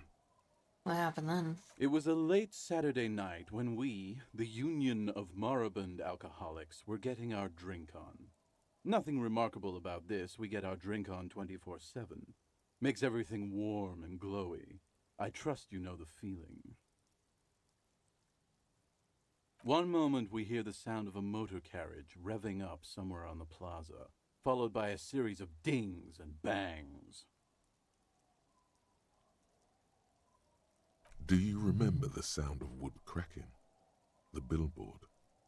Naturally, loud noises pique the interest of anybody owning a pair of ears. That's just the reality we're in. Naturally. Anyway, there was a brief silence. A gasp of silence, if you will. Followed by a real commotion. We heard the carriage careening towards the coast at top speed. Sounded like someone jumped the canal. We grabbed our brewskis and rushed to the jetty. Never underestimate the speed of an alcoholic. What we saw was a sight to behold. A beat-up police carriage containing you. Right there on the beach. You revved the engine and screamed at the top of your lungs, "The time hath come!" So, naturally, being the curious cat I am, I asked what time hath come. To which you replied, "The time hath come for Tequila Sunset, the end of all things." After which, your reality contracted. You jammed the pedal, plowed right off the jetty, and through the ice. We ran towards the ice, whilst you crawled your way out, miraculously unhurt, covered in seaweed and shit, like some kind of sea monster. When we finally got there, you were sitting on the beach crying. You said that your badge and uniform were in the car. It was too late to get in there, though. The carriage had sunk too deep. In this way, you and your motor carriage have a lot in common. Recognizing a brother in Thanks, need, Frederick. we offered our condolences and invited you to party with us, which you naturally agreed to. We asked about the whole Tequila Sunset thing, and you told us it was your name now and insisted that we all call you that from then on. My real name is Harry. No, that's just what your mother called you. Your real name is Tequila Sunset. Just embrace it, brother.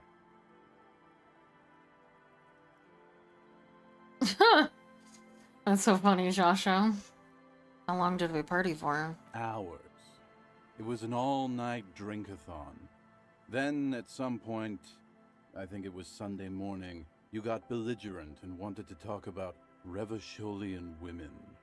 How they're beautiful and also whores and so on. How one of them fucked you real bad. After a short while, you crossed the event horizon, looked sullen, got up, and left without saying anything. Wow, that's quite a story. Yeah, I bet Tequila's a fucking legend around the precinct. You must be proud to work with him. If you only knew.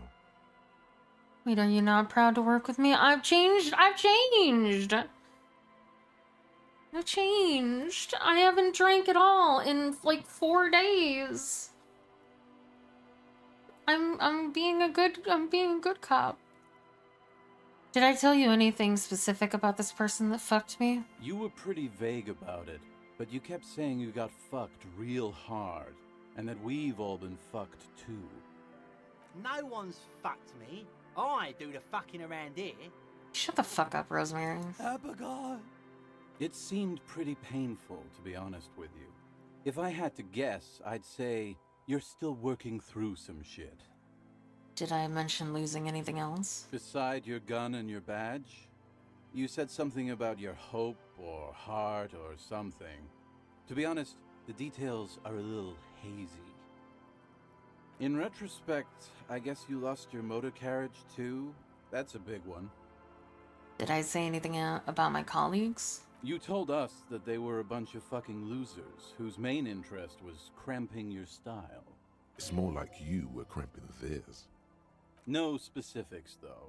It was more about you that night. You were the star of the show. Did I say anything about the case? Yeah, you said it was no biggie and that you'd solve it in no time. And that you didn't need anyone to do it. You're doing it solo now. A lot of cops go solo and hermit once they reach that level of alcoholism. It's not meant as a joke. He's sorry for the hermit cop. Did we talk about politics? Yeah, you said that you'd really behaved unreasonably and failed to uphold your responsibilities as a representative of the coalition.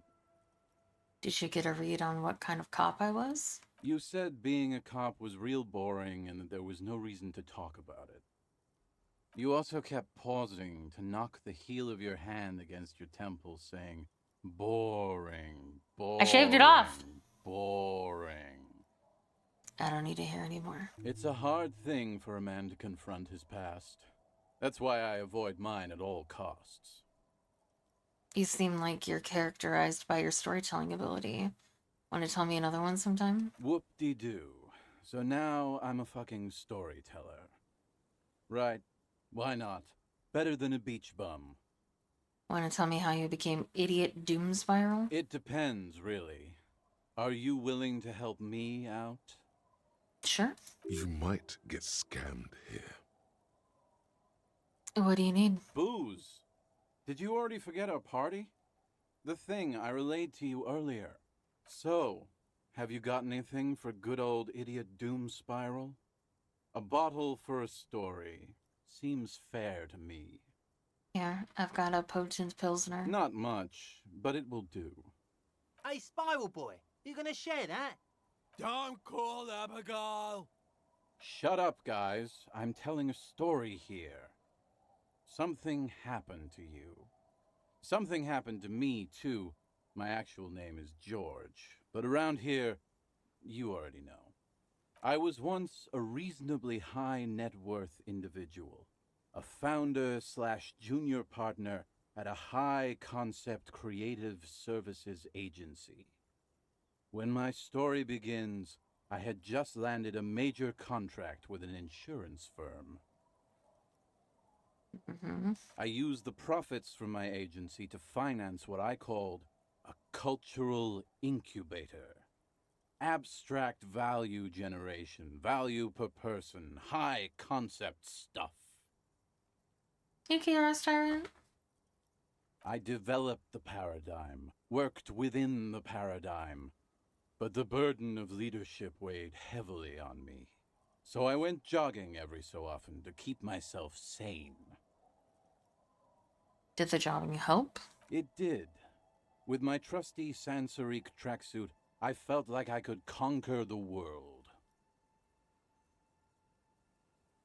But now dreams are worn thin, much like my tracksuit. What happened? One day I left on my evening run. As you may know, it's impossible to clear your head when you're distracted by the sound of keys jangling in your pockets. His eyes are clouded, his dilated blood vessels encircling his irises like stinging brambles. His eyes are your eyes. So I removed the key ring and put the keys for the He's front actually gate and the me. apartment into different pockets to stop the jangling, you see? At least, that was the plan.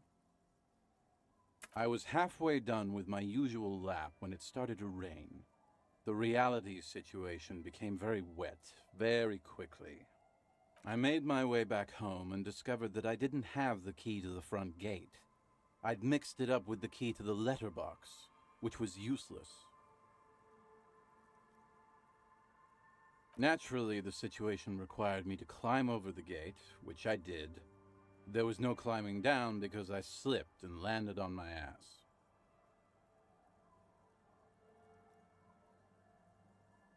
Reality was looking rather grim just then. Me lying on my ass in a mud pit in the middle of a heavy shower. But when life knocked me down, I always got up. So I made my way across the yard. Standing in front of my apartment door, fumbling with my pockets, I realized that I'd also forgotten my apartment key. Okay, so what happened next? I rang my neighbor's buzzers. It was late, and most of them didn't even answer.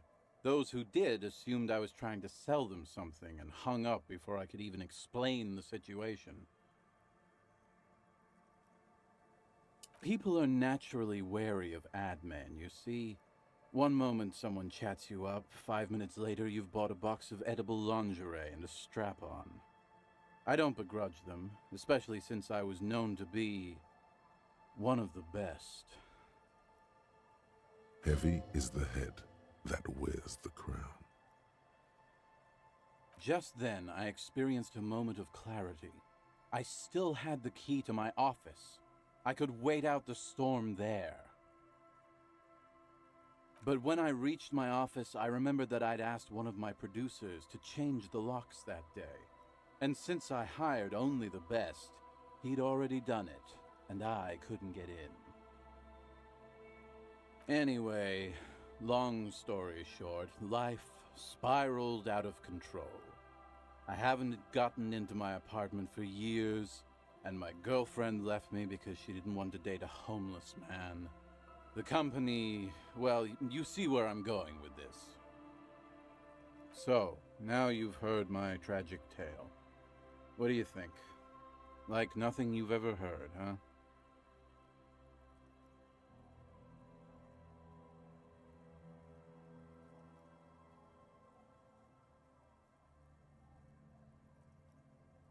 Huh.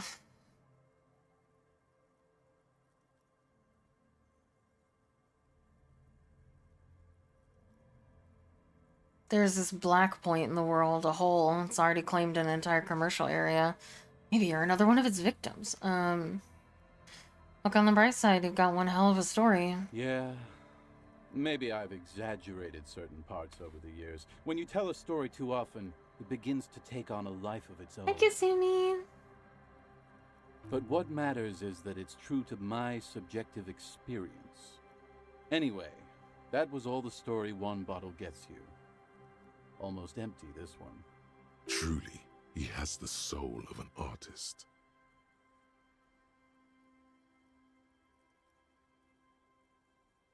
Why do you keep losing all your stuff? Good fucking question, Tequila.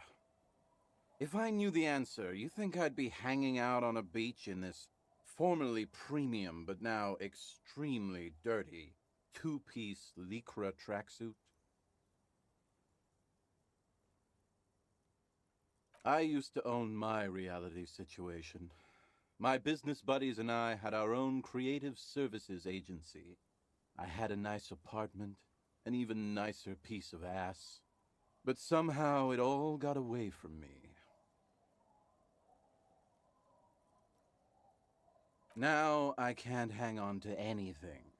Just last week I stole this nice new jacket, but then I lost it too. The only things I haven't lost are these two drunks.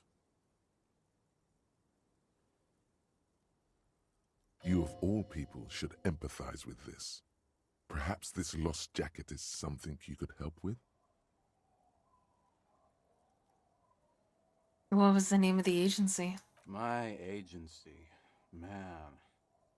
The Boom Boom Room. Our concept was combining high art with the lowest forms of marketing. The color red, breasts, and oil painting. I convinced my partners to reinvest some of our profits in an even more high-concept cultural incubator called Thin Air. The artists were happy, the clients were happy.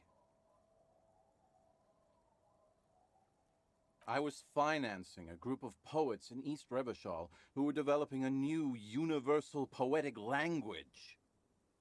But then it all went to shit.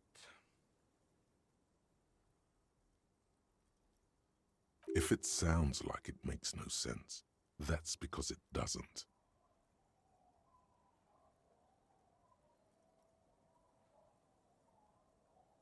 That's so high concept, I have no idea what it means. I know. It was fucking awesome.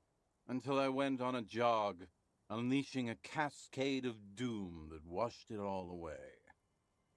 What's up with the tracksuit? What? You've never seen 100% Lycra before? Go on, feel that primo material. Pretty nice, huh? This might be one of the last of its kind. Should probably be in a museum, Hey, Zero. honestly. Good God, it's nearly impossible to describe how dirty this texture is. It's like rubbing two jellyfish skins together. You feel about 15% less human for having touched it. Randomized trials have also found Lycra, TM, to be associated with a number of exotic, highly malignant cancers. So you also have that to look forward to. Oh. And then there's the smell. But you don't even want to think about that. Wow, you're lucky. He never lets me feel it. That's because your paws are fucking filthy, Rosie. We're right next to the bay. You could wash them any time. What about the other drunks? My fellow members of the Union of Moribund Alcoholics? They're exactly what they look like. Hey, tequila! You want to buy some speed? Nope. Shut the fuck up, Rosemary. He's a cop, remember? I thought he was a cool cop. Don't call Abigail. And this is Abs. So yeah, that's basically us. We drink together. What's this about a lost jacket? Tequila, it's a verifiable tragedy. It was practically brand new. Sure, it didn't really go with my Lycra threads, but it did itch a lot less. Say, you're a detective, right? Maybe you can help old Doom Spiral out. Solve the case of the missing jacket. What do you say, Tequila? I already found a filthy jacket near the boardwalk. Holy shit! Tequila, how did you... Never mind, I don't care. Just let me see the jacket. Let me see. What? This isn't my jacket.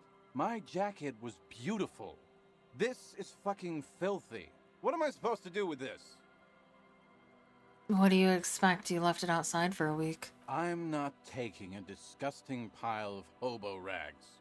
I may be in an irrecoverably decaying orbit, but I've still got standards. Either bring it back the way it was before, or find a dumpster to burn it in. You know, despite the guano, it looks like the jacket itself is stain resistant. It may just need a good scrubbing. I want to hear the story of your name again. What's in an... Hey, Spiral Boy, you gonna... Don't call... Shut up, guys. I was once a reasonable... I developed the paradigm. It did. But now, one day I... His eye... So I was halfway done with my youth. I made my way... Naturally, the situation... Reality... So I made my... I rang... People are naturally... Heavy. Just then. But when I... Anyway. So, now you've heard my tragic tale. What do you think? Like nothing you've ever heard, huh? Wait, is that it? I feel like there was some steps missing. Tequila, I've thought about this series of events for a long time. If there was anything else to it, I would have thought of it by now. Why didn't you go to the authorities? Well, at one point they came to me, but, you know, I didn't have any ID on me. So they tossed me in jail for 2 days. I can't say it increased my faith in the RCM. No offense, gentlemen. Yeah, but what matters... Truly, he has the soul of an artist. Have you got any more stories? I do. But as you can see, my fuel tank is running quite low. If you catch my drift. Classy. The tale I'm about to tell you is an urban legend particular to Martinez. That said, I first heard it from a former bicycle courier in Koran. There are many variations on the basic story, and the details often conflict. What everyone agrees on is that nobody knows the exact nature or identity of the phenomenon. Are you telling the story of the headless... Shut the fuck up, Rosemary. Summer of 44. 17-year-old Gertrude Hett is walking home from a late shift at the harbor. It's almost midnight. She stops for a cigarette near the canal. The streets are warmed by a southerly breeze. The lights of a passing motor carriage bloom and fade in the distance. In the harbor's dark, her cigarette is a beacon, dancing alone. The image comes to you effortlessly, as though you'd walked the same streets yourself 1,000 times.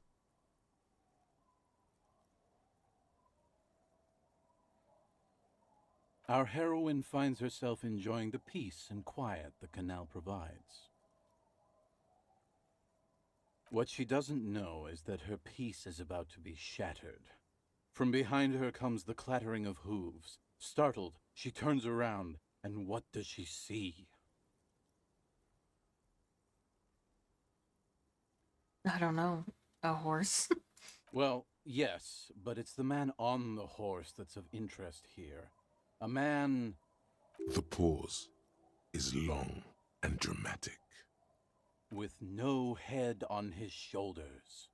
Wearing a fawn tracksuit, searching for the legendary fawn cap that went missing when he lost his head. Whoa. Woe is right, my friend.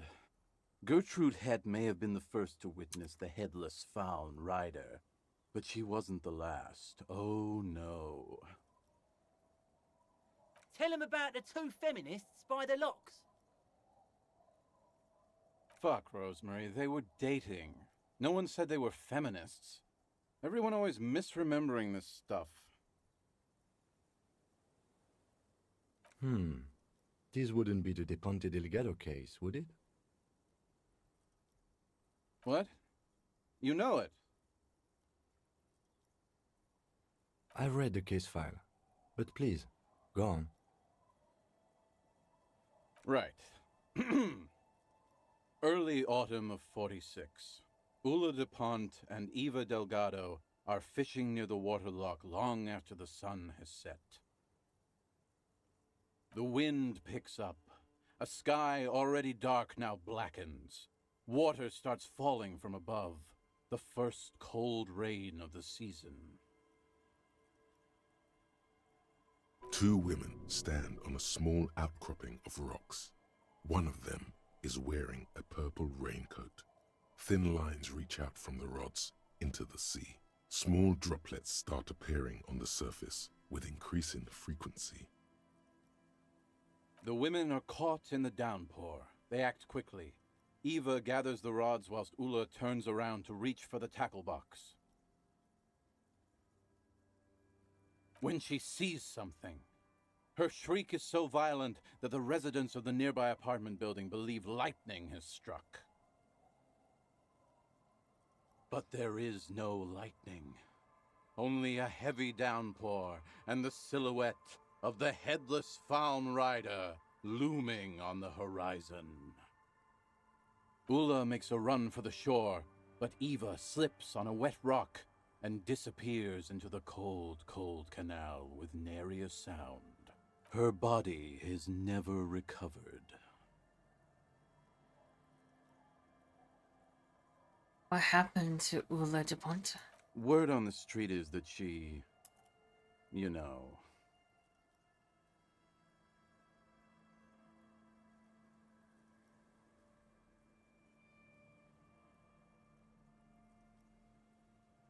gave herself facial deconstruction surgery. Real grisly stuff. That part, at least more or less, corresponds to the case file. See? Told you. Anyway, that's the story of the Headless Faun Rider. Pretty crazy, huh? Who was the Headless Rider before he died? Well, Tequila, that's part of the legend. No one knows for sure. There are a couple of possibilities, though. Some say he was an undercover cop who blew his cover and got beheaded by the vicious gang he had infiltrated. Now he rides, searching for his lost-found cap, plotting revenge. O headless brother, where art thou? Others claim he was a professional jockey who veered off course during a steeplechase, ended up in somebody's backyard, and got decapitated by an exceptionally taut clothesline. Personally, I think he was just some guy who hanged himself from a really tall tree, and the fall was so violent that his head came clean off. Coincidentally, at that exact moment, a horse happened to pass under him, and his beheaded corpse mounted it, where it remains to this day. But then, no one really knows. For some reason, this does strike you as the most plausible theory of them all. Gotta agree, your theory sounds the most plausible. Isn't it?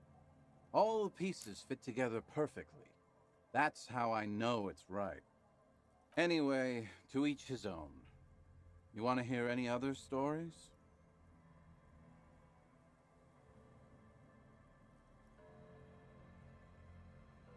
I've already seen some weird shit on this case. A headless jockey in a tracksuit fits right in. Hard to argue with that, I suppose.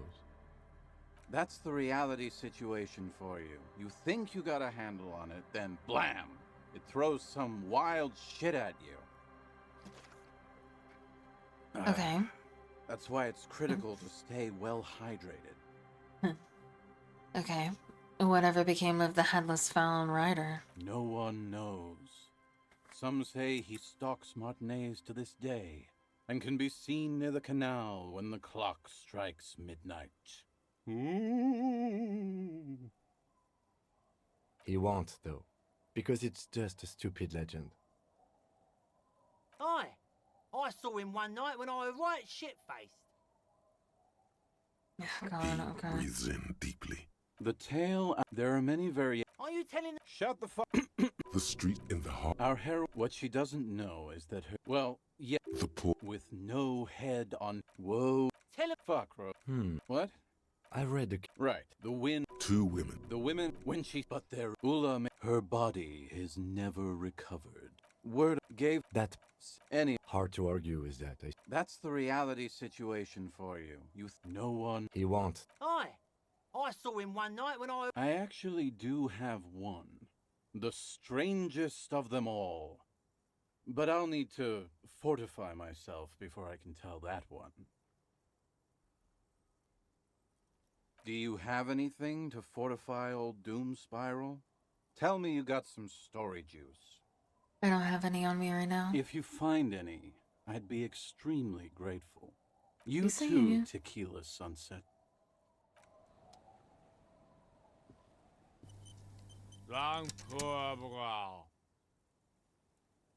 The noxious odor emanating from the drunken man is strong and familiar. Don't you call her? Yeah!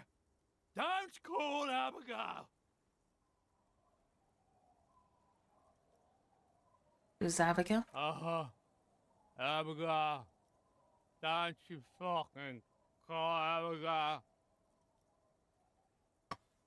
Abigail is his wife or girlfriend. Chances are she's gone. Calling her wouldn't make it any better or worse. You're not going to get anything out of this guy. He's too drunk. Have you seen any women around here lately? Abigail? Abigail, where are you? Who are you? What's your name? Don't call Abigail! Where am I? What is this place? The man hiccups, then mumbles something unintelligible. Hey, I'm on an important official investigation. I demand you answer my questions. There's no use in yelling at drunks. He's barely holding it together. The drunk man starts coughing a really disgusting, hacking cough. Why shouldn't I call Abigail? He snorts and beckons you to lean in closer. Ugh, okay. Don't call Abigail. Don't call Abigail. Don't call. There was little chance he'd be a reliable witness anyway. Don't call. There's no way. Fair enough.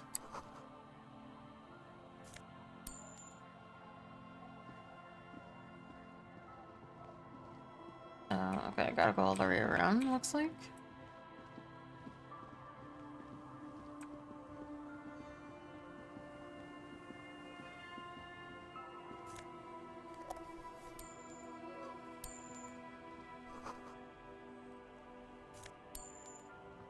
Around stealing people's money.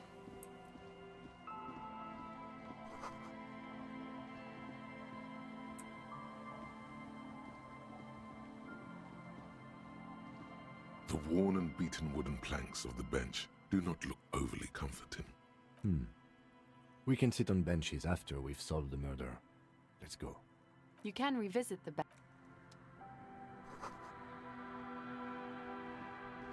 That's what I thought it was, but...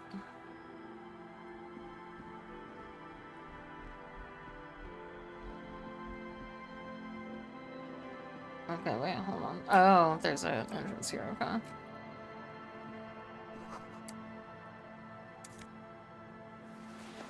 I found pants! More pants! Kingdom of Conscience.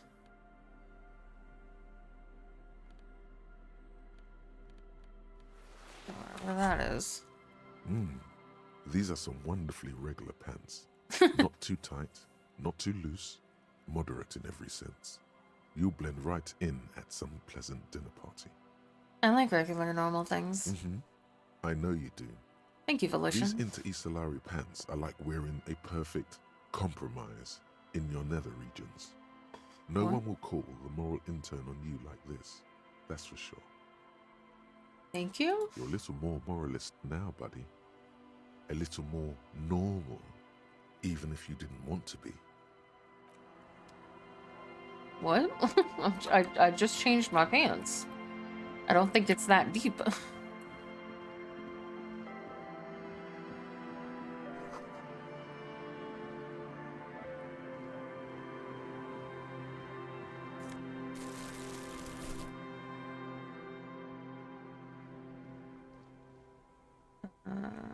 I wonder. I change to... You take the legal documents out. Oh, wait. I mean... You take the youth center cuts into the ocean. Okay, tools. Flashlight? I don't know if it'll change anything, but... Got a bow tie! I could look rather dapper in my bow tie. Drama.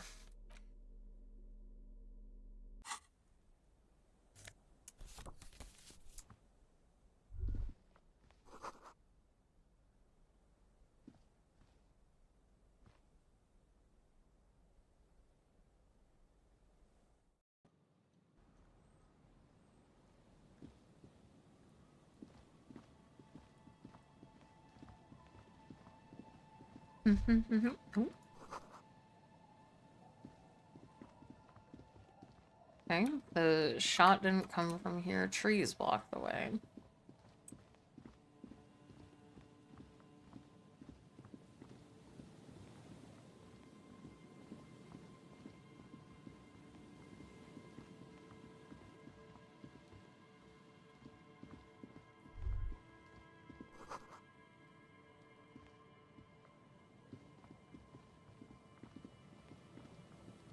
Alright.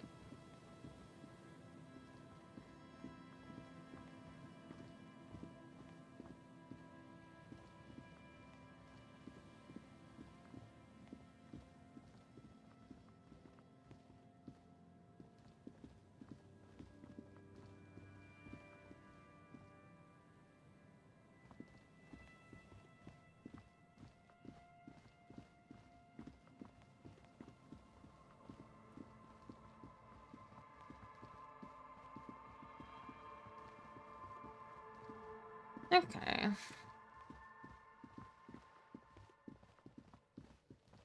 I haven't seen any of the other crab traps, though.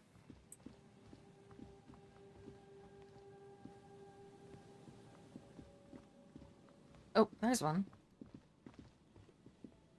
A familiar apparatus lies among the reeds, another one of Morel's traps, weighed down by stones to keep it in place.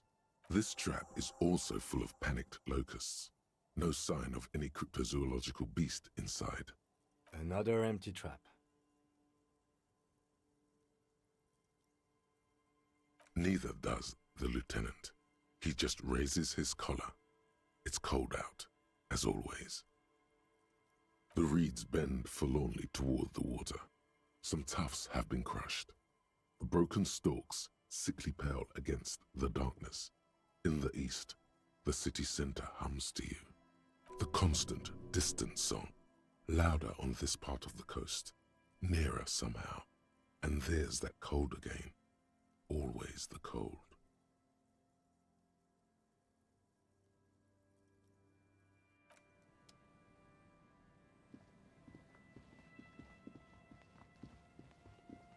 Let's see. Ooh, money.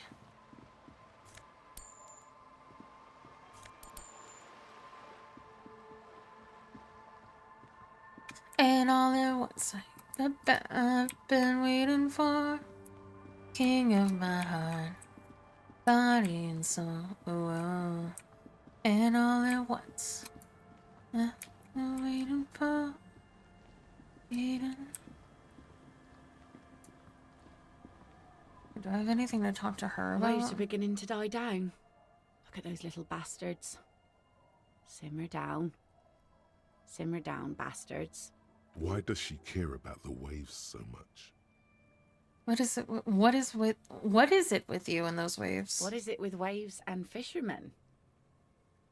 We need to be out there with them, fishing, making a living. So I asked them to accommodate me.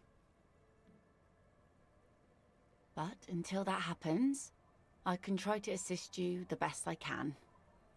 So, what will it be, officer? That's my motor carriage in the sea, by the way. Oh, that's good to know, I Hi, guess. Pedro. Why is it in the sea? I wasn't feeling it. I got drunk and drove it into the sea. This calls for a funeral, if you ask me.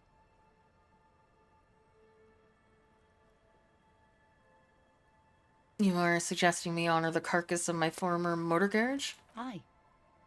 Feels deserved, don't you think? Falling in the line of duty like that and all? What an odd thought. Maybe I should. Why odd? Our things are a part of our life world. They're made with our human sweat and they share human history. We should care about them as we care about humans. To some extent, at least. Life world? Someone's been reading up on last century Gottwaldian philosophers. Play it cool now. Alright, I'm in, but organizing a funeral takes a lot of time and effort, doesn't it? Oh yeah? You won't even be able to get it out of the water before early June. And where are you going to bury it? Who to invite? What music to play at the wake? Take it from someone who's been through a few funerals. It's easiest to just leave them there and let nature take care of it. That's all we have time for right now anyway. Come back here in June and see how you feel about it then. It's not like it's going anywhere. It's a pity we don't get to do more frivolous side activities like rejuvenate the doomed commercial area or... Yes, that is a pity. But for now, let's focus on the things we do get to do. Like the murder investigation, for example. You like the Capri funeral idea? Of course he does.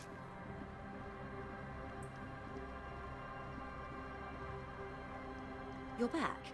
Good. What can I help you with? Nothing. Just wanted to see if you had any other dialogue options available, and you do not.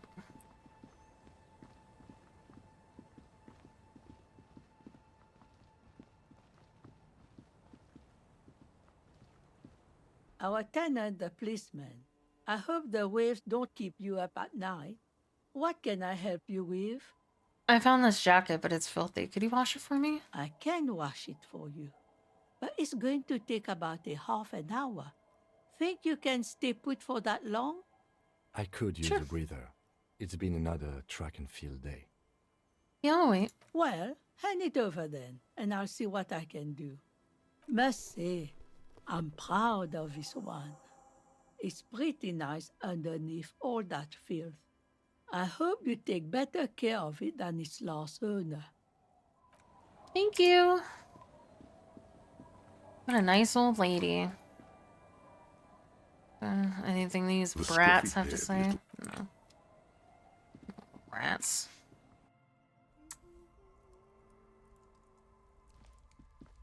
Hello, mister. Are the twins outside your brothers? Yes. They don't want to play with me. They're older and play outside. They look the same. Sometimes I can't tell them apart. They look identical, right? I said the same thing. They look identical. Bye. Ugh. Children. Blech. Here's your jacket, sir. Tequila sunset. Okay, here's your jacket, freshly washed. My jacket? Yeah, the one you had me clean the seagull shit off of. A look of consternation crosses the man's face. He looks at you, then at his bottle, then back at you. What the fuck are you talking about, Tequila? What the fuck are you talking about? Rosemary, what the fuck is Tequila talking about? Aye, that's the jacket you stole 2 weeks ago. From the kid who was making it with his gal on the beach. That's disgusting. I've never done anything like that in my life. You're both delusional. Found. That's medium concept stuff. It becomes abundantly clear to you how this man managed to lose his keys, business, friends, and girlfriend. Take the fucking jacket. You know what? Fine. Maybe I can pawn it for some booze. Aye, good thinking. Idiot.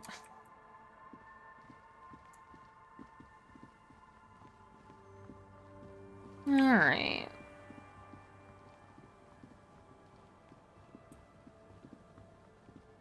Let's see. I don't think there's really anything over here other than that one. Can I get up there?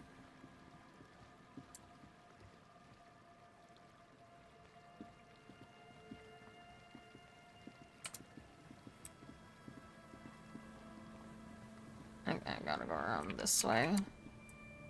Quest do I have open right now? Inspecting the traps. Looking for Ruby.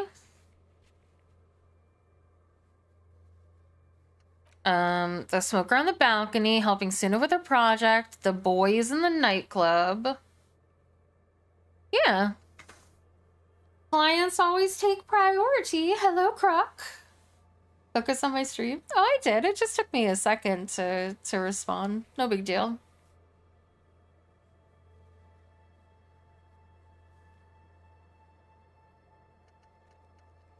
I'm a multitasker. I would just tab over and type real quick while the story was telling itself. And I have to check some places for bullet holes. And find the murder weapon. I am. And the lady driver. I don't. Oh my god, Cloud Factory, I don't ignore you. You stop that right now.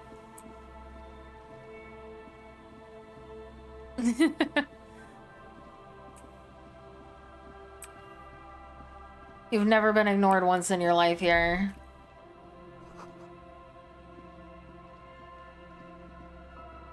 Okay, and then I definitely checked this one, right?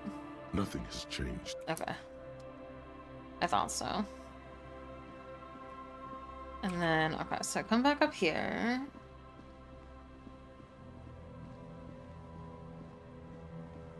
And then I check this trap.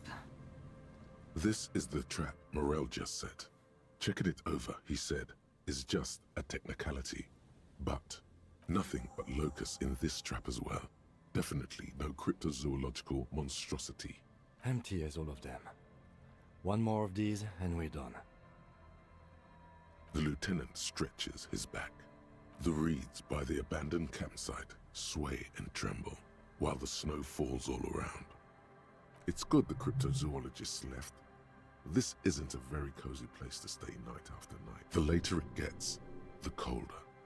Remnants of the camp can still be seen in the sand. The fire that's gone out. You feel... Oh, whoops. Whoops! Cancel the last sentence, but that's okay. Wasn't saying anything important anyway.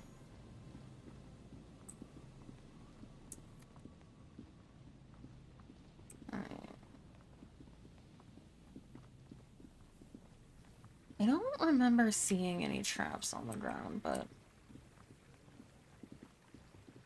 Okay, so we just came from here.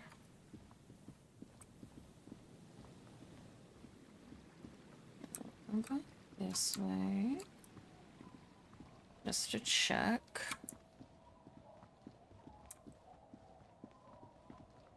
Wish I could move a little faster. Oh, okay, this is where the kids are. Feels so slow for how much ground there is to cover sometimes.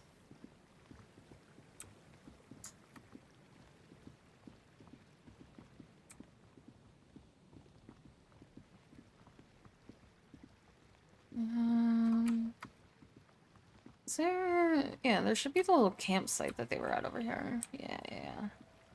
Maybe this is where the traps are. Or it's north.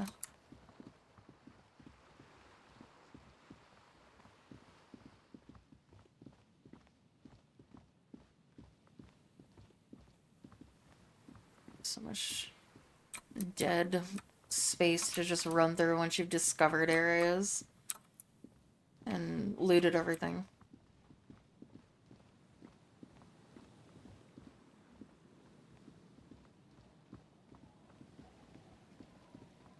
I want to grab the crab box before I go back into the church and continue that quest line there.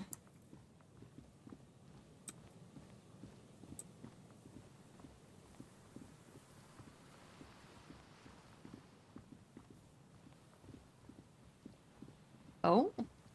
Been up? Been here before? The building before he's housed the engine. Must have been a big one. I guess I haven't been up here yet. So then where's the mural that it was talking about? That I definitely saw before. Shut up, you seagull. Oh, there's the thing we're looking for. That's a seagull.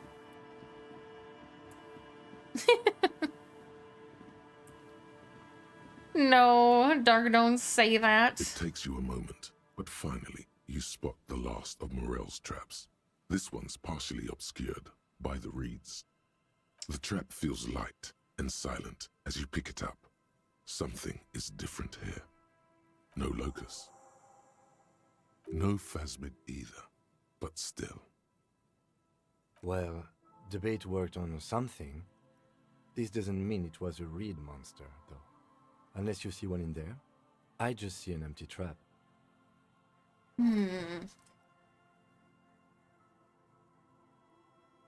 No, I called him Dials, didn't I? The netting is a little untidy, messier than the others. Like someone... Did I call you Dark? I'm sorry. Shook it You guys gotta change your colors.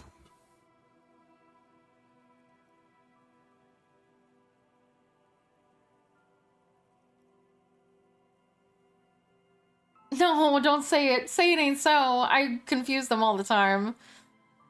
You're right. And... But I still need to tell the cryptozoologist about this. Okay. But after that, we get back to our own assignments. We've done a thorough survey of the coast now. Just running around is no longer useful. A cold gust of air dries your sweaty face, and you look to the dark shadow of the felled building in the distance, drawing you to it. What a strange sensation. Once this is done, should you ask the wind again? The reeds shake sadly in the coastal breeze. Snow specks the stalks.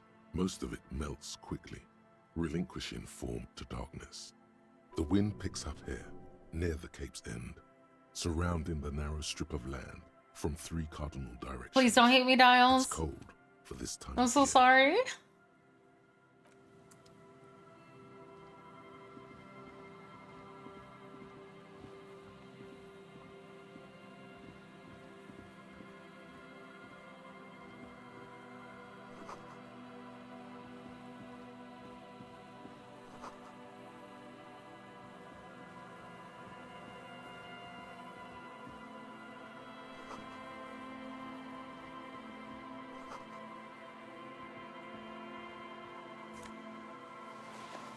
Ooh, I got a scented scarf. Shivers. Ooh, +1 to shivers.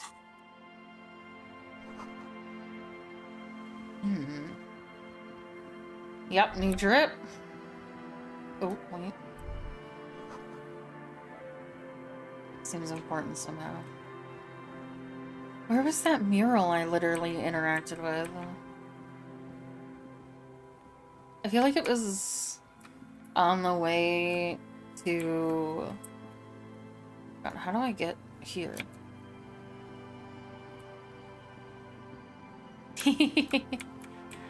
I've been practicing. I have to come... Ooh. I got a polo shirt. Look at me. Rhetoric, but no empathy. Makes sense for a polo shirt.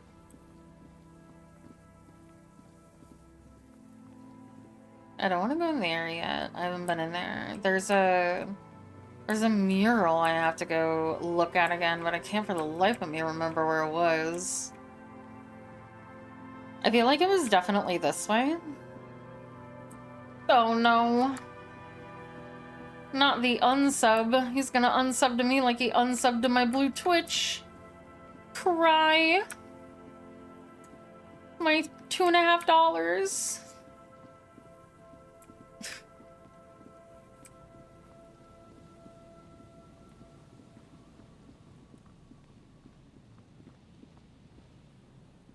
There's some tear.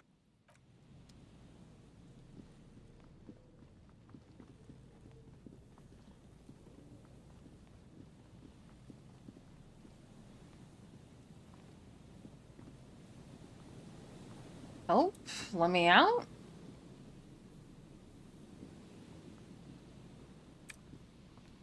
Okay. I have to go out this way, I guess. To be very specific.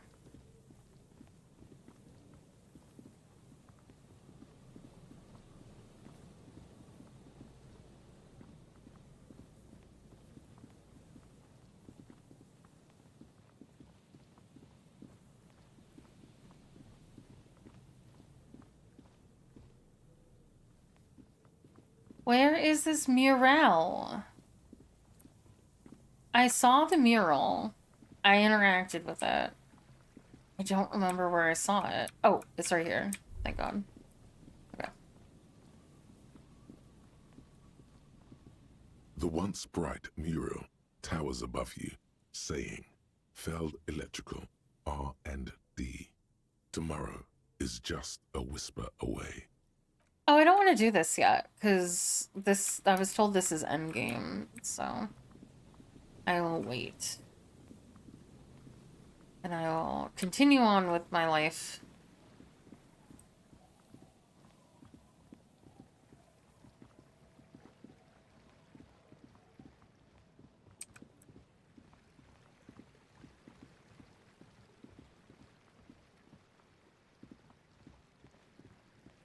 Let's see. Okay, so what other things can we do? Yeah. Need to go back and talk to the people.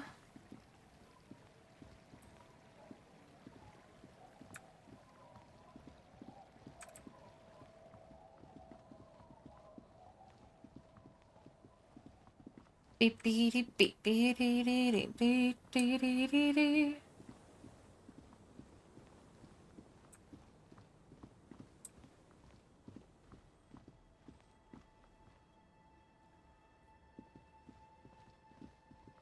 Let's see. Oh, no, not this way. Gotta go this way. Need to get off this part of the island.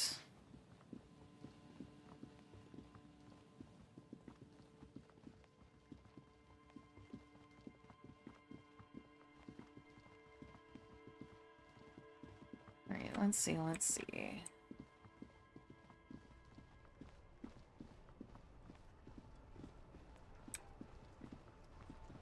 You guys are still in front of my car.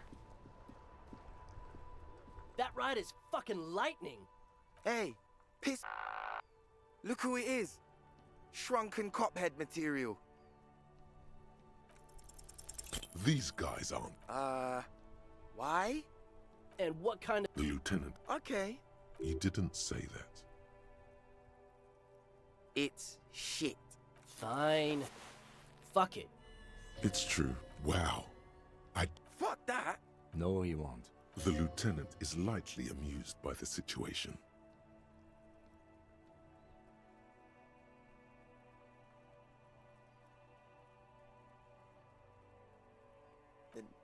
No, you know what? Fuck him. We don't need his rich dad jacket anyway. Yeah, we don't. I'm not wearing that jacket.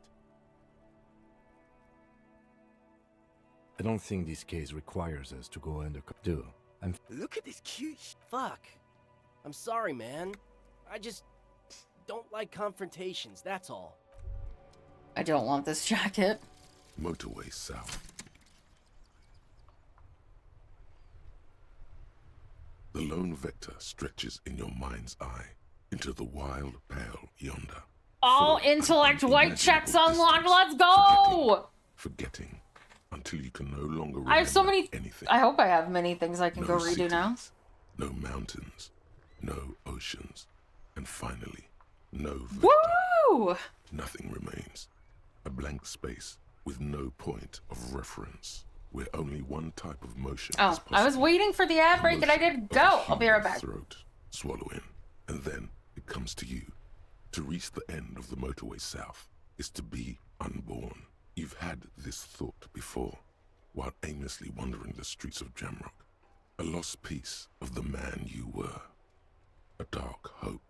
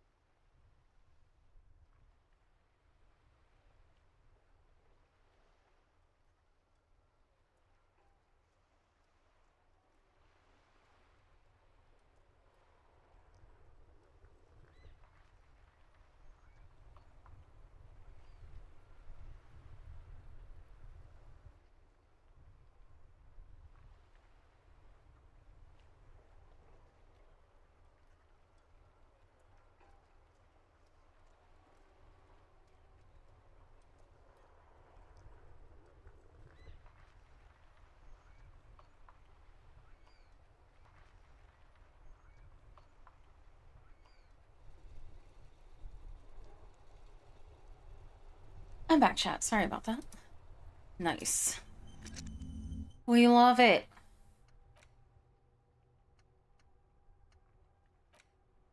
Hmm.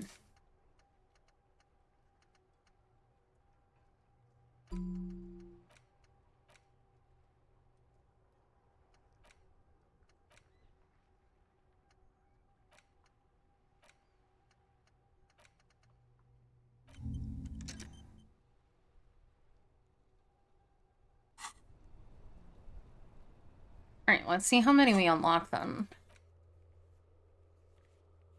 Doesn't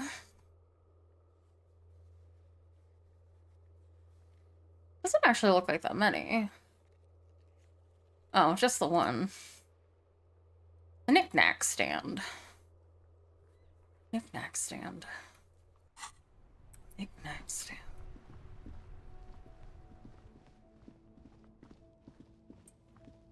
Oh, do I have my interfacing gloves on? I do. Yep, my headset died. So hold on a moment while I charge it a little. There we go. I really need to just start putting that on the charger as soon as I am done streaming, but I don't. I always think. The tear machines. Your bottles clunk. Nice. 3 whole dollary dues. You see several. The packages are small, discreet, sloppily stacked, making them easier to take unnoticed.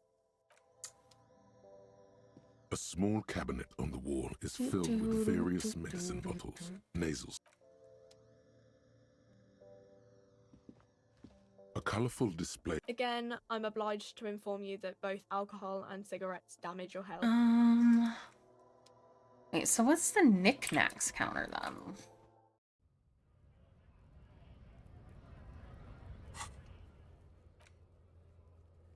Knickknacks stand. It looks like it's over here. Knickknack stand.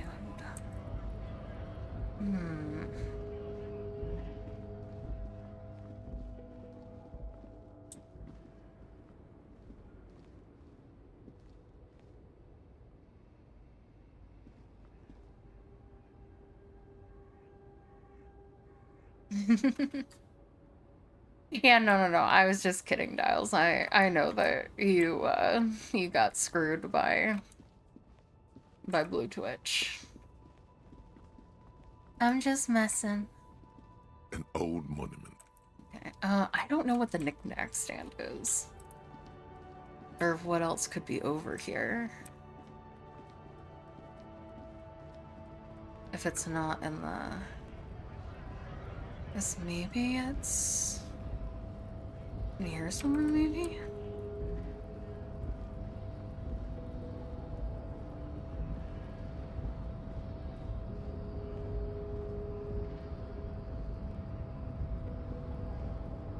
Not going over there because he scares me. And I got both of these checks The drawer last time I was here, if I recall.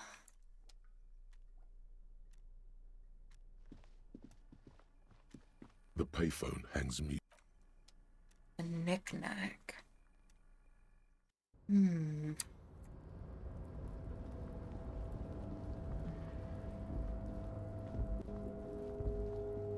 really know what that means. This is the night watch.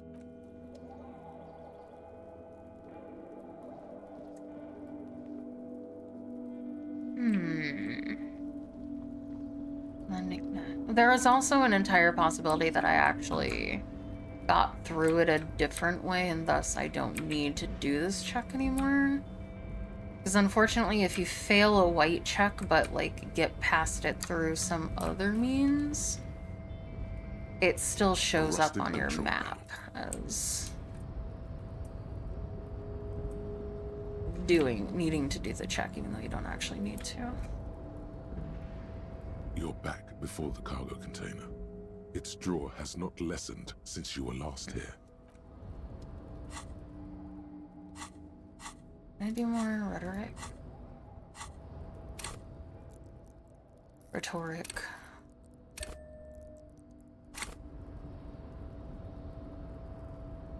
You're back before the cargo container. Its draw has, despite the dirt that surrounds and trails you, a beacon of light emerges from deep within you. Hello? Is anybody there? The door stands silent.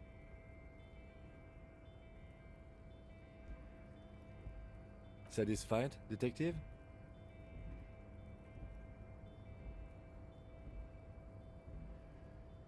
Try again.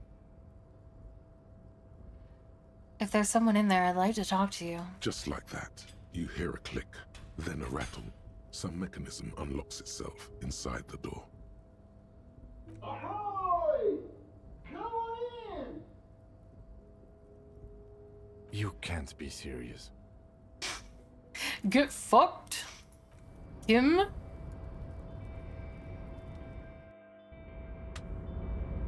What the fuck am I looking at?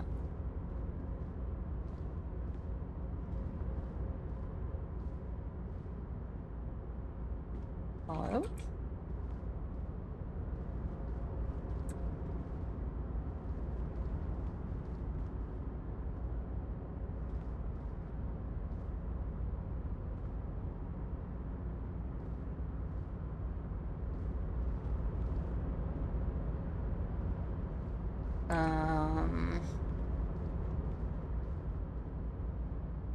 Do I need to take my flashlight off?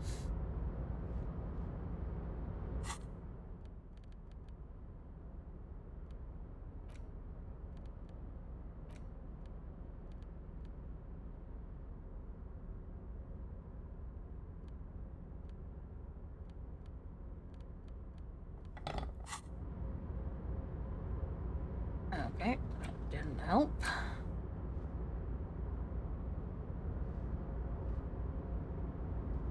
Oh wow, look at my money. My money is wild. Okay, What was that? Are you gonna talk about it? Yes. Hello, sir, please?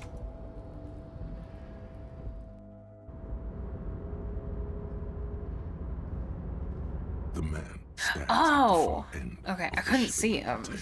It's hard to say anything more about him. You cannot make out any of his details, but you do feel the overwhelming presence of capital.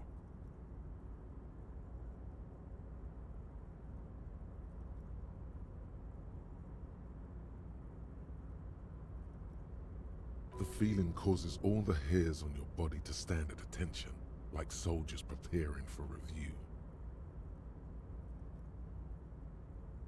Something's amiss. The light beams bend around his face and scatter in 1,000 directions. It seems the laws of physics do not apply here. They are suspended, distorted, and echo. Trying to visualize the physics at play is liable to give you an aneurysm. Don't think about it too hard. In the general stillness, only your tongue moves, flickering as you utter. What's going on here? Welcome, welcome. Not too much actually. Just pleasantly surprised to have company today. You can't hear him exactly, yet you're able to understand every word he says. It is very strange. An overwhelming hum covers everything. Voice doesn't escape from him.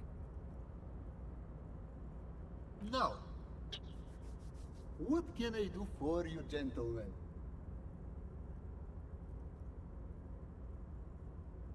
Who are you? Who am I? Oh, I haven't been asked that question for such a long time. I don't meet a lot of people outside my circle these days. Anyhow, my name is Rustam Diodore, investor, license holder, and extremely high net worth individual. And you are? Mr. Diodore, I am Lieutenant Kim Kitsuragi of the RCM, and this is my partner. Harry Dubois. Pleasure to meet you, Harrier Dubois. I must admit, the name suits you very well. How did you become so rich? Oh Lord, not this again. What's the matter, Kim? Oh, nothing. It's just that we've got this murder to solve, and yet you go around asking everyone about money. And every time I ask, are you sure this is related to the case, you say, sure, Kim, I think it is. I only asked one person about money, though. And yet, it never seems to get us any closer to solving the case. I'm working on it. Yeah, you didn't even think that this place was real, so... It's quite alright. I'm used to the question by now. To be blunt, I inherited my fortune from my grandmother, who herself was an extremely high net worth individual back in Well, then he shouldn't be commenting. All I did was take her fortune and invest it prudently. Believe it or not, it takes more than a bit of skill not to blow a vast fortune on sailing boats, bad choices, and unsupervised state policy. Actually, at the level this guy is, it takes several generations to do that. But, alright. What's it like being an extremely high net worth individual? I gotta tell you, at first, being rich is a lot of work. You've got to work hard because everything's so darn expensive. You know, prices increase exponentially at this income level. Yeah, it must be so hard being so rich. But then, once you've reached my position, it's nearly impossible for me not to make money. My assets are so diversified that I'm bound to come out ahead no matter what. Some of my lower net worth friends say to me, but doesn't that take all the fun out of it? And I tell them, not really. Cool. I don't even have any interesting replies. Well, imagine living such a high net worth existence is overwhelmingly exciting. But yes, as you now see, it can sometimes just stun you with its boredom. What are you doing in this container? Traveling. This is a great way to get around.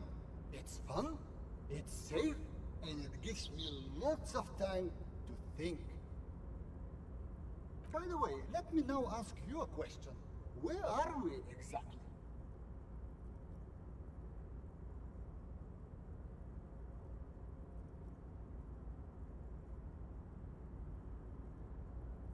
We're in Martinez. There's a pretty good hostel here called the Whirling in Rags. Oh, interesting. I've made quite a few real estate plays over the years. Oh. It's a shame I can't get out and explore myself. One of the downsides of being an extremely high net worth individual is that mobs of low net worth individuals are constantly banding together to ask for money. So you travel from place to place via shipping container? Smart, no? It also provides a means to hide from all the targeted advertising we extremely high net worth individuals are constantly subjected. I feel like I'm talking to, like, the president of our country right now. Like, if I were having a conversation with him, I feel like this is what it would be like. Luxury yachts, high fidelity portable radio systems, fail-proof outerwear, and so on. It just gets a bit middle class after a while. A bit bourgeois. Those things all sound pretty nice. Don't get me wrong. They're nice things. But once you achieve a certain level of wealth, your time and mental space become much more important than material goods. He speaks from the heart. He has very different problems compared to low net worth individuals such as yourself. For example, no problems at all.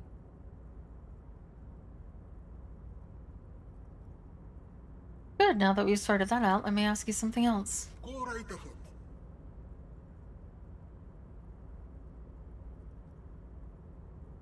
Really? So there wasn't anything... Well, I mean, we might as well ask him for money. He's got loads of it. Could you please stop asking everyone for money? It does not reflect well on the RCM, and to be perfectly frank, we can't afford to look worse than we already do. I don't care, Kim. He's a billionaire. It's perfectly alright. Based on your appearance, I can tell I'm dealing. What does it matter if I take money from him? Eat the rich, Kim. As you may know, us high net worth individuals do not have a lot of cash on hand. Investments and liquidity are enemies of one another. I think I only have coins for coffee machines. Here is 3 real. How much can you get for this? Thanks, dude. That's the idea, my friend. You've got to work for the rest. Eat the Maybe rich. you can make that money grow. Come up with an investment plan. How's that sound? These ultra-liberal types love losing huge sums of money on ludicrous proposals. Ergo, you should come up with a plan that's totally dead in the water. I wanna... Good investment Deploying plan. Yeah. high-concept buzzword generator. All systems functional. Ready to engage in 3, Conceptualization. 2, 1. It's time to disrupt the future. You've got to stay lean, Oh, innovative, no, and not the focused on what children. matters most. I don't want to invest in the children. Steal the union boss's idea. Add a You should twist, invest in a and youth present it as your center. own. Very capitalistic. That is very capitalistic. You should invest in a youth center. A youth center, huh? What kind of youth center? A place to teach them practical skills like teamwork and self-discipline. Come on, tell him what he wants to hear.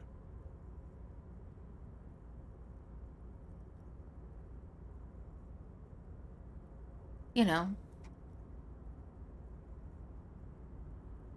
Tell him what he wants to hear.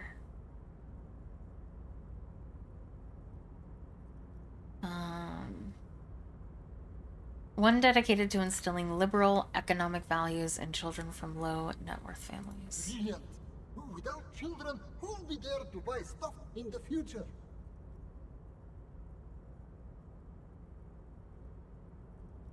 Yes, and if that doesn't work, we can always repurpose the center as a shopping mall or private equity firm. When life closes a door, it opens a window, yes? What's the expected return on this?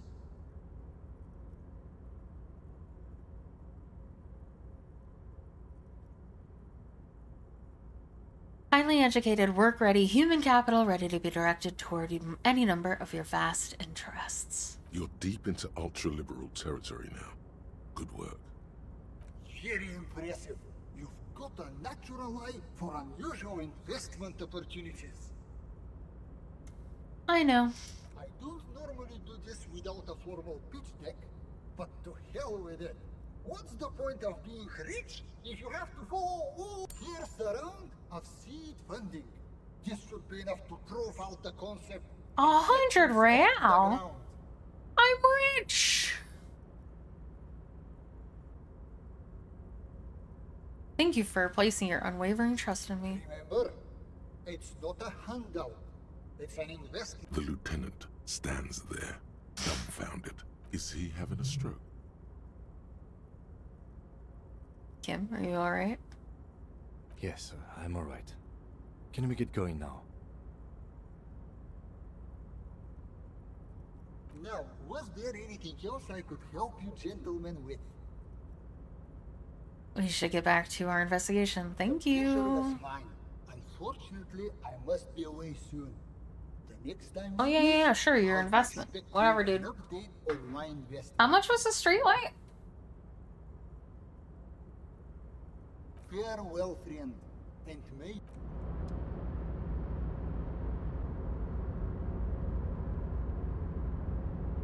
Oh, I'm never gonna get 700.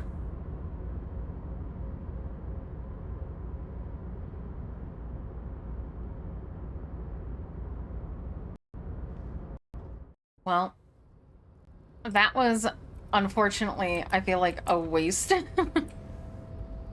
But hey, we got money. Got a whole lot of money in this motherfucker. Yep. Yeah, let's just shake them all and see if any more billionaires come out. Yeah, I saw our assets just keep dividending or whatever. I don't really know anything about economics.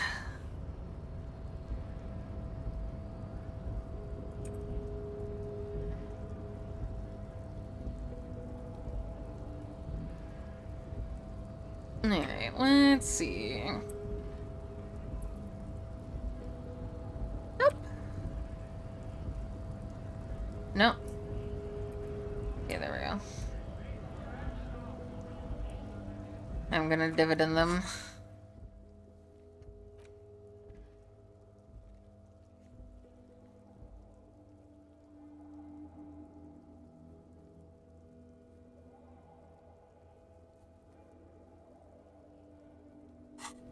Okay.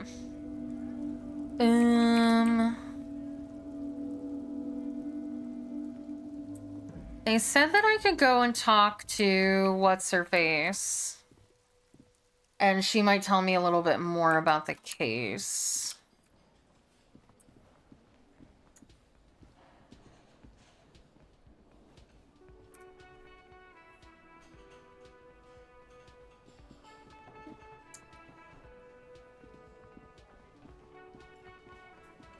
Yes?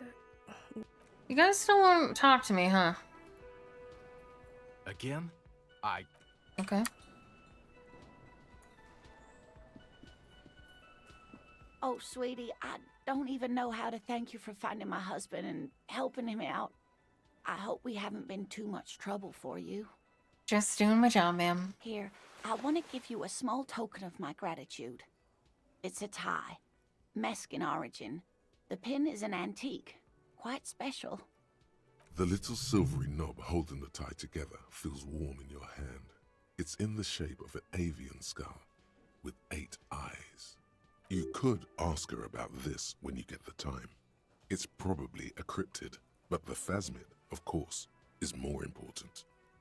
You never told me you've seen the phasmid. Oh, you don't want to hear about some old woman's ramblings. Ramblings? Nonsense. Your description of the phasmid is the most precise I've ever heard. But darling, I didn't even get the size of it right. You were a child, my dear. Really. It's extraordinary what you were able to describe. Now go on. Tell our friend about it. He's proven his interest in the field. Reflexively, the lieutenant read his familiar notebook. Well, it was summer. I was building a racing track out of sand on the beach near a tall stand of reeds. Quite a tall one. Many times my height, I remember. When, all of a sudden... What happened? I looked up, and one of the reeds moved. Not like a plant, but like a living thing. It stood up and looked at me. Its body unfolded like some antique toy. I'd never seen anything like it. The reeds turned into a creature. I didn't know this can happen, so I reached my arm and touched the thing. It felt just like a stalk of reed, but it moved, swaying, towering above me. After a while, 20 seconds, a minute maybe, it left, went into the reeds. Did you follow it? I tried, but I was only a child. There was mud and high water. I couldn't see it anymore. I was just standing there knee-deep in mud, looking around me. Then what? I ran back home to my grandmother and asked her if reeds could walk, and told her they were looking at me. Of course, she just laughed at me, but I knew what I'd seen.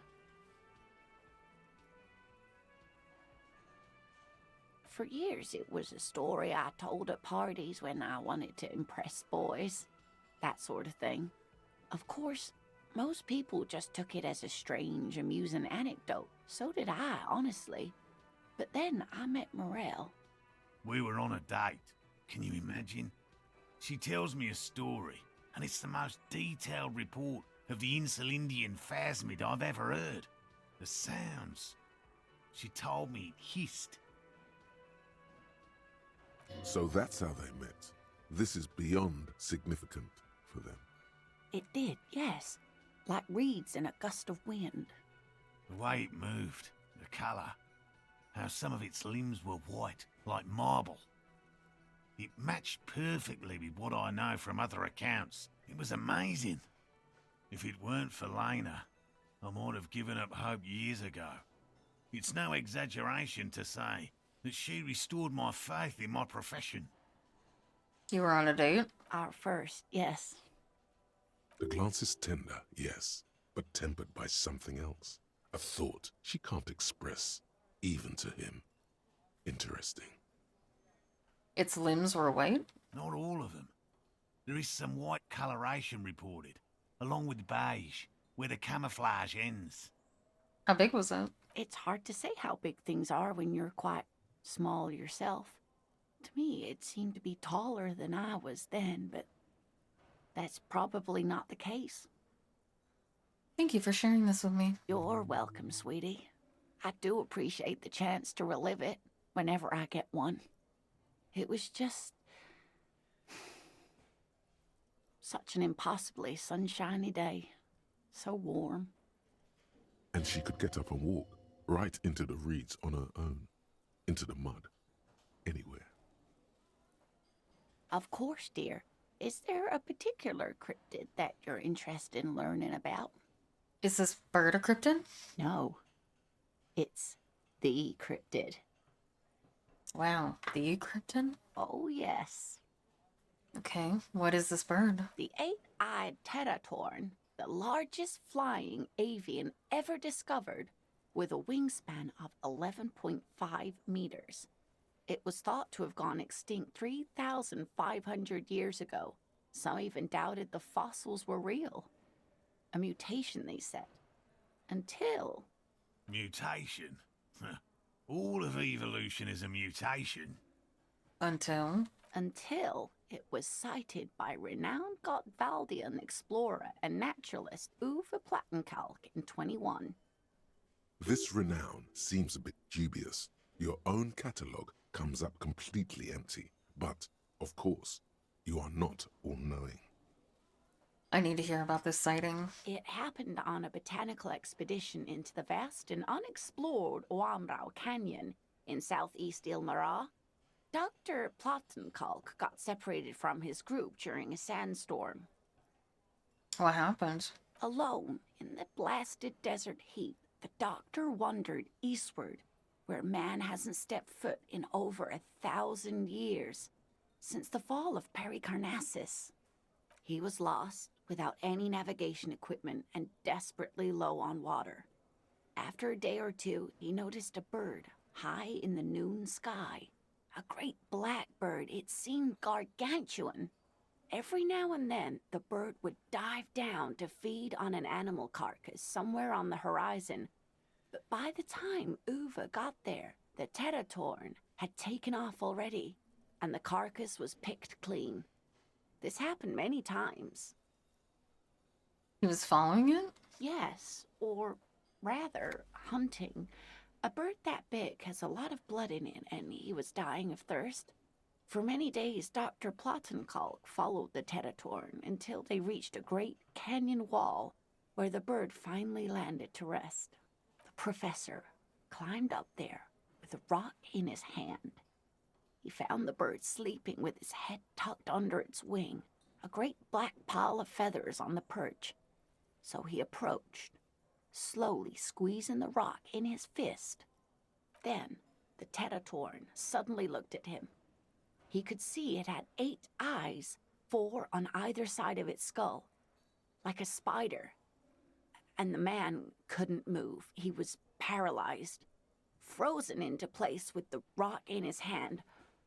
Whatever he did, he could not get closer to the bird. Why? The bird was controlling his mind. It kept him from approaching. He could step back, but every time he stepped forward, paralysis. Uva spent 3 days trying until the bird flew away. Hold on, how did he survive to tell the story? The 8-eyed Tetatorn was indifferent to him, as long as he didn't get closer than 2 steps. It even let him feed on some carcasses up there, and the 2 unfertilized eggs it left behind. An 8-eyed mind-controlling bird? Fuck yeah. Absolutely, sweetie.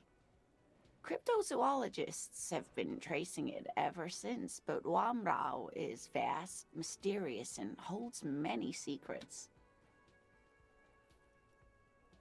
Modern radar telemetry shows great promise. We will confirm this one by the end of the decade, latest.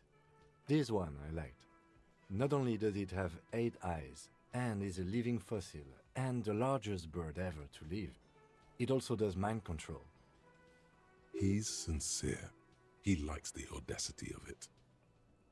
So that was the last anyone saw of it? Sadly, yes. But there are numerous reports of 8-eyed bird skulls from Il Mara. And then there's the striking resemblance to the Pericarnassian imperial eagle, an ancient heraldic symbol that is hard to pass off as coincidence.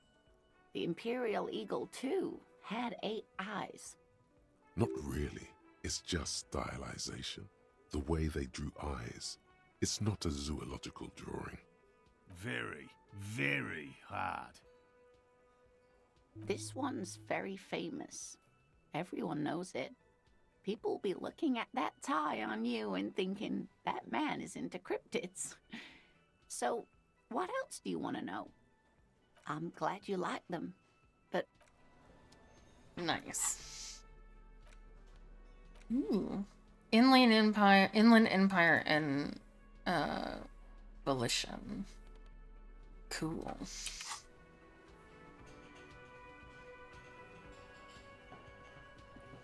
I couldn't possibly shower thanks on you as enthusiastically as my wife has, but I am grateful for your assistance, officer. He tries to play it cool, remain professorial, but inside, this man is itching for some news on those traps. So I checked all the traps. Good. Okay. And? And one of them was empty. Completely empty? Yep. There's nothing in the trap. No locusts, no phasmid. No locusts? No phasmid either? That's not ideal, but... It just means the Insulindian phasmid is even more clever than we thought. She's engaging in a well-known self-deception called motivated reasoning. You should correct them. Of course, more clever. You're dealing with a subject near and dear to their hearts. It might behoove you to tread lightly. It literally doesn't hurt anyone that they are interested in cryptids. Let them live their lives. The Phantasmadeia picked off the locusts and escaped. This is good news, though we'll have to reconsider the design of the traps, make them more secure. Another trip to the reeds.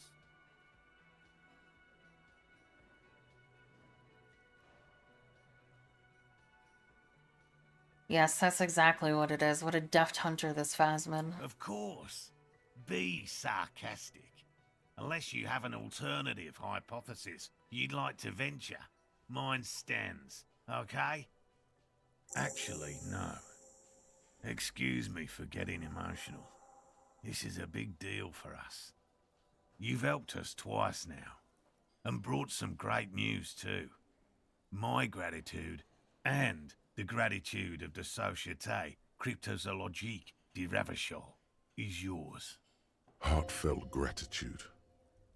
But does it feel like closure? What really happened? Some kind of foul play might be afoot. Theft? Thank you, it's an honor. We should probably return to our main investigation here. This has been refreshing, but...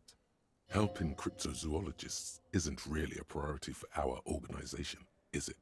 The lieutenant looks out the window, impatiently. Consider the way the empty trap was disturbed, as though shaken. Most likely the hands of a young person. Hands small enough to fit inside the trap, too. You should ask the red-headed boy, Kuno. I think a little hooligan called Kuno may have stolen the locusts. He was over there? A little hooligan? But what would a child want with bags? Oh, my dear Morel. You've been an old man for too long. Kids love to torment insects almost as much as they love to torment old folks. I'll talk to the little gremlin. Delinquents. My favorite. Oh, you've been such a dear to us. Please, let us know whatever you turn up. I have a feeling we're getting so close. Well, I see you've got all the help you need. I'll see you tonight at my place. Let's play suzerainty, but no more field trips for me. After this is your last chance to talk to Gary. Really, Gary? We're getting somewhere here. I'd love to play suzerainty, but... Lena, I'm sorry, but you're not getting anywhere. It was some kids. I know the little mutants around here. Leave anything out in the open and they'll steal it, even if it's bugs. Morel, it's been fun, really, but I need a bath and I have deliveries to handle. When this tea is done, I gotta run. No need to apologize, Geary. You'd be more than helpful. We'll have to take a rain check on that game of suzerainty today, though. We're gonna follow this through.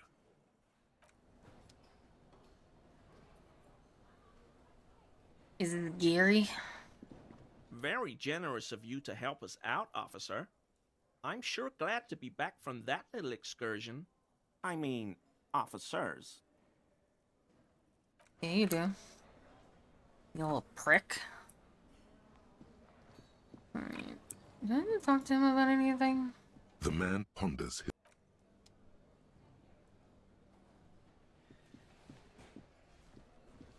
The Coppernado is back. What do you want? Okay. I didn't know if there was anything I needed to tell him about. I didn't think so, but it's always worth a check. Right, I'm gonna run up and talk to... What's her face? Because even though I'm pretty sure I've exhausted everything with her, there was a dialogue option that was like, hey, you can talk to her about this thing.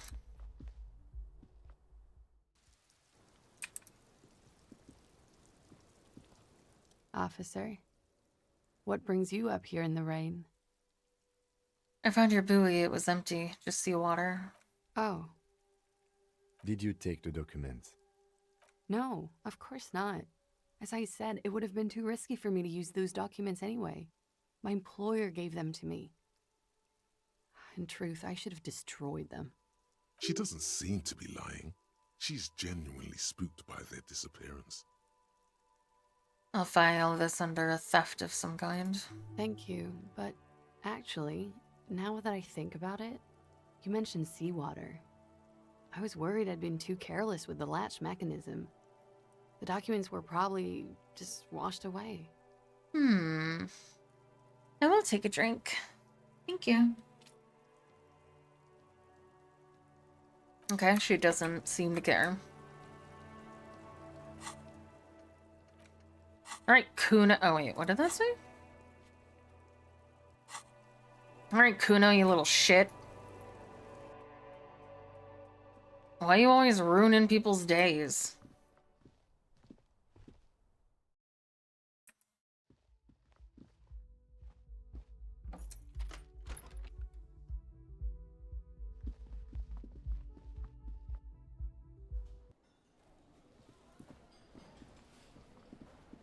Bum, bum, bum, bum, bum.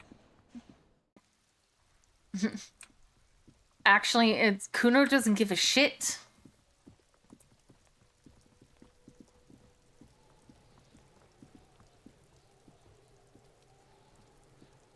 Fuck does Kuno care?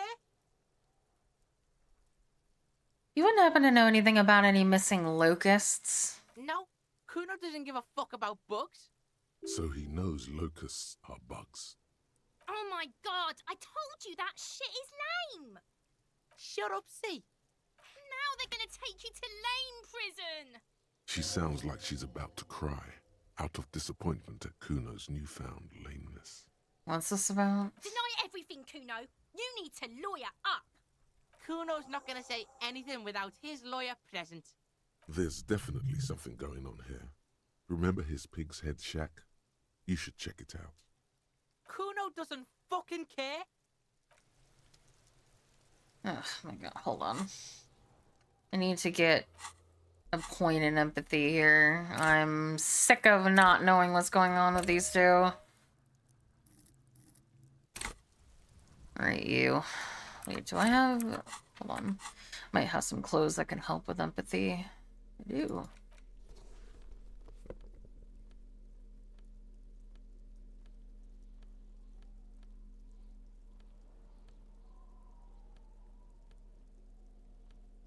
I have more things that don't help with empathy.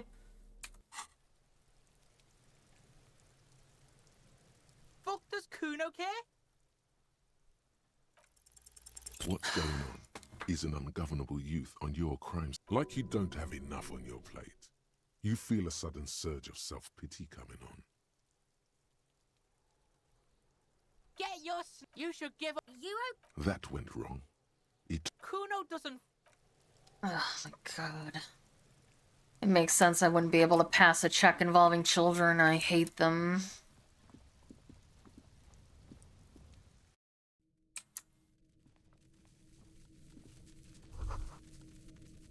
All around you, the hisses and chirps of locusts fill the musky air. The earthen floor of the shack has been shaped into mounds of mud, dotted with little holes for windows. Like skyscrapers, spires of dirt and sand rising. Accommodations for their insectoid inhabitants. Well, detective, it appears you've solved the case of the locusts. For the missing locust case, which is a sub-case of the imaginary insect case. So at least that's going well. Stop being so sarcastic. Oh, I'm not being sarcastic at all. We are making real progress here. When someone says they're not being sarcastic, it's usually a good sign that they're being very sarcastic. You think the Insulindian phasmid is nearby? If anything, the presence of the locust points to the opposite. The phasmid did not take the bait from the traps. It was Kuno. The phasmid doesn't exist. But what do I know? Use your powers of deduction. You knew the magic bug was nowhere near here. The phasmid is impairing your judgment. We should talk to Kuno about this. Get him I'll to let knock you it off. handle the Kuno side of things. You are doing just fine. Am I? Am I really doing just fine?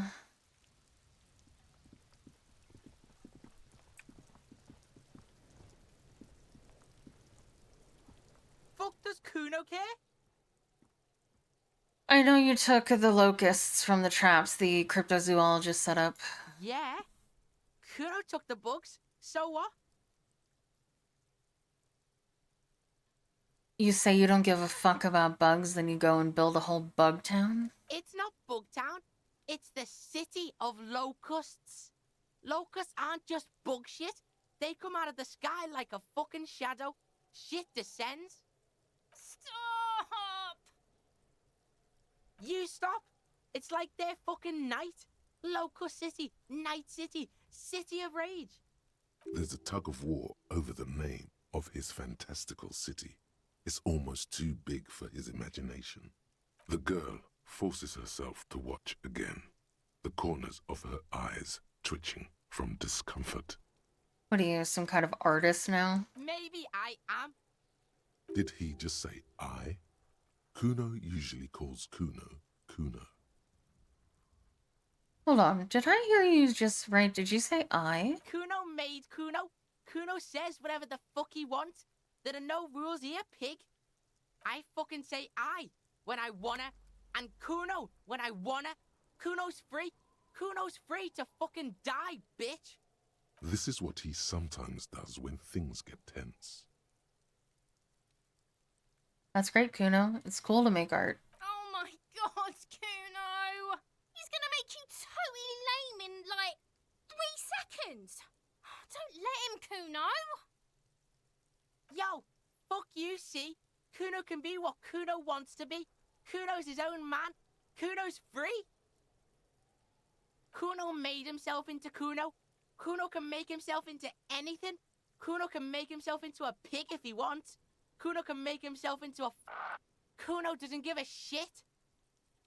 Don't make yourself into a pig, Kuno. You'll have to take me away. So that's what this is about. Without a word, she disappears entirely behind the fence.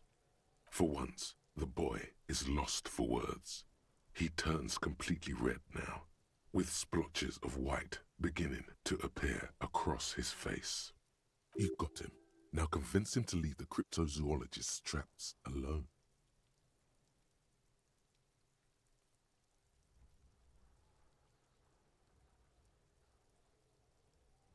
I have to ask, what does the city of locusts mean? It don't mean anything. It's shit. Kuno just likes to focus. Kuno likes to concentrate on shit. Build shit when he's zipping hard. Fuck. Pig, you really shouldn't have fucked with Kuno City. Now it's all fucking lame.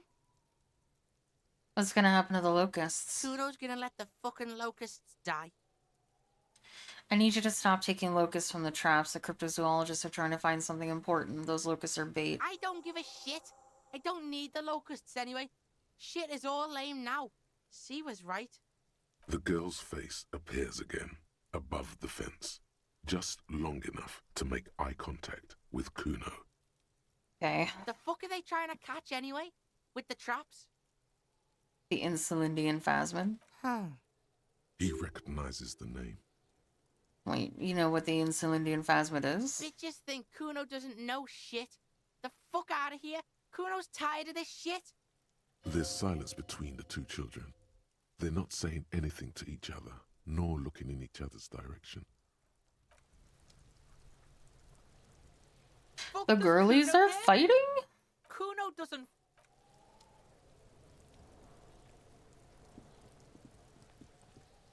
Kuno, the pig's getting pretty close to me. Come to snuff my shit out, I think.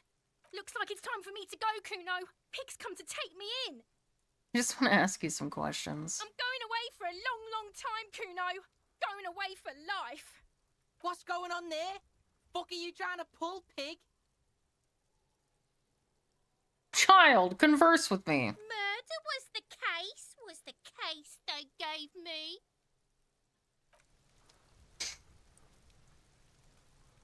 I don't think I ever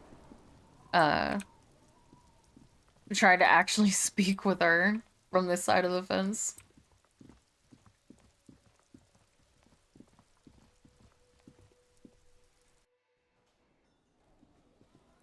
I did break Kuno. Hello, officer.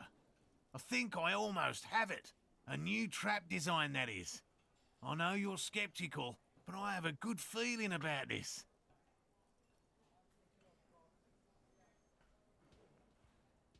I had a chat with this kid Kuno. He promised to stop stealing the locusts. So it was just a child. Sorry. Thank you for telling us, sweetie. This is good news, right? It means we can try again. She acts chipper, but something's changed in her tone. A hidden worry. Yeah, you're right.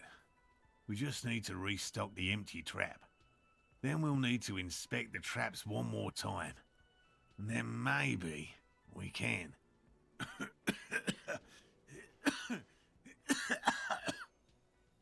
Darling, I told you to take it easy. You're getting sick. Maybe it's time to go home. You're right, you're right. We can come back next season, when it's warmer. That's just something people tell themselves when they fail.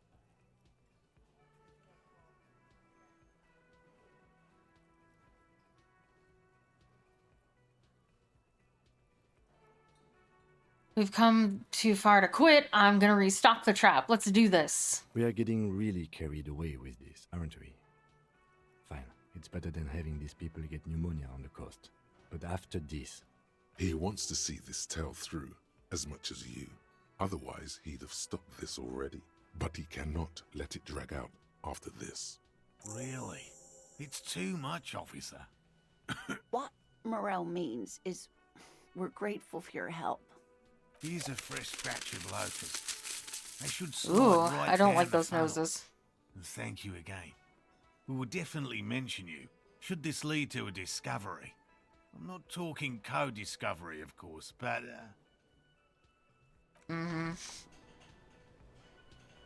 Alright. Let's go put these back. Oh, I can teleport. Because I believe they were quite close to... I think they were over this way, maybe? No, it was in between, I think. It feels like we're running so fast.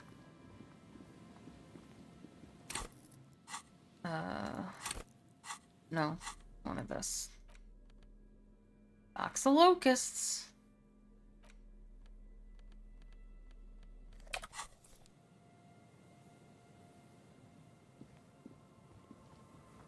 There we go. I got a flashlight.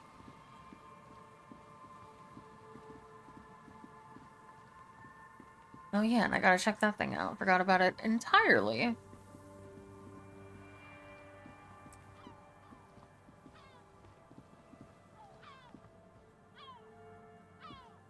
The reeds dance slowly around the empty trap. The trap's netting trembles. No insect sounds or movement anywhere. The locusts, dazed from being transported, slowly begin to acclimate to their new surroundings. They're not really going to get the chance to get comfortable here. Good. Now that's done. When can we get to our impending apocalypse of a murder investigation? When I'm damn good and ready. Don't answer that. It was a rhetorical question.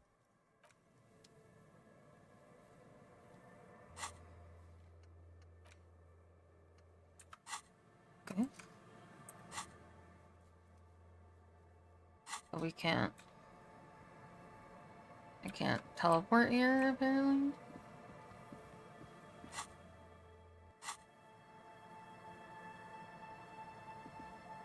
Why not? Considered inside here or something?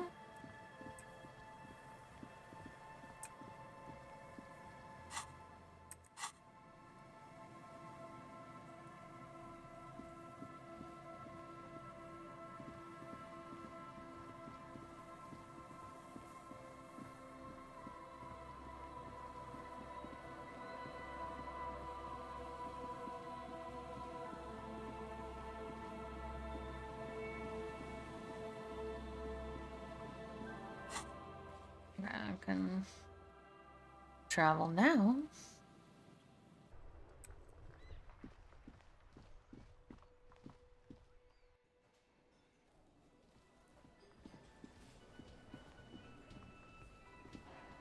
She's about to tell me that she... I have a theory that she made up the locust or the cryptid story to like get close to her husband, and she's like about to tell us that. That's that feeling that I've been getting from this storyline. Like she's had some subtle like facial expressions and things. I think she's been fibbing the whole time, and it's just snowballed into a gigantic lie. I restocked the empty trap. Where's Morel? Thank you for doing that, dear. Her smile is weary. Her earlier ebullience has left her. Or maybe she's just worried that he's gonna keep doing this until he dies. Morel still isn't feeling well. I convinced him to stay at Gary's to get some rest. I'm afraid the cold has really gotten to him. It's probably for the best. It's awfully cold out there in those reeds. I'm sorry, dear. You've had to drudge through them so many times. Such is field work. A young person's game, as they say. Her voice is shaky. What is going on here? So who's going to check the traps? Morel will eventually, or we'll talk Gary into going back out, perhaps. The lieutenant stares at his shoe, caked in mud. He doesn't say anything.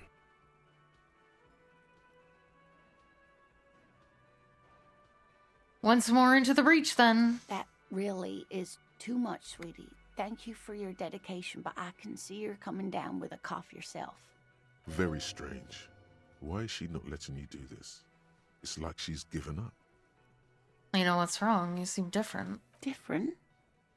How? Answering a question with a question, for example. Defensive isn't her usual style. You're on the back foot. I'm in doubt, sweetie. That's all. Everyone is now and then. You're in doubt about what? It's, a strange feeling. I haven't really told this to anyone, but you are a police officer. Do you ever wonder if some lovely story from your childhood is just that? A story? Or a dream? Seeing the Insulindian phasmid was just a story I used to tell people. I didn't really think about whether it was real or not. But Morel told me you'd seen it. You also told me. Morel's so proud of it. He always tells everyone.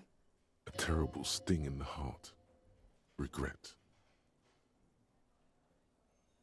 Are you saying you made it up? No, at least I don't think I did, but Morel was so eager to believe my story was evidence of the phasmid's existence, that I'm some queen of the cryptozoologists. That, and for years his belief made me believe too. That I am a queen? An extraordinary witness to grace. But now, we're both getting old, and he's still working himself sick out in those reeds looking for it. But what if I was just wrong? I think I was. The lieutenant opens his notebook, but doesn't write anything.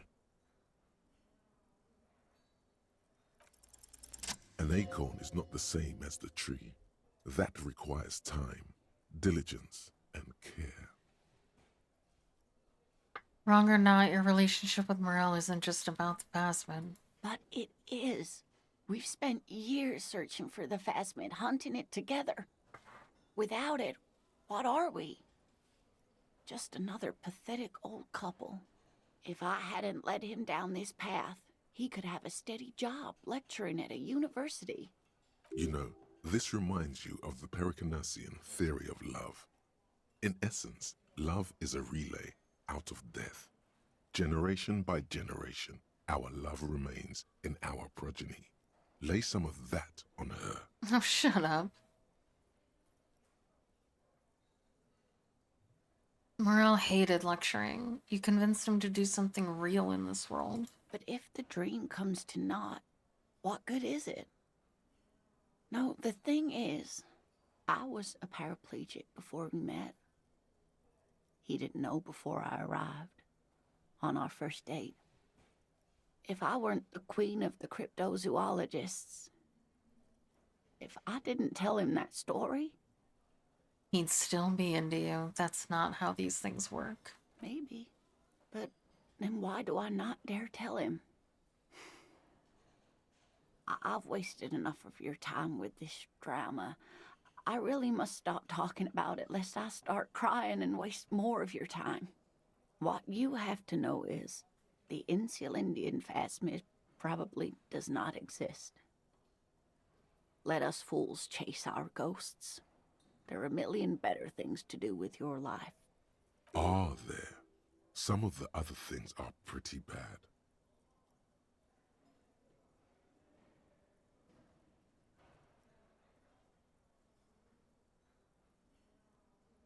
Okay, it's a false memory. Doesn't mean all cryptids aren't real. Chase another one. Of course not. I didn't mean to say my situation discredits the field. There have been some confirmed discoveries and a lot of hoaxes too, but still. Either way, I should go. Poor Morel is running a fever and I need to get him home to Jamrock before we overstay our welcome with Gary. Are you sure you don't need help getting to Gary's? Oh no, thank you, but I can get there on my own. This old thing is gas-powered. And then a taxi home. It's not so bad. You do that. I'll check the traps one more time. Really? Oh, sweetie. Please don't get stuck on a dream. Take it from me and Morel. Can I have your address, just in case there's news? Okay. It's 1113 Tabernacle Road. Jamrock, but... A sigh. She doesn't think you'll need it. It's been a pleasure, ma'am. Likewise, sweetie. Thank you for everything. Truly. Even though it turned out to be a waste of time. A lie? Like that, she drives off. The gas engine putters quietly as she gets to the doors. That's not quiet. Then pushes them open. Outside, the cold, coastal wind blows. We should go to... Somewhere out there, a kilometer to the southeast, a gust of wind shakes the felled building, rattling dusty windows, beckoning with strange coldness. To ask the wind once more. Shush, Shivers, I'm doing side quests. And you can't stop me.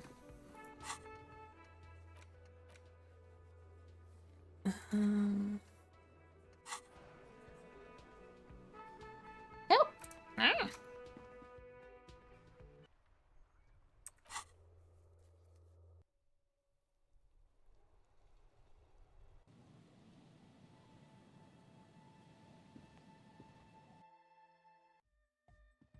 Was this here before? Hey, boys. Yes, what is it? How's the project going? I see that your new neighbors have moved in, but all I hear is exotic dance music. What? What did you say? I said, how's the project going? I can't hear you. The music is too loud.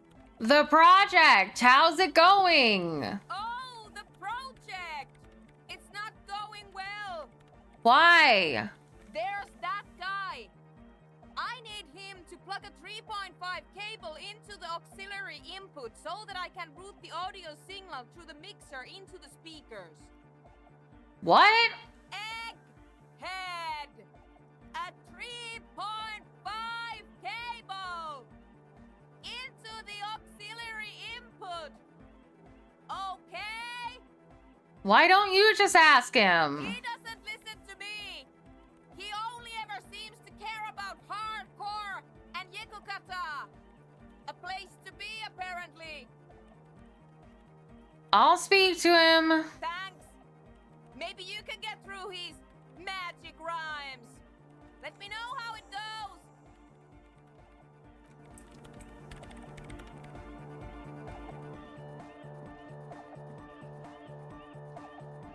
Yeah, it's all set up, man. Can you already imagine 1,000 people in here? 10,000? No. Ecstatic vibrations, totally transcendent. And I've finished setting up the new compressor too. Now the only thing left to do is the name of the club. Will you do the honors, detective? What do you propose as a name, Andre? The name. Everything I managed to come up with sounds just wrong. Andre's overthinking it. Yes, you should do it, detective. It would be good for the signs. Noid's right. You've helped us so much. It's the right thing to do. So, what would you suggest as the name? How about something simple? Like the club? Too modern and too ironic. We don't want ironic. We want real. Real and true and beautiful. like a morning after the rave. Again, he must have a lot of ideas. Yakukata! Yakukata! The place to be! Yeko Qatar, the zone of ecological catastrophe. That's too morbid, Egg. Got anything else? Hardcore! Hardcore to the mega! No, it has to be bigger than hardcore. Yes, it has to be even bigger than hardcore to the mega. It has to be bigger than the scene. Annoying. Give me your 2 cents on the issue. The amnesia. Like the... I can't remember the name of the club, Amnesia. Amnesia! It's not amnesia, guys. Suna, do you have an opinion on this? I don't. Good. We have too many opinions anyway. Kim, how would you name the club? I wouldn't. I wouldn't build a club, and I wouldn't name it either. An underground place with no name? Sounds like something the Crabman would say. We're not going with anything the Crabman would say. Why not? The Crabman has ideas, Estelle. Ideas from another level of consciousness. I don't care. I don't like the Crabman, and I don't like his ideas. His ideas are spooky. Next, please. I think I've come up with a name. You have? Well, what's the name? Disco Elysium. Like that DeLorean word for the world, you mean? Elysium. But Disco Elysium? Isn't it wacky? Disco's kind of gone, isn't it? Forgotten. The past is the future, but the future is dead! No, it's beautiful. Beautiful and brave. Like we want it to be. And short. And memorable. It's settled then. Everyone welcome to Disco Elysium. The wind brings some snow in from the broken gallery. It wraps you in its embrace, cold and luminous. You should return to the mural soon, to the one that said, tomorrow is just a whisper away. Andre breaks into frenzied dance-like motion to celebrate the name. Someone turns up the beat. You should go with the flow. Join in on the experience. It feels good. It feels right. But what is this? What is this thing that Andre is doing with his limbs? What are you doing, Andre? I'm dancing. That soft core gyrating is supposed to be dancing? We should talk about it. We should talk about your so-called dancing. Yes, my man. Talk? What is there to talk about if you can express yourself with moves? I've been meaning to ask, what's with the hair? It's to express my individuality. Fair enough. Maybe it was a bad idea. Anyway.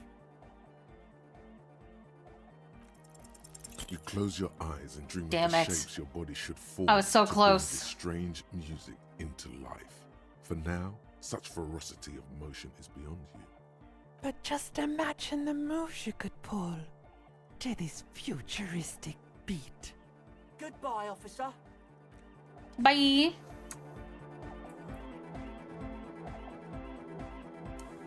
She's whistling a melody, her trusty contact mic attached to a wooden pulpit. At the sound of your footsteps, she stops what she was doing and turns to you. Hey there. I've been recording some new audio from all these beams and rafters. The sounds travelling through the wood are pretty cool. Creaks and stuff. Like you're underwater, you know? But like, underwater inside a tree. But that's not really what I wanted to talk about. I wanted to thank you instead. What for? For getting me and my friends in here. And we even found some new associates, such as they are. How's everyone doing? Good, I think. Noid is getting a read on the place. I think he finds the carpentry very impressive. Andre's been setting up the compressor and dancing. Egghead's been keeping the party up. He's got the stage under control. Sauna, the programmer, she's doing whatever she does. Behind that radio computer of hers. She doesn't talk to us much. And the Crabman hasn't shown himself, thank God. The device is still warm from her touch and heavy as a brick from the batteries inside. The company logo, Omicron, adorns its yellow plastic cover. Inside, the tape is rolling. The girl looks at the device in your hands. I'm sorry you have to sit here on this coast feeling miserable at your age, or at any age, in this place, waiting for it to get dark. She looks you in the eye, her pupils wide, surrounded by a ridiculous amount of makeup. The people who built this world intended it to be better for you, but they failed. It is easier to live in their failure with this by your side. Your words echo through the hall. The wooden boards all around groan and creak. She remains silent. It's real. Tell her. It's not a childish fantasy. It can be a real weapon against what's coming for you now. What is? The dark. I know. I'll stick to it. Something changes between you two. She looks at you differently now. As an equal. A fellow human being. So thanks, I guess, for the psych session. Maybe I can return it. What's been eating you, officer? You said eating me? There's nothing eating me. Come on, I can tell. But, okay. Be a boyadero about it if you want to. I guess there is something that's been making my life hell. What is it?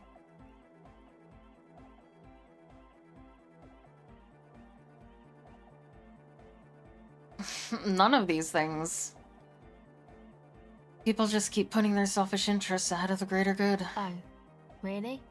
Yeah, no one understands that sometimes you've got to make mistakes for the sake of progress. It's all very distressing. I definitely feel that way. I definitely wasn't talking about, you know, the girl on the phone. So, the thing that's been eating you is the slow pace of social progress? No, that's probably not it, is it? No, it sounds like you just got chick issues. Now that you mention it, I found these letters I'd thrown in the trash. They might have something to do with it. Okay. Why'd you think that?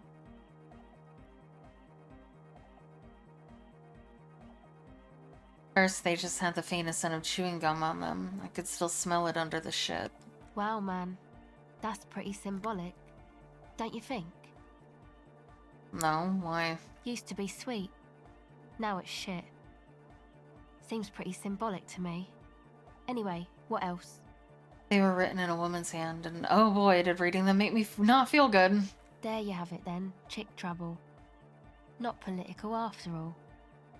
Who was she? I don't remember. Really?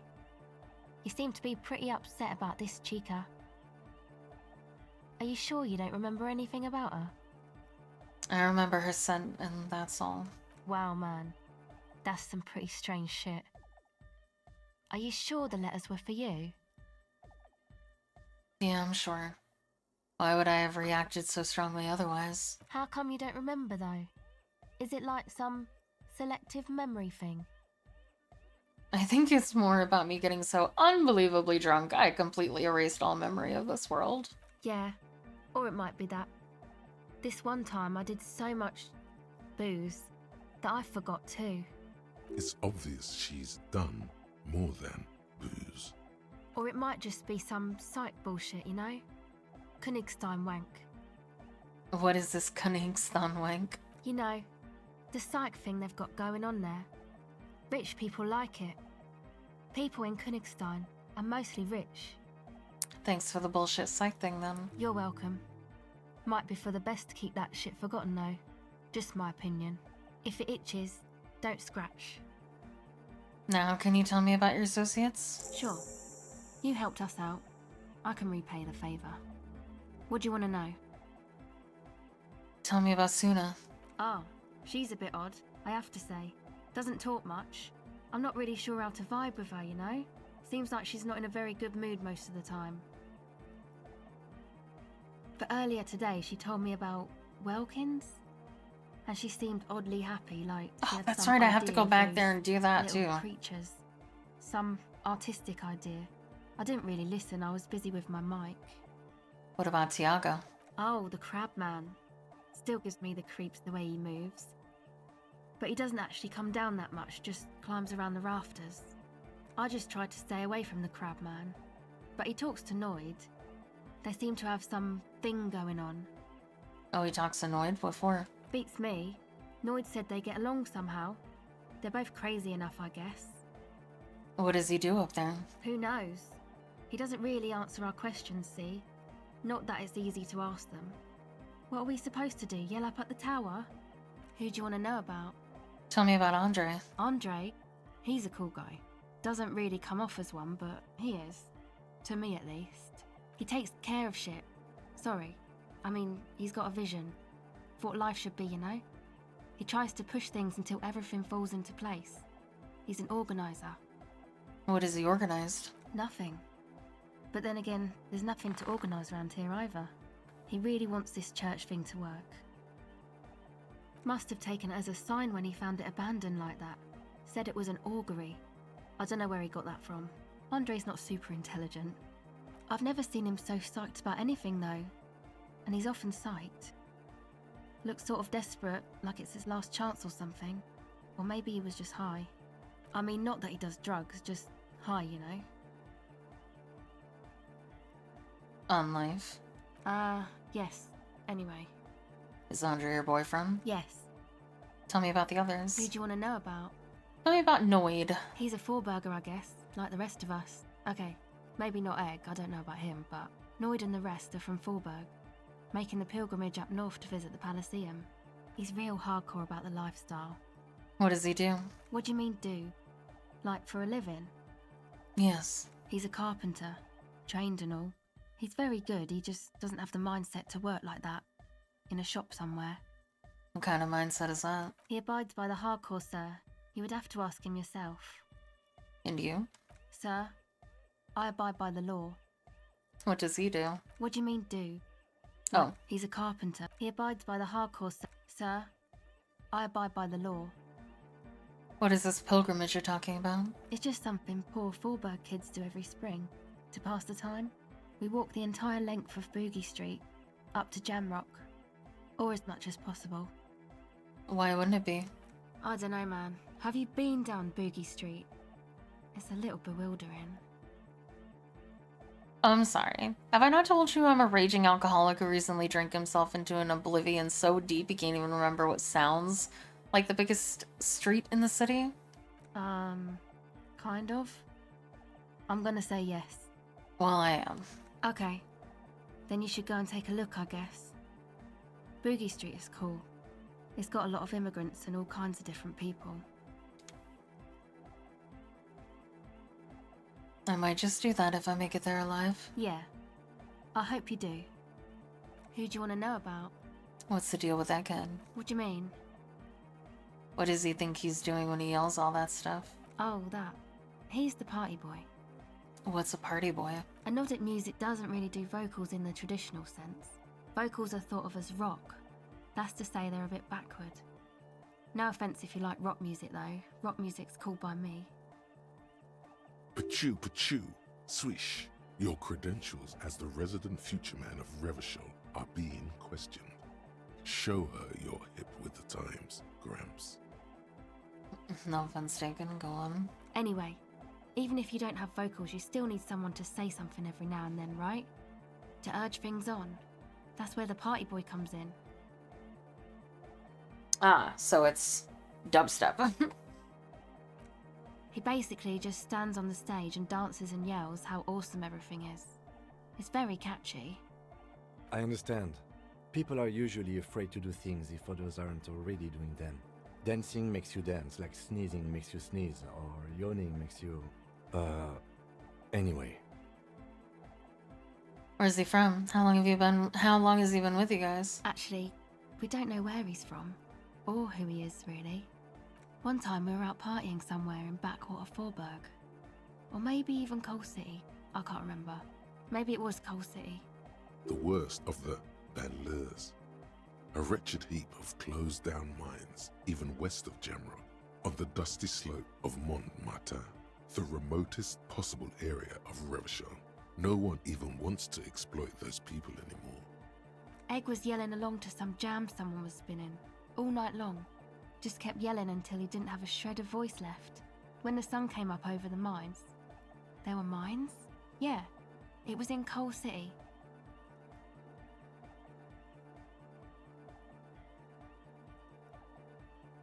Ed came with us. He made this wheezing puppy dog sound all the way back. Couldn't even speak. I'm adjusting my blankie to keep warm.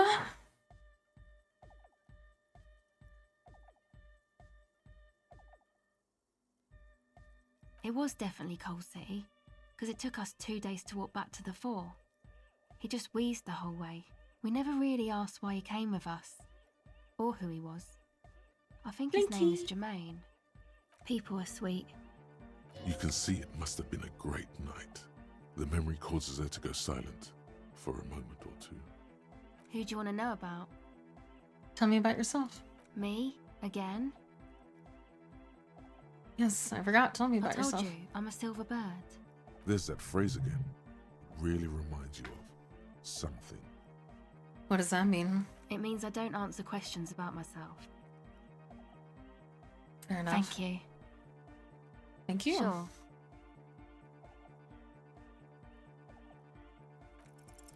The silver bird has already flown away.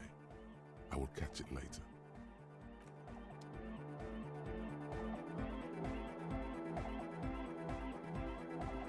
You got us in, cop. I can't believe you got us in. With wonder in his sharp eyes. Between you and me, I don't know if you've noticed this about me. I'm a little suspicious of authority. But you really came through for the hardcore underground. Yes, you really came through for the hardcore underground. How come? Andre is busy cutting some slightly less lame, but still quite ungainly shapes on the church floor, sweating profusely. Estelle using her contact mic to listen to a tree underwater.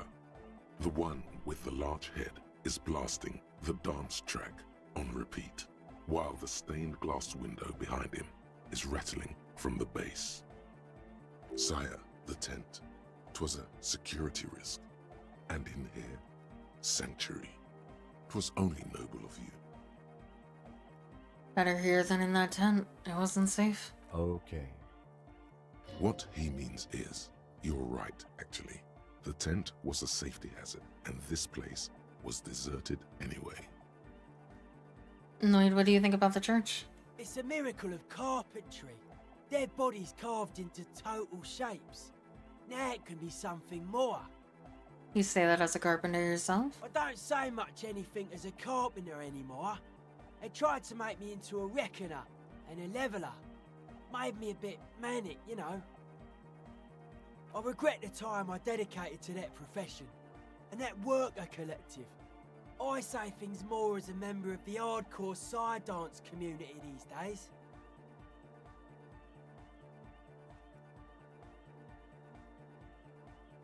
You're not gonna ask me how I knew?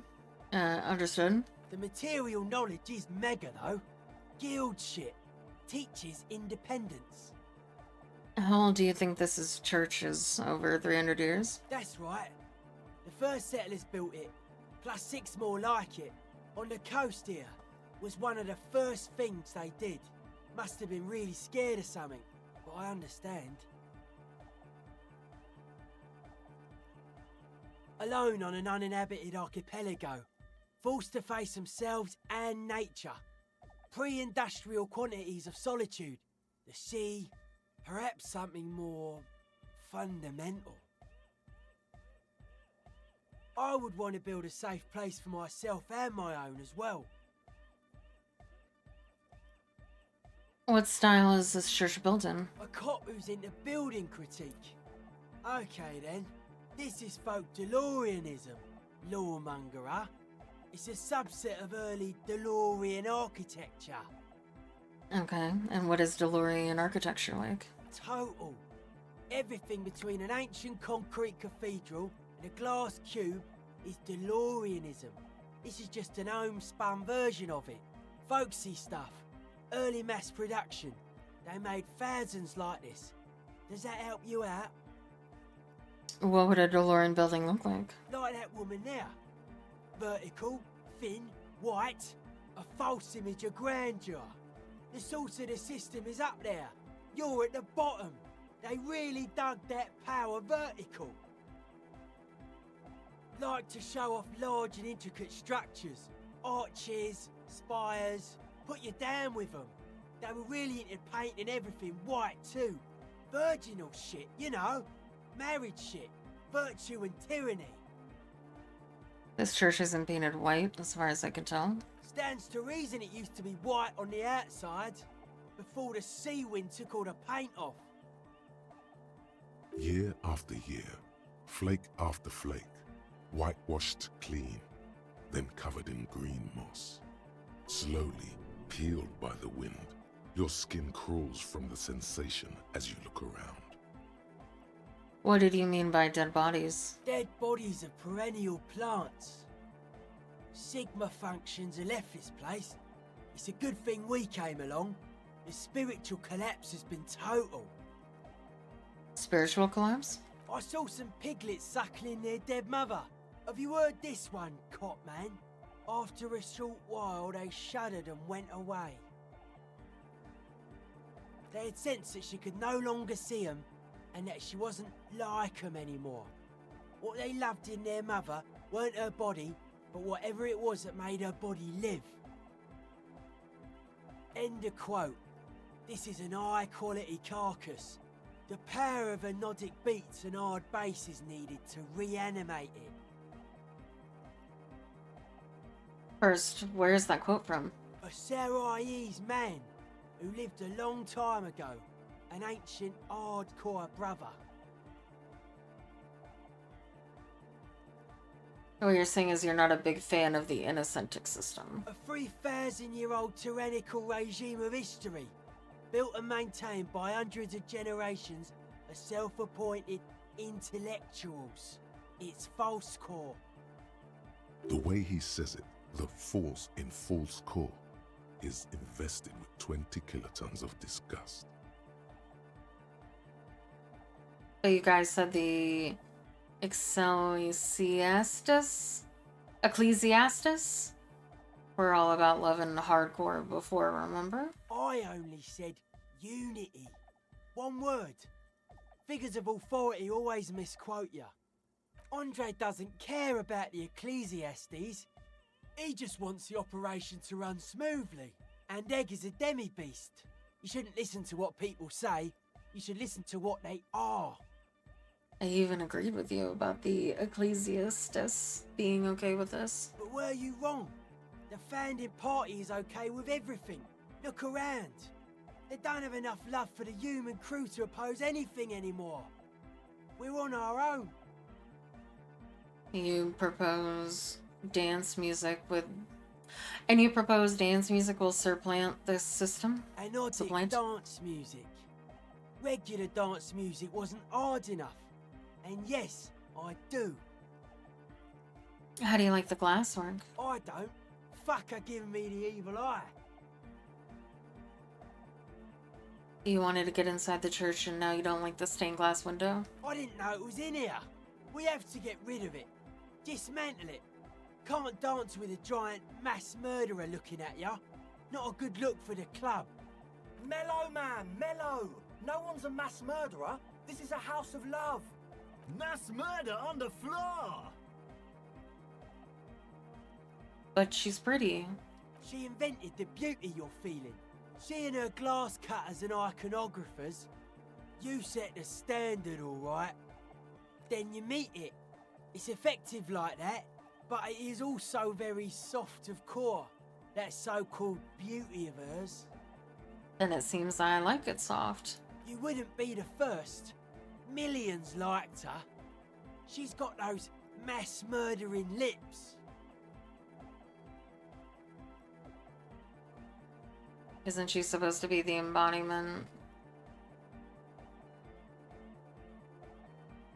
What a strange choice of words. Caustic, overflowing with negativity. That can't be healthy. What's happening here? Why do you keep coming back to this window? It's a nice window. Why do you keep saying that if it isn't making you feel well? Don't come back to this anymore. Stop talking about that damn window. How are you settling in? Hard to say, cop man. Signs in here are distinctly wild. Gonna take a while before everything's properly synced. I did get to talk to the crab man, though. You mean Tiago? Anyway, he's been giving me kind of a psychic rundown of this place. Dude's seen some crazy shit, but he's actually a lot like us. What do you mean? The man picks up on stuff, and he knows a lot about the church. I got a lot to learn from him. Good thing you didn't squash him. What did Tiago tell you about the church? The crabman's been lurking here for a while. He's experienced things. Things that give off bad signs. As far as we can tell, the Ubies built this place about 320 years ago as a sarcophagus. Do you mean there are dead bodies there? Not like a literal sarcophagus. I'm just being metaphorical. What's it for? Encasement, confinement, of something they were afraid of. Something new and unheard of on the Isla. I think that's what the crabman is experiencing when he climbs around upstairs. Like, this is some old world shit the Ubies had heard about. I thought the best way to deal with it was to build a church surrounding it to contain it.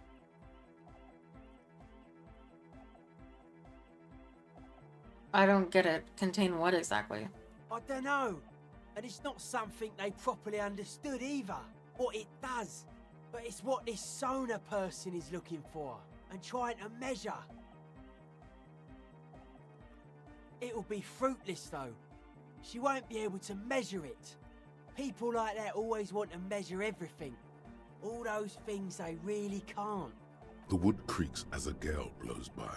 Outside, dust particles fall through the darkness, settling down on the age-bleached floorboards. The structure does not feel particularly durable. This building seems less than structurally sound. No. It's pretty fucking unsound if you ask me. They should have built a club for anodic music around it instead. Anodic music will definitely contain whatever we're dealing with. And if it can't, well... What makes you think Soon is going to fail? Seems to be the trend around here, doesn't it? You can't measure shit like this. It's not like... substance. I found a doomed commercial district in the Martinez proper. Maybe it's the same thing the U-Bus were trying to contain? Like a concentric ring spreading out.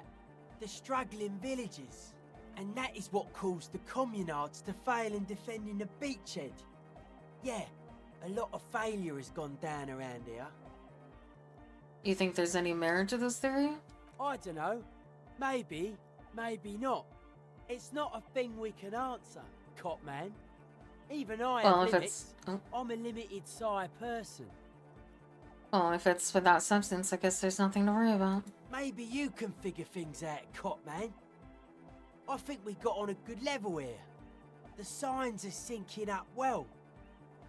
Why are you so suspicious about everything? Suspicious people are esoteric people. We don't go around spilling everything to Johnny Law. They don't call me Noid for nothing. It took us setting out for this whole enterprise to get our signs synced. Why are you called Noid anyway? It's short for paranoid. May I ask why? What good is being suspicious? A reasonable question. Say I get hurt. I want to make sure it never happens again. So I analyse the situation. Ow. Exercise caution. Caution is suspicion. What are you suspicious of? It'd be easier to list stuff I'm not suspicious of. I'm not suspicious of sound and colour. Mechanics and chemistry also have a trueness about them. Most anything else deceives. Wants to steal your life away. And what are the most suspicious things? I don't have a top 10 list of things I'm most suspicious of, but if I had one, the left-right complex would be number 1. Number 2 would be their sole accomplishment, the pig-wheat paradigm.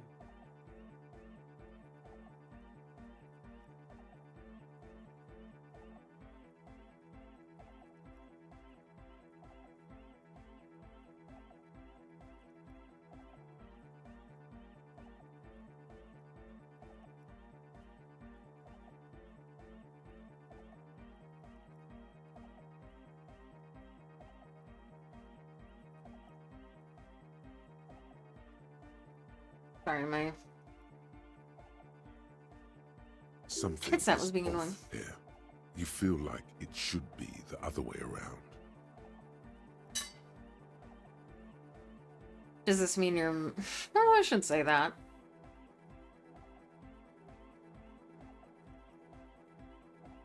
What's this suspicious about the production of pork and wheat? It's our only shit.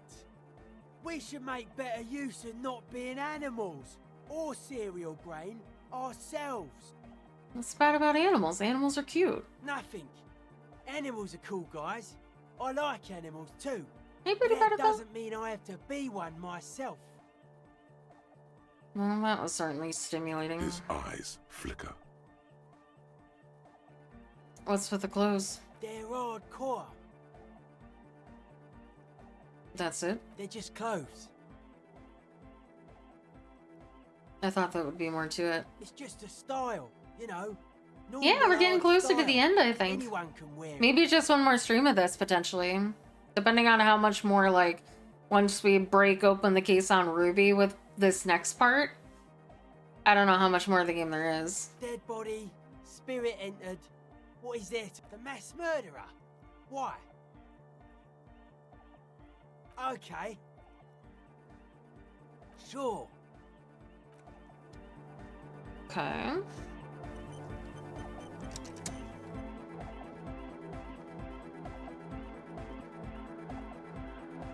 We're close. True, hard, full, car. Hardcore! Yeah! This young man adds a capital G, or maybe it's not got volume. Maybe it's Oranese. Probably an homage to Oranje, where Arno van Eyck is from, judging by his name. Could you be listening to an Arno van Eyck creation right now? The Y to the E to the A to the A to the A to the A to the A to the G to the H to the exclamation mark. Yeah!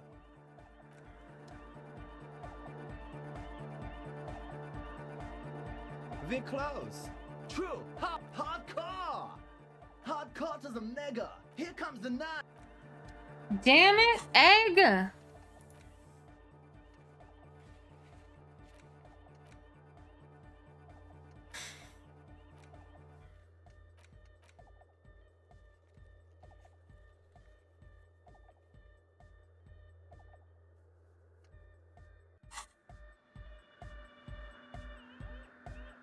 We're close. True. Hard. Full. Car. It's hardcore. Skibberdees.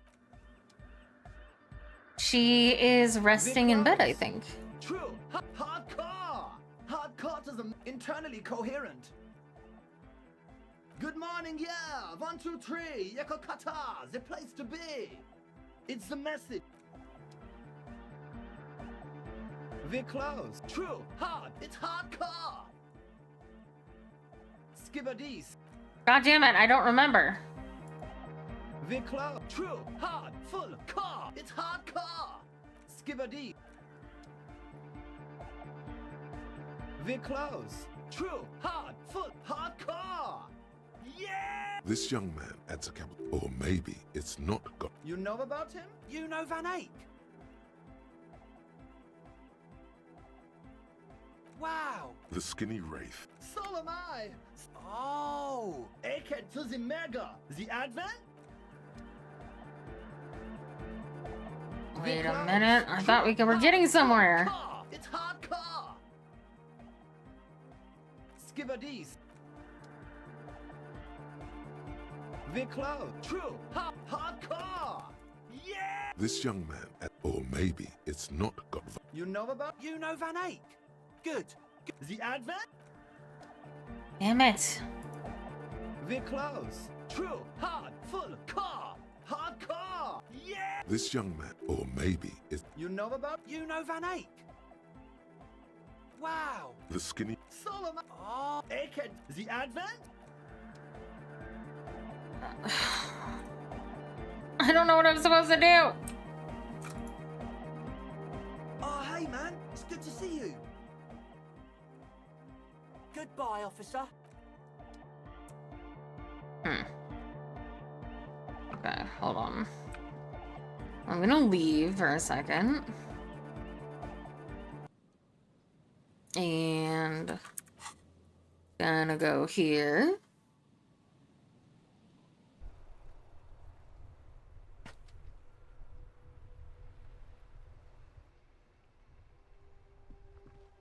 Nothing's annoying me. There's a thing I'm supposed to do and I don't know how to proceed.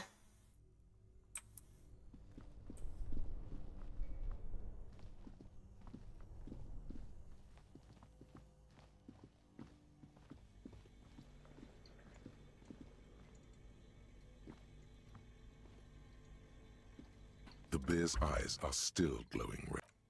What did I come here for? Oh, yeah.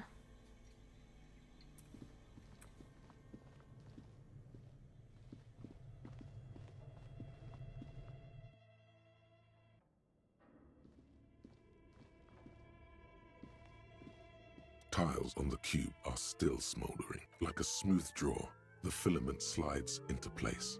On the keyboard, the speaker. Good evening. Please repeat. Is this the production schedule? Good. Good. Really? She just used the same password? Maybe those radio computer guys aren't that paranoid after all. Fortress accident? It's good. Thank you. Please repeat. How can I help you? Thank you. And goodbye. Tiles on the cube are with a quiet determination. The printer starts printing. A piece of paper unfolding like a handheld fan. A black crisscross of letters covers its surface. It's a project report written by the lead producer, Andrew Andy Schott, about Whirl Untethered, a radio game developed by Studio Fortress Accident. The first few pages give an overview of the capital and workforce, while the rest of it seems to be a production schedule. In its short time of existence, Fortress Accident SCA managed to burn through truly insane amounts of money.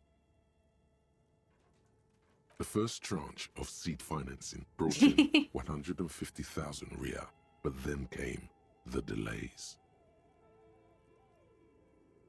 Eventually, the damage reached 400,000 Riyal, with only half of the game finished. Gosh, where did they get all this money? Let's just say it was a real adventure for their Igaunian investor. Fortress Accident employed 18 people, the bulk of the team composed of writers and concept artists. There were also radio programmers, sound engineers, a CEO, 2 marketing experts, and a single overburdened producer who developed a habit of popping Pyrrolidon in the basement to escape his obligations. Why did Fortress Accident have so many concept artists? Why did a radio game need so many concept artists? It didn't.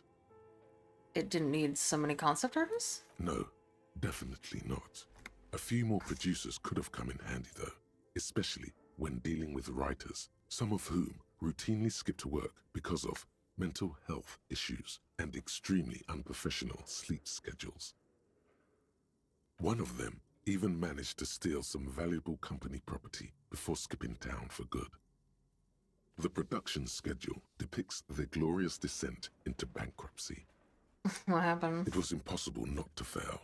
The project was too large, and no amount of money could satiate the ever-expanding ambitions of the development team. They tried to make a 4 million Rial game with 400,000 in their bank account. They thought they could bridge the gap with pure willpower and imagination. They couldn't.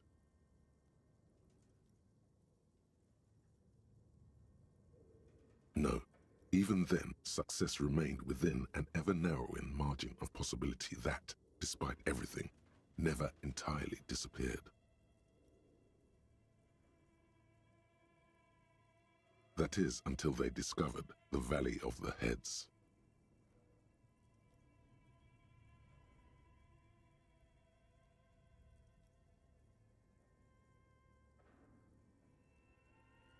The what? At the 11th hour, the lead designer, James Bourne, Suliswaf Jalisa, decided that what Wirral Untethered needed was a secret mystical location at the extreme edge of the map. This place was to be the Valley of the Heads, where the heads of all the headless constructs could be found. The player would have been able to choose a head for their headless party member, and each head would have been voiced on air by a professional actor. How many heads were there? So many. The last count, there were approximately 10,000 heads for 10,000 headless men, all of which could be endlessly recombined. How many combinations could you make out of that? That's like 1 million or more? Do you really want to know? There seems to be a calculation here, but it may take a while. How bad could it be? Okay.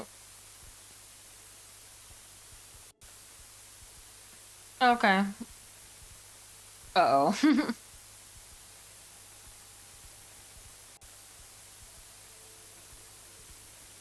The lieutenant taps his foot impatiently. I'm his sorry. arms folded tight against his chest.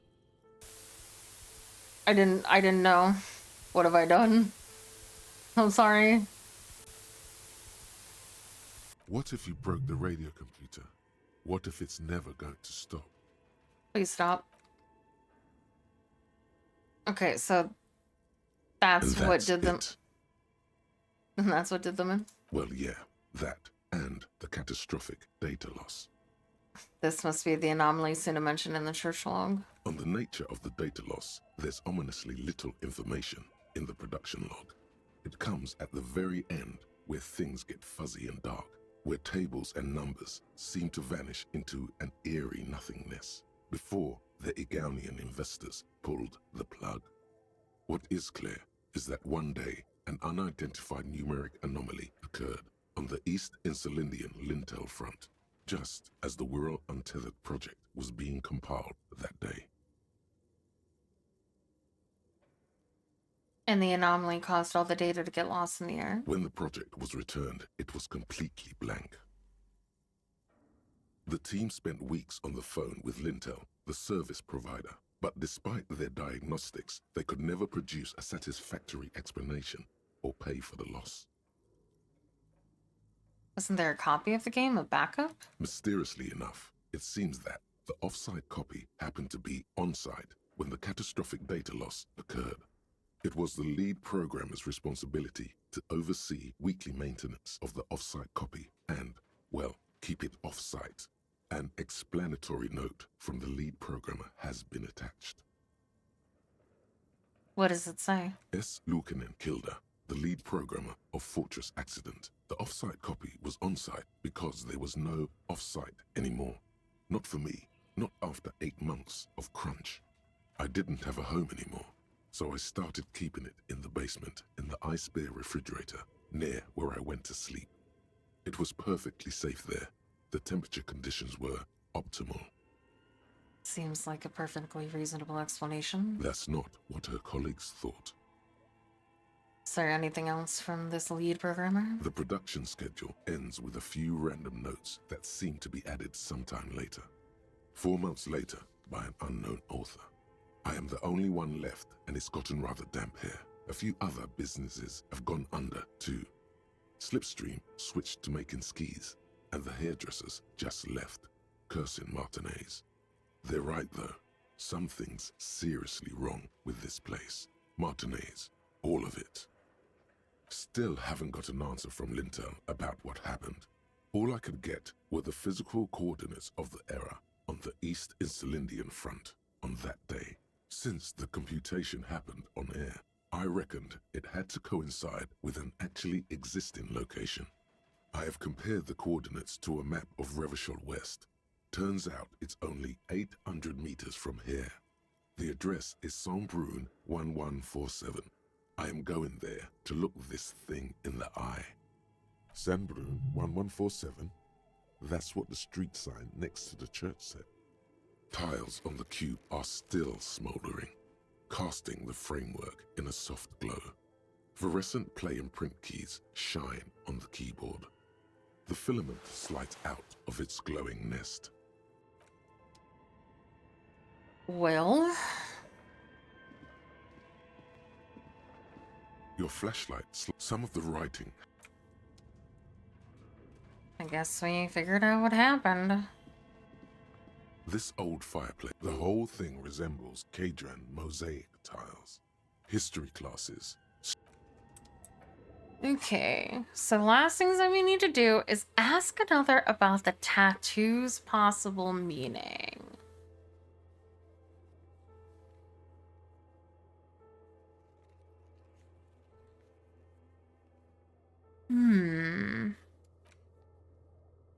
Yeah, I haven't figured out what's going on with the lady driver.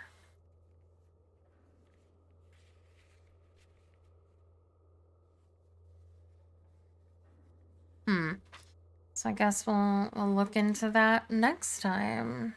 Oh, and I should probably put this into the mailbox before I forget. So I think what we'll do is we'll leave. Oh.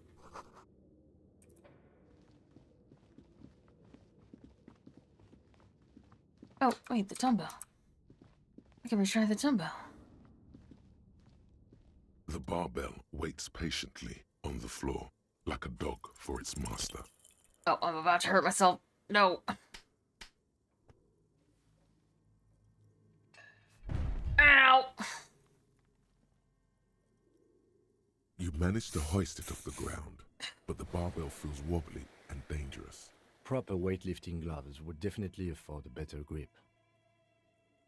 Yep. I guess I was wearing the wrong gloves.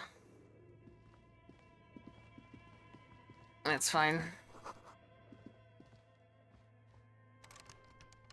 Oh.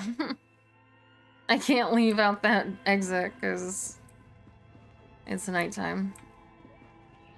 That's funny.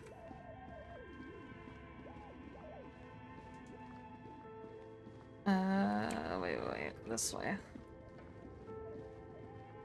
Yeah.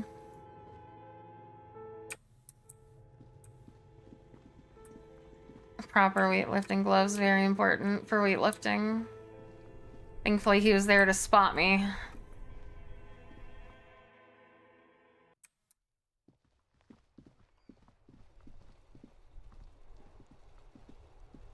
The dented yellow mailbox greets you with its graffito and bullet holes in the front.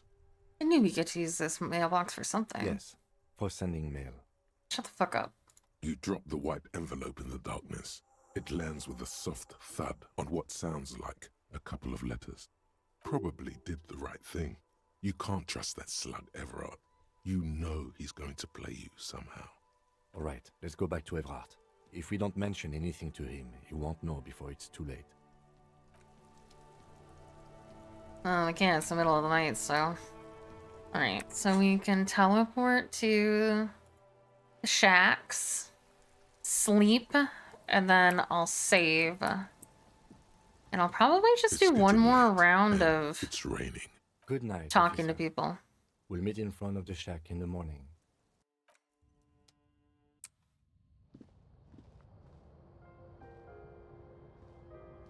The bed is comforting, if a bit run down. Still, you've earned a rest. Go to sleep. The bed underneath you is soft, if lumpy. Waves wash the sand underneath the hut, then grow distant to your ear. In the quiet hum of the organic heater, you fall asleep. Like a deftly cast fishing net, Sleep pulls you out of the world and into its dark shore. The rough mesh chafes. Tightening around you, it digs into your brain. Yeah, just let me How have sleep. things been going for you out there? Helped anyone lately? Saved anyone lately? Murdered anyone lately? Shut the hell up, ancient reptilian brain. This bastard isn't even listening to you. Because you know you are a murderer. A disco music listening psycho killer who offs poor people. And then forgets about it. What? You don't have any proof of that. Hear that? Iceman wants to sleep. He doesn't care about killing people. That's nothing to him. Black water. Under the bridge. The thing he's really scared of is much, much worse than that. What is it? Don't tell him, sister. It's too bad. Why are you doing this? I just want to sleep. I can almost see the dark. We're trying to help you.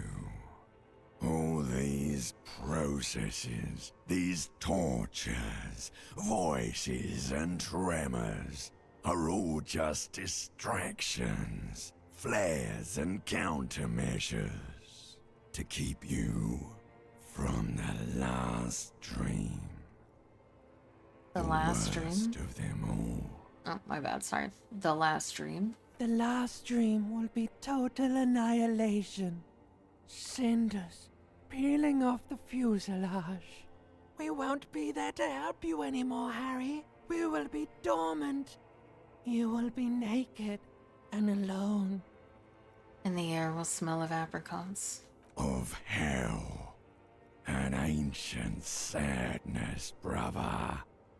10,000 years later, in front of the video rental, there is a warm breath on your face again. Everything is okay again. Everything is so okay. Doesn't sound like it'll be okay. Your eyelids flutter open for a moment. When you close them again, you sense the light of the room around you. You're back. In 2 seconds, the alarm will ring. The last thought in your head before waking is, maybe you shouldn't have seen that stained glass window in the church.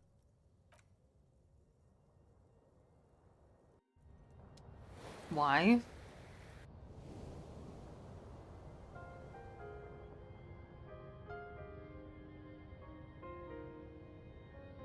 We got an 8-hour sleep. Go us. Woo.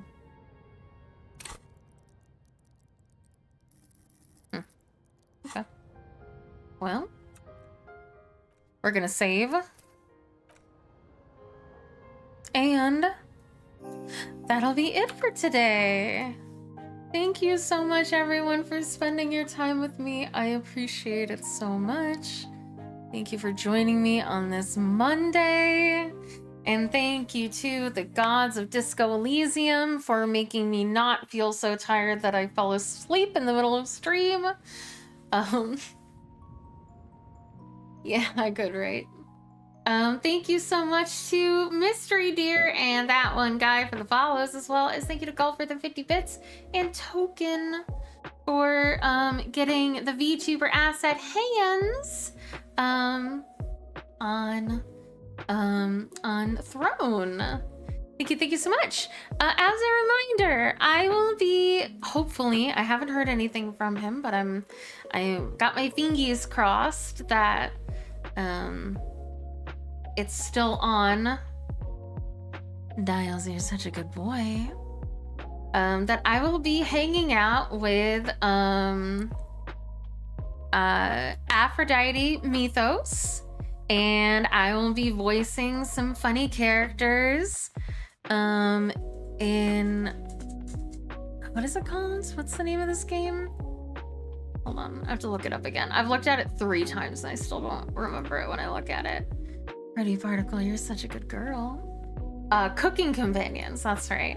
I'll be voicing hopefully some silly companions as he plays through this visual novel on his stream.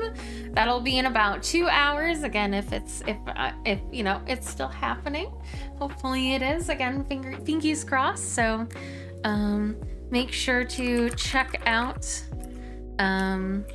Aphrodite Mythos. I think that's his name, right? Hold on, I need to make sure. Aphrodite. Yes, it is Aphrodite Mythos. I just wanted to make sure it wasn't like Aphrodite Mythos VT or something like that. Perfect. I absolutely will. So I will be joining him again, hopefully in about 2 hours. I will at the Twitch notifications in the Discord. If I will appear on anybody else's channels. So join the community Discord if you want to know about that stuff. I'll also probably retweet it on Twitter and things like that. So join me on my socials and do all that fun stuff. I'm everywhere doing all of the things. There's a new short out on YouTube and TikTok, so feel free to go check them out. I've been dabbling into video editing. I think they've been coming out pretty good. I hope you guys like them. Very amateur hour editing, but you know how it is when you're learning. New ASMR went out on Saturday. Getting stuck at the top of a Ferris wheel. You can check that out on YouTube, my ASMR YouTube. You can also check it out on Patreon or Blue Twitch. As well as I have been doing a whole bunch of commissions for other people's voice packs. That's what I've been working on primarily off stream. And I will put them in the Discord, of course, when they become live. A lot of them are, you know, waiting to be released on Valentine's Day. And I have a very special collab, NSFW ASMR, that is going to be launching for Red Roses and Above. So if you want to hear me and Sierra together in an ASMR, make sure that you become a Red Rose member on either Blue Twitch or Patreon. And also you get a whole bunch of other stuff too, including my entire library of audios. And I'm going to be doing more ASMRs once the Valentine's Day rush for voice packs and stuff dies down a little bit and I'm able to work on some of my own projects again. And yeah, thank you so much everyone for your support. I appreciate you all very, very much. And I hope to see you guys again soon. Have a wonderful Tuesday. If I don't, you do need to go up one more tier. That'll be in the Red Roses tier. Yes. We'll be back again for Disco Elysium. No Blue Twitch stream tonight because if I'm going to be doing this collab, I'm unfortunately going to be too tired, but I will probably do a gorilla scream. I will do a gorilla scream. I will do a gorilla Blue Twitch stream sometime this week, maybe Friday. Probably not Friday. Because I have the other collab. Maybe Wednesday. Since I'll be doing D&D, or probably Tuesday or Thursday. I don't know. We'll do it sometime this week when I'm feeling up for it, or maybe we'll just take a break from it this week. I don't know. We will see how everything falls into place. All right. Thank you so much, guys. Have a wonderful rest of your night. I appreciate you all so much. I will be back tomorrow at 8 a.m. EST for more Disco Elysium. Catch me over on Aphrodite Mythos' stream later today, hopefully, for some cooking companion shenanigans. And I hope to see you all again soon. Bye.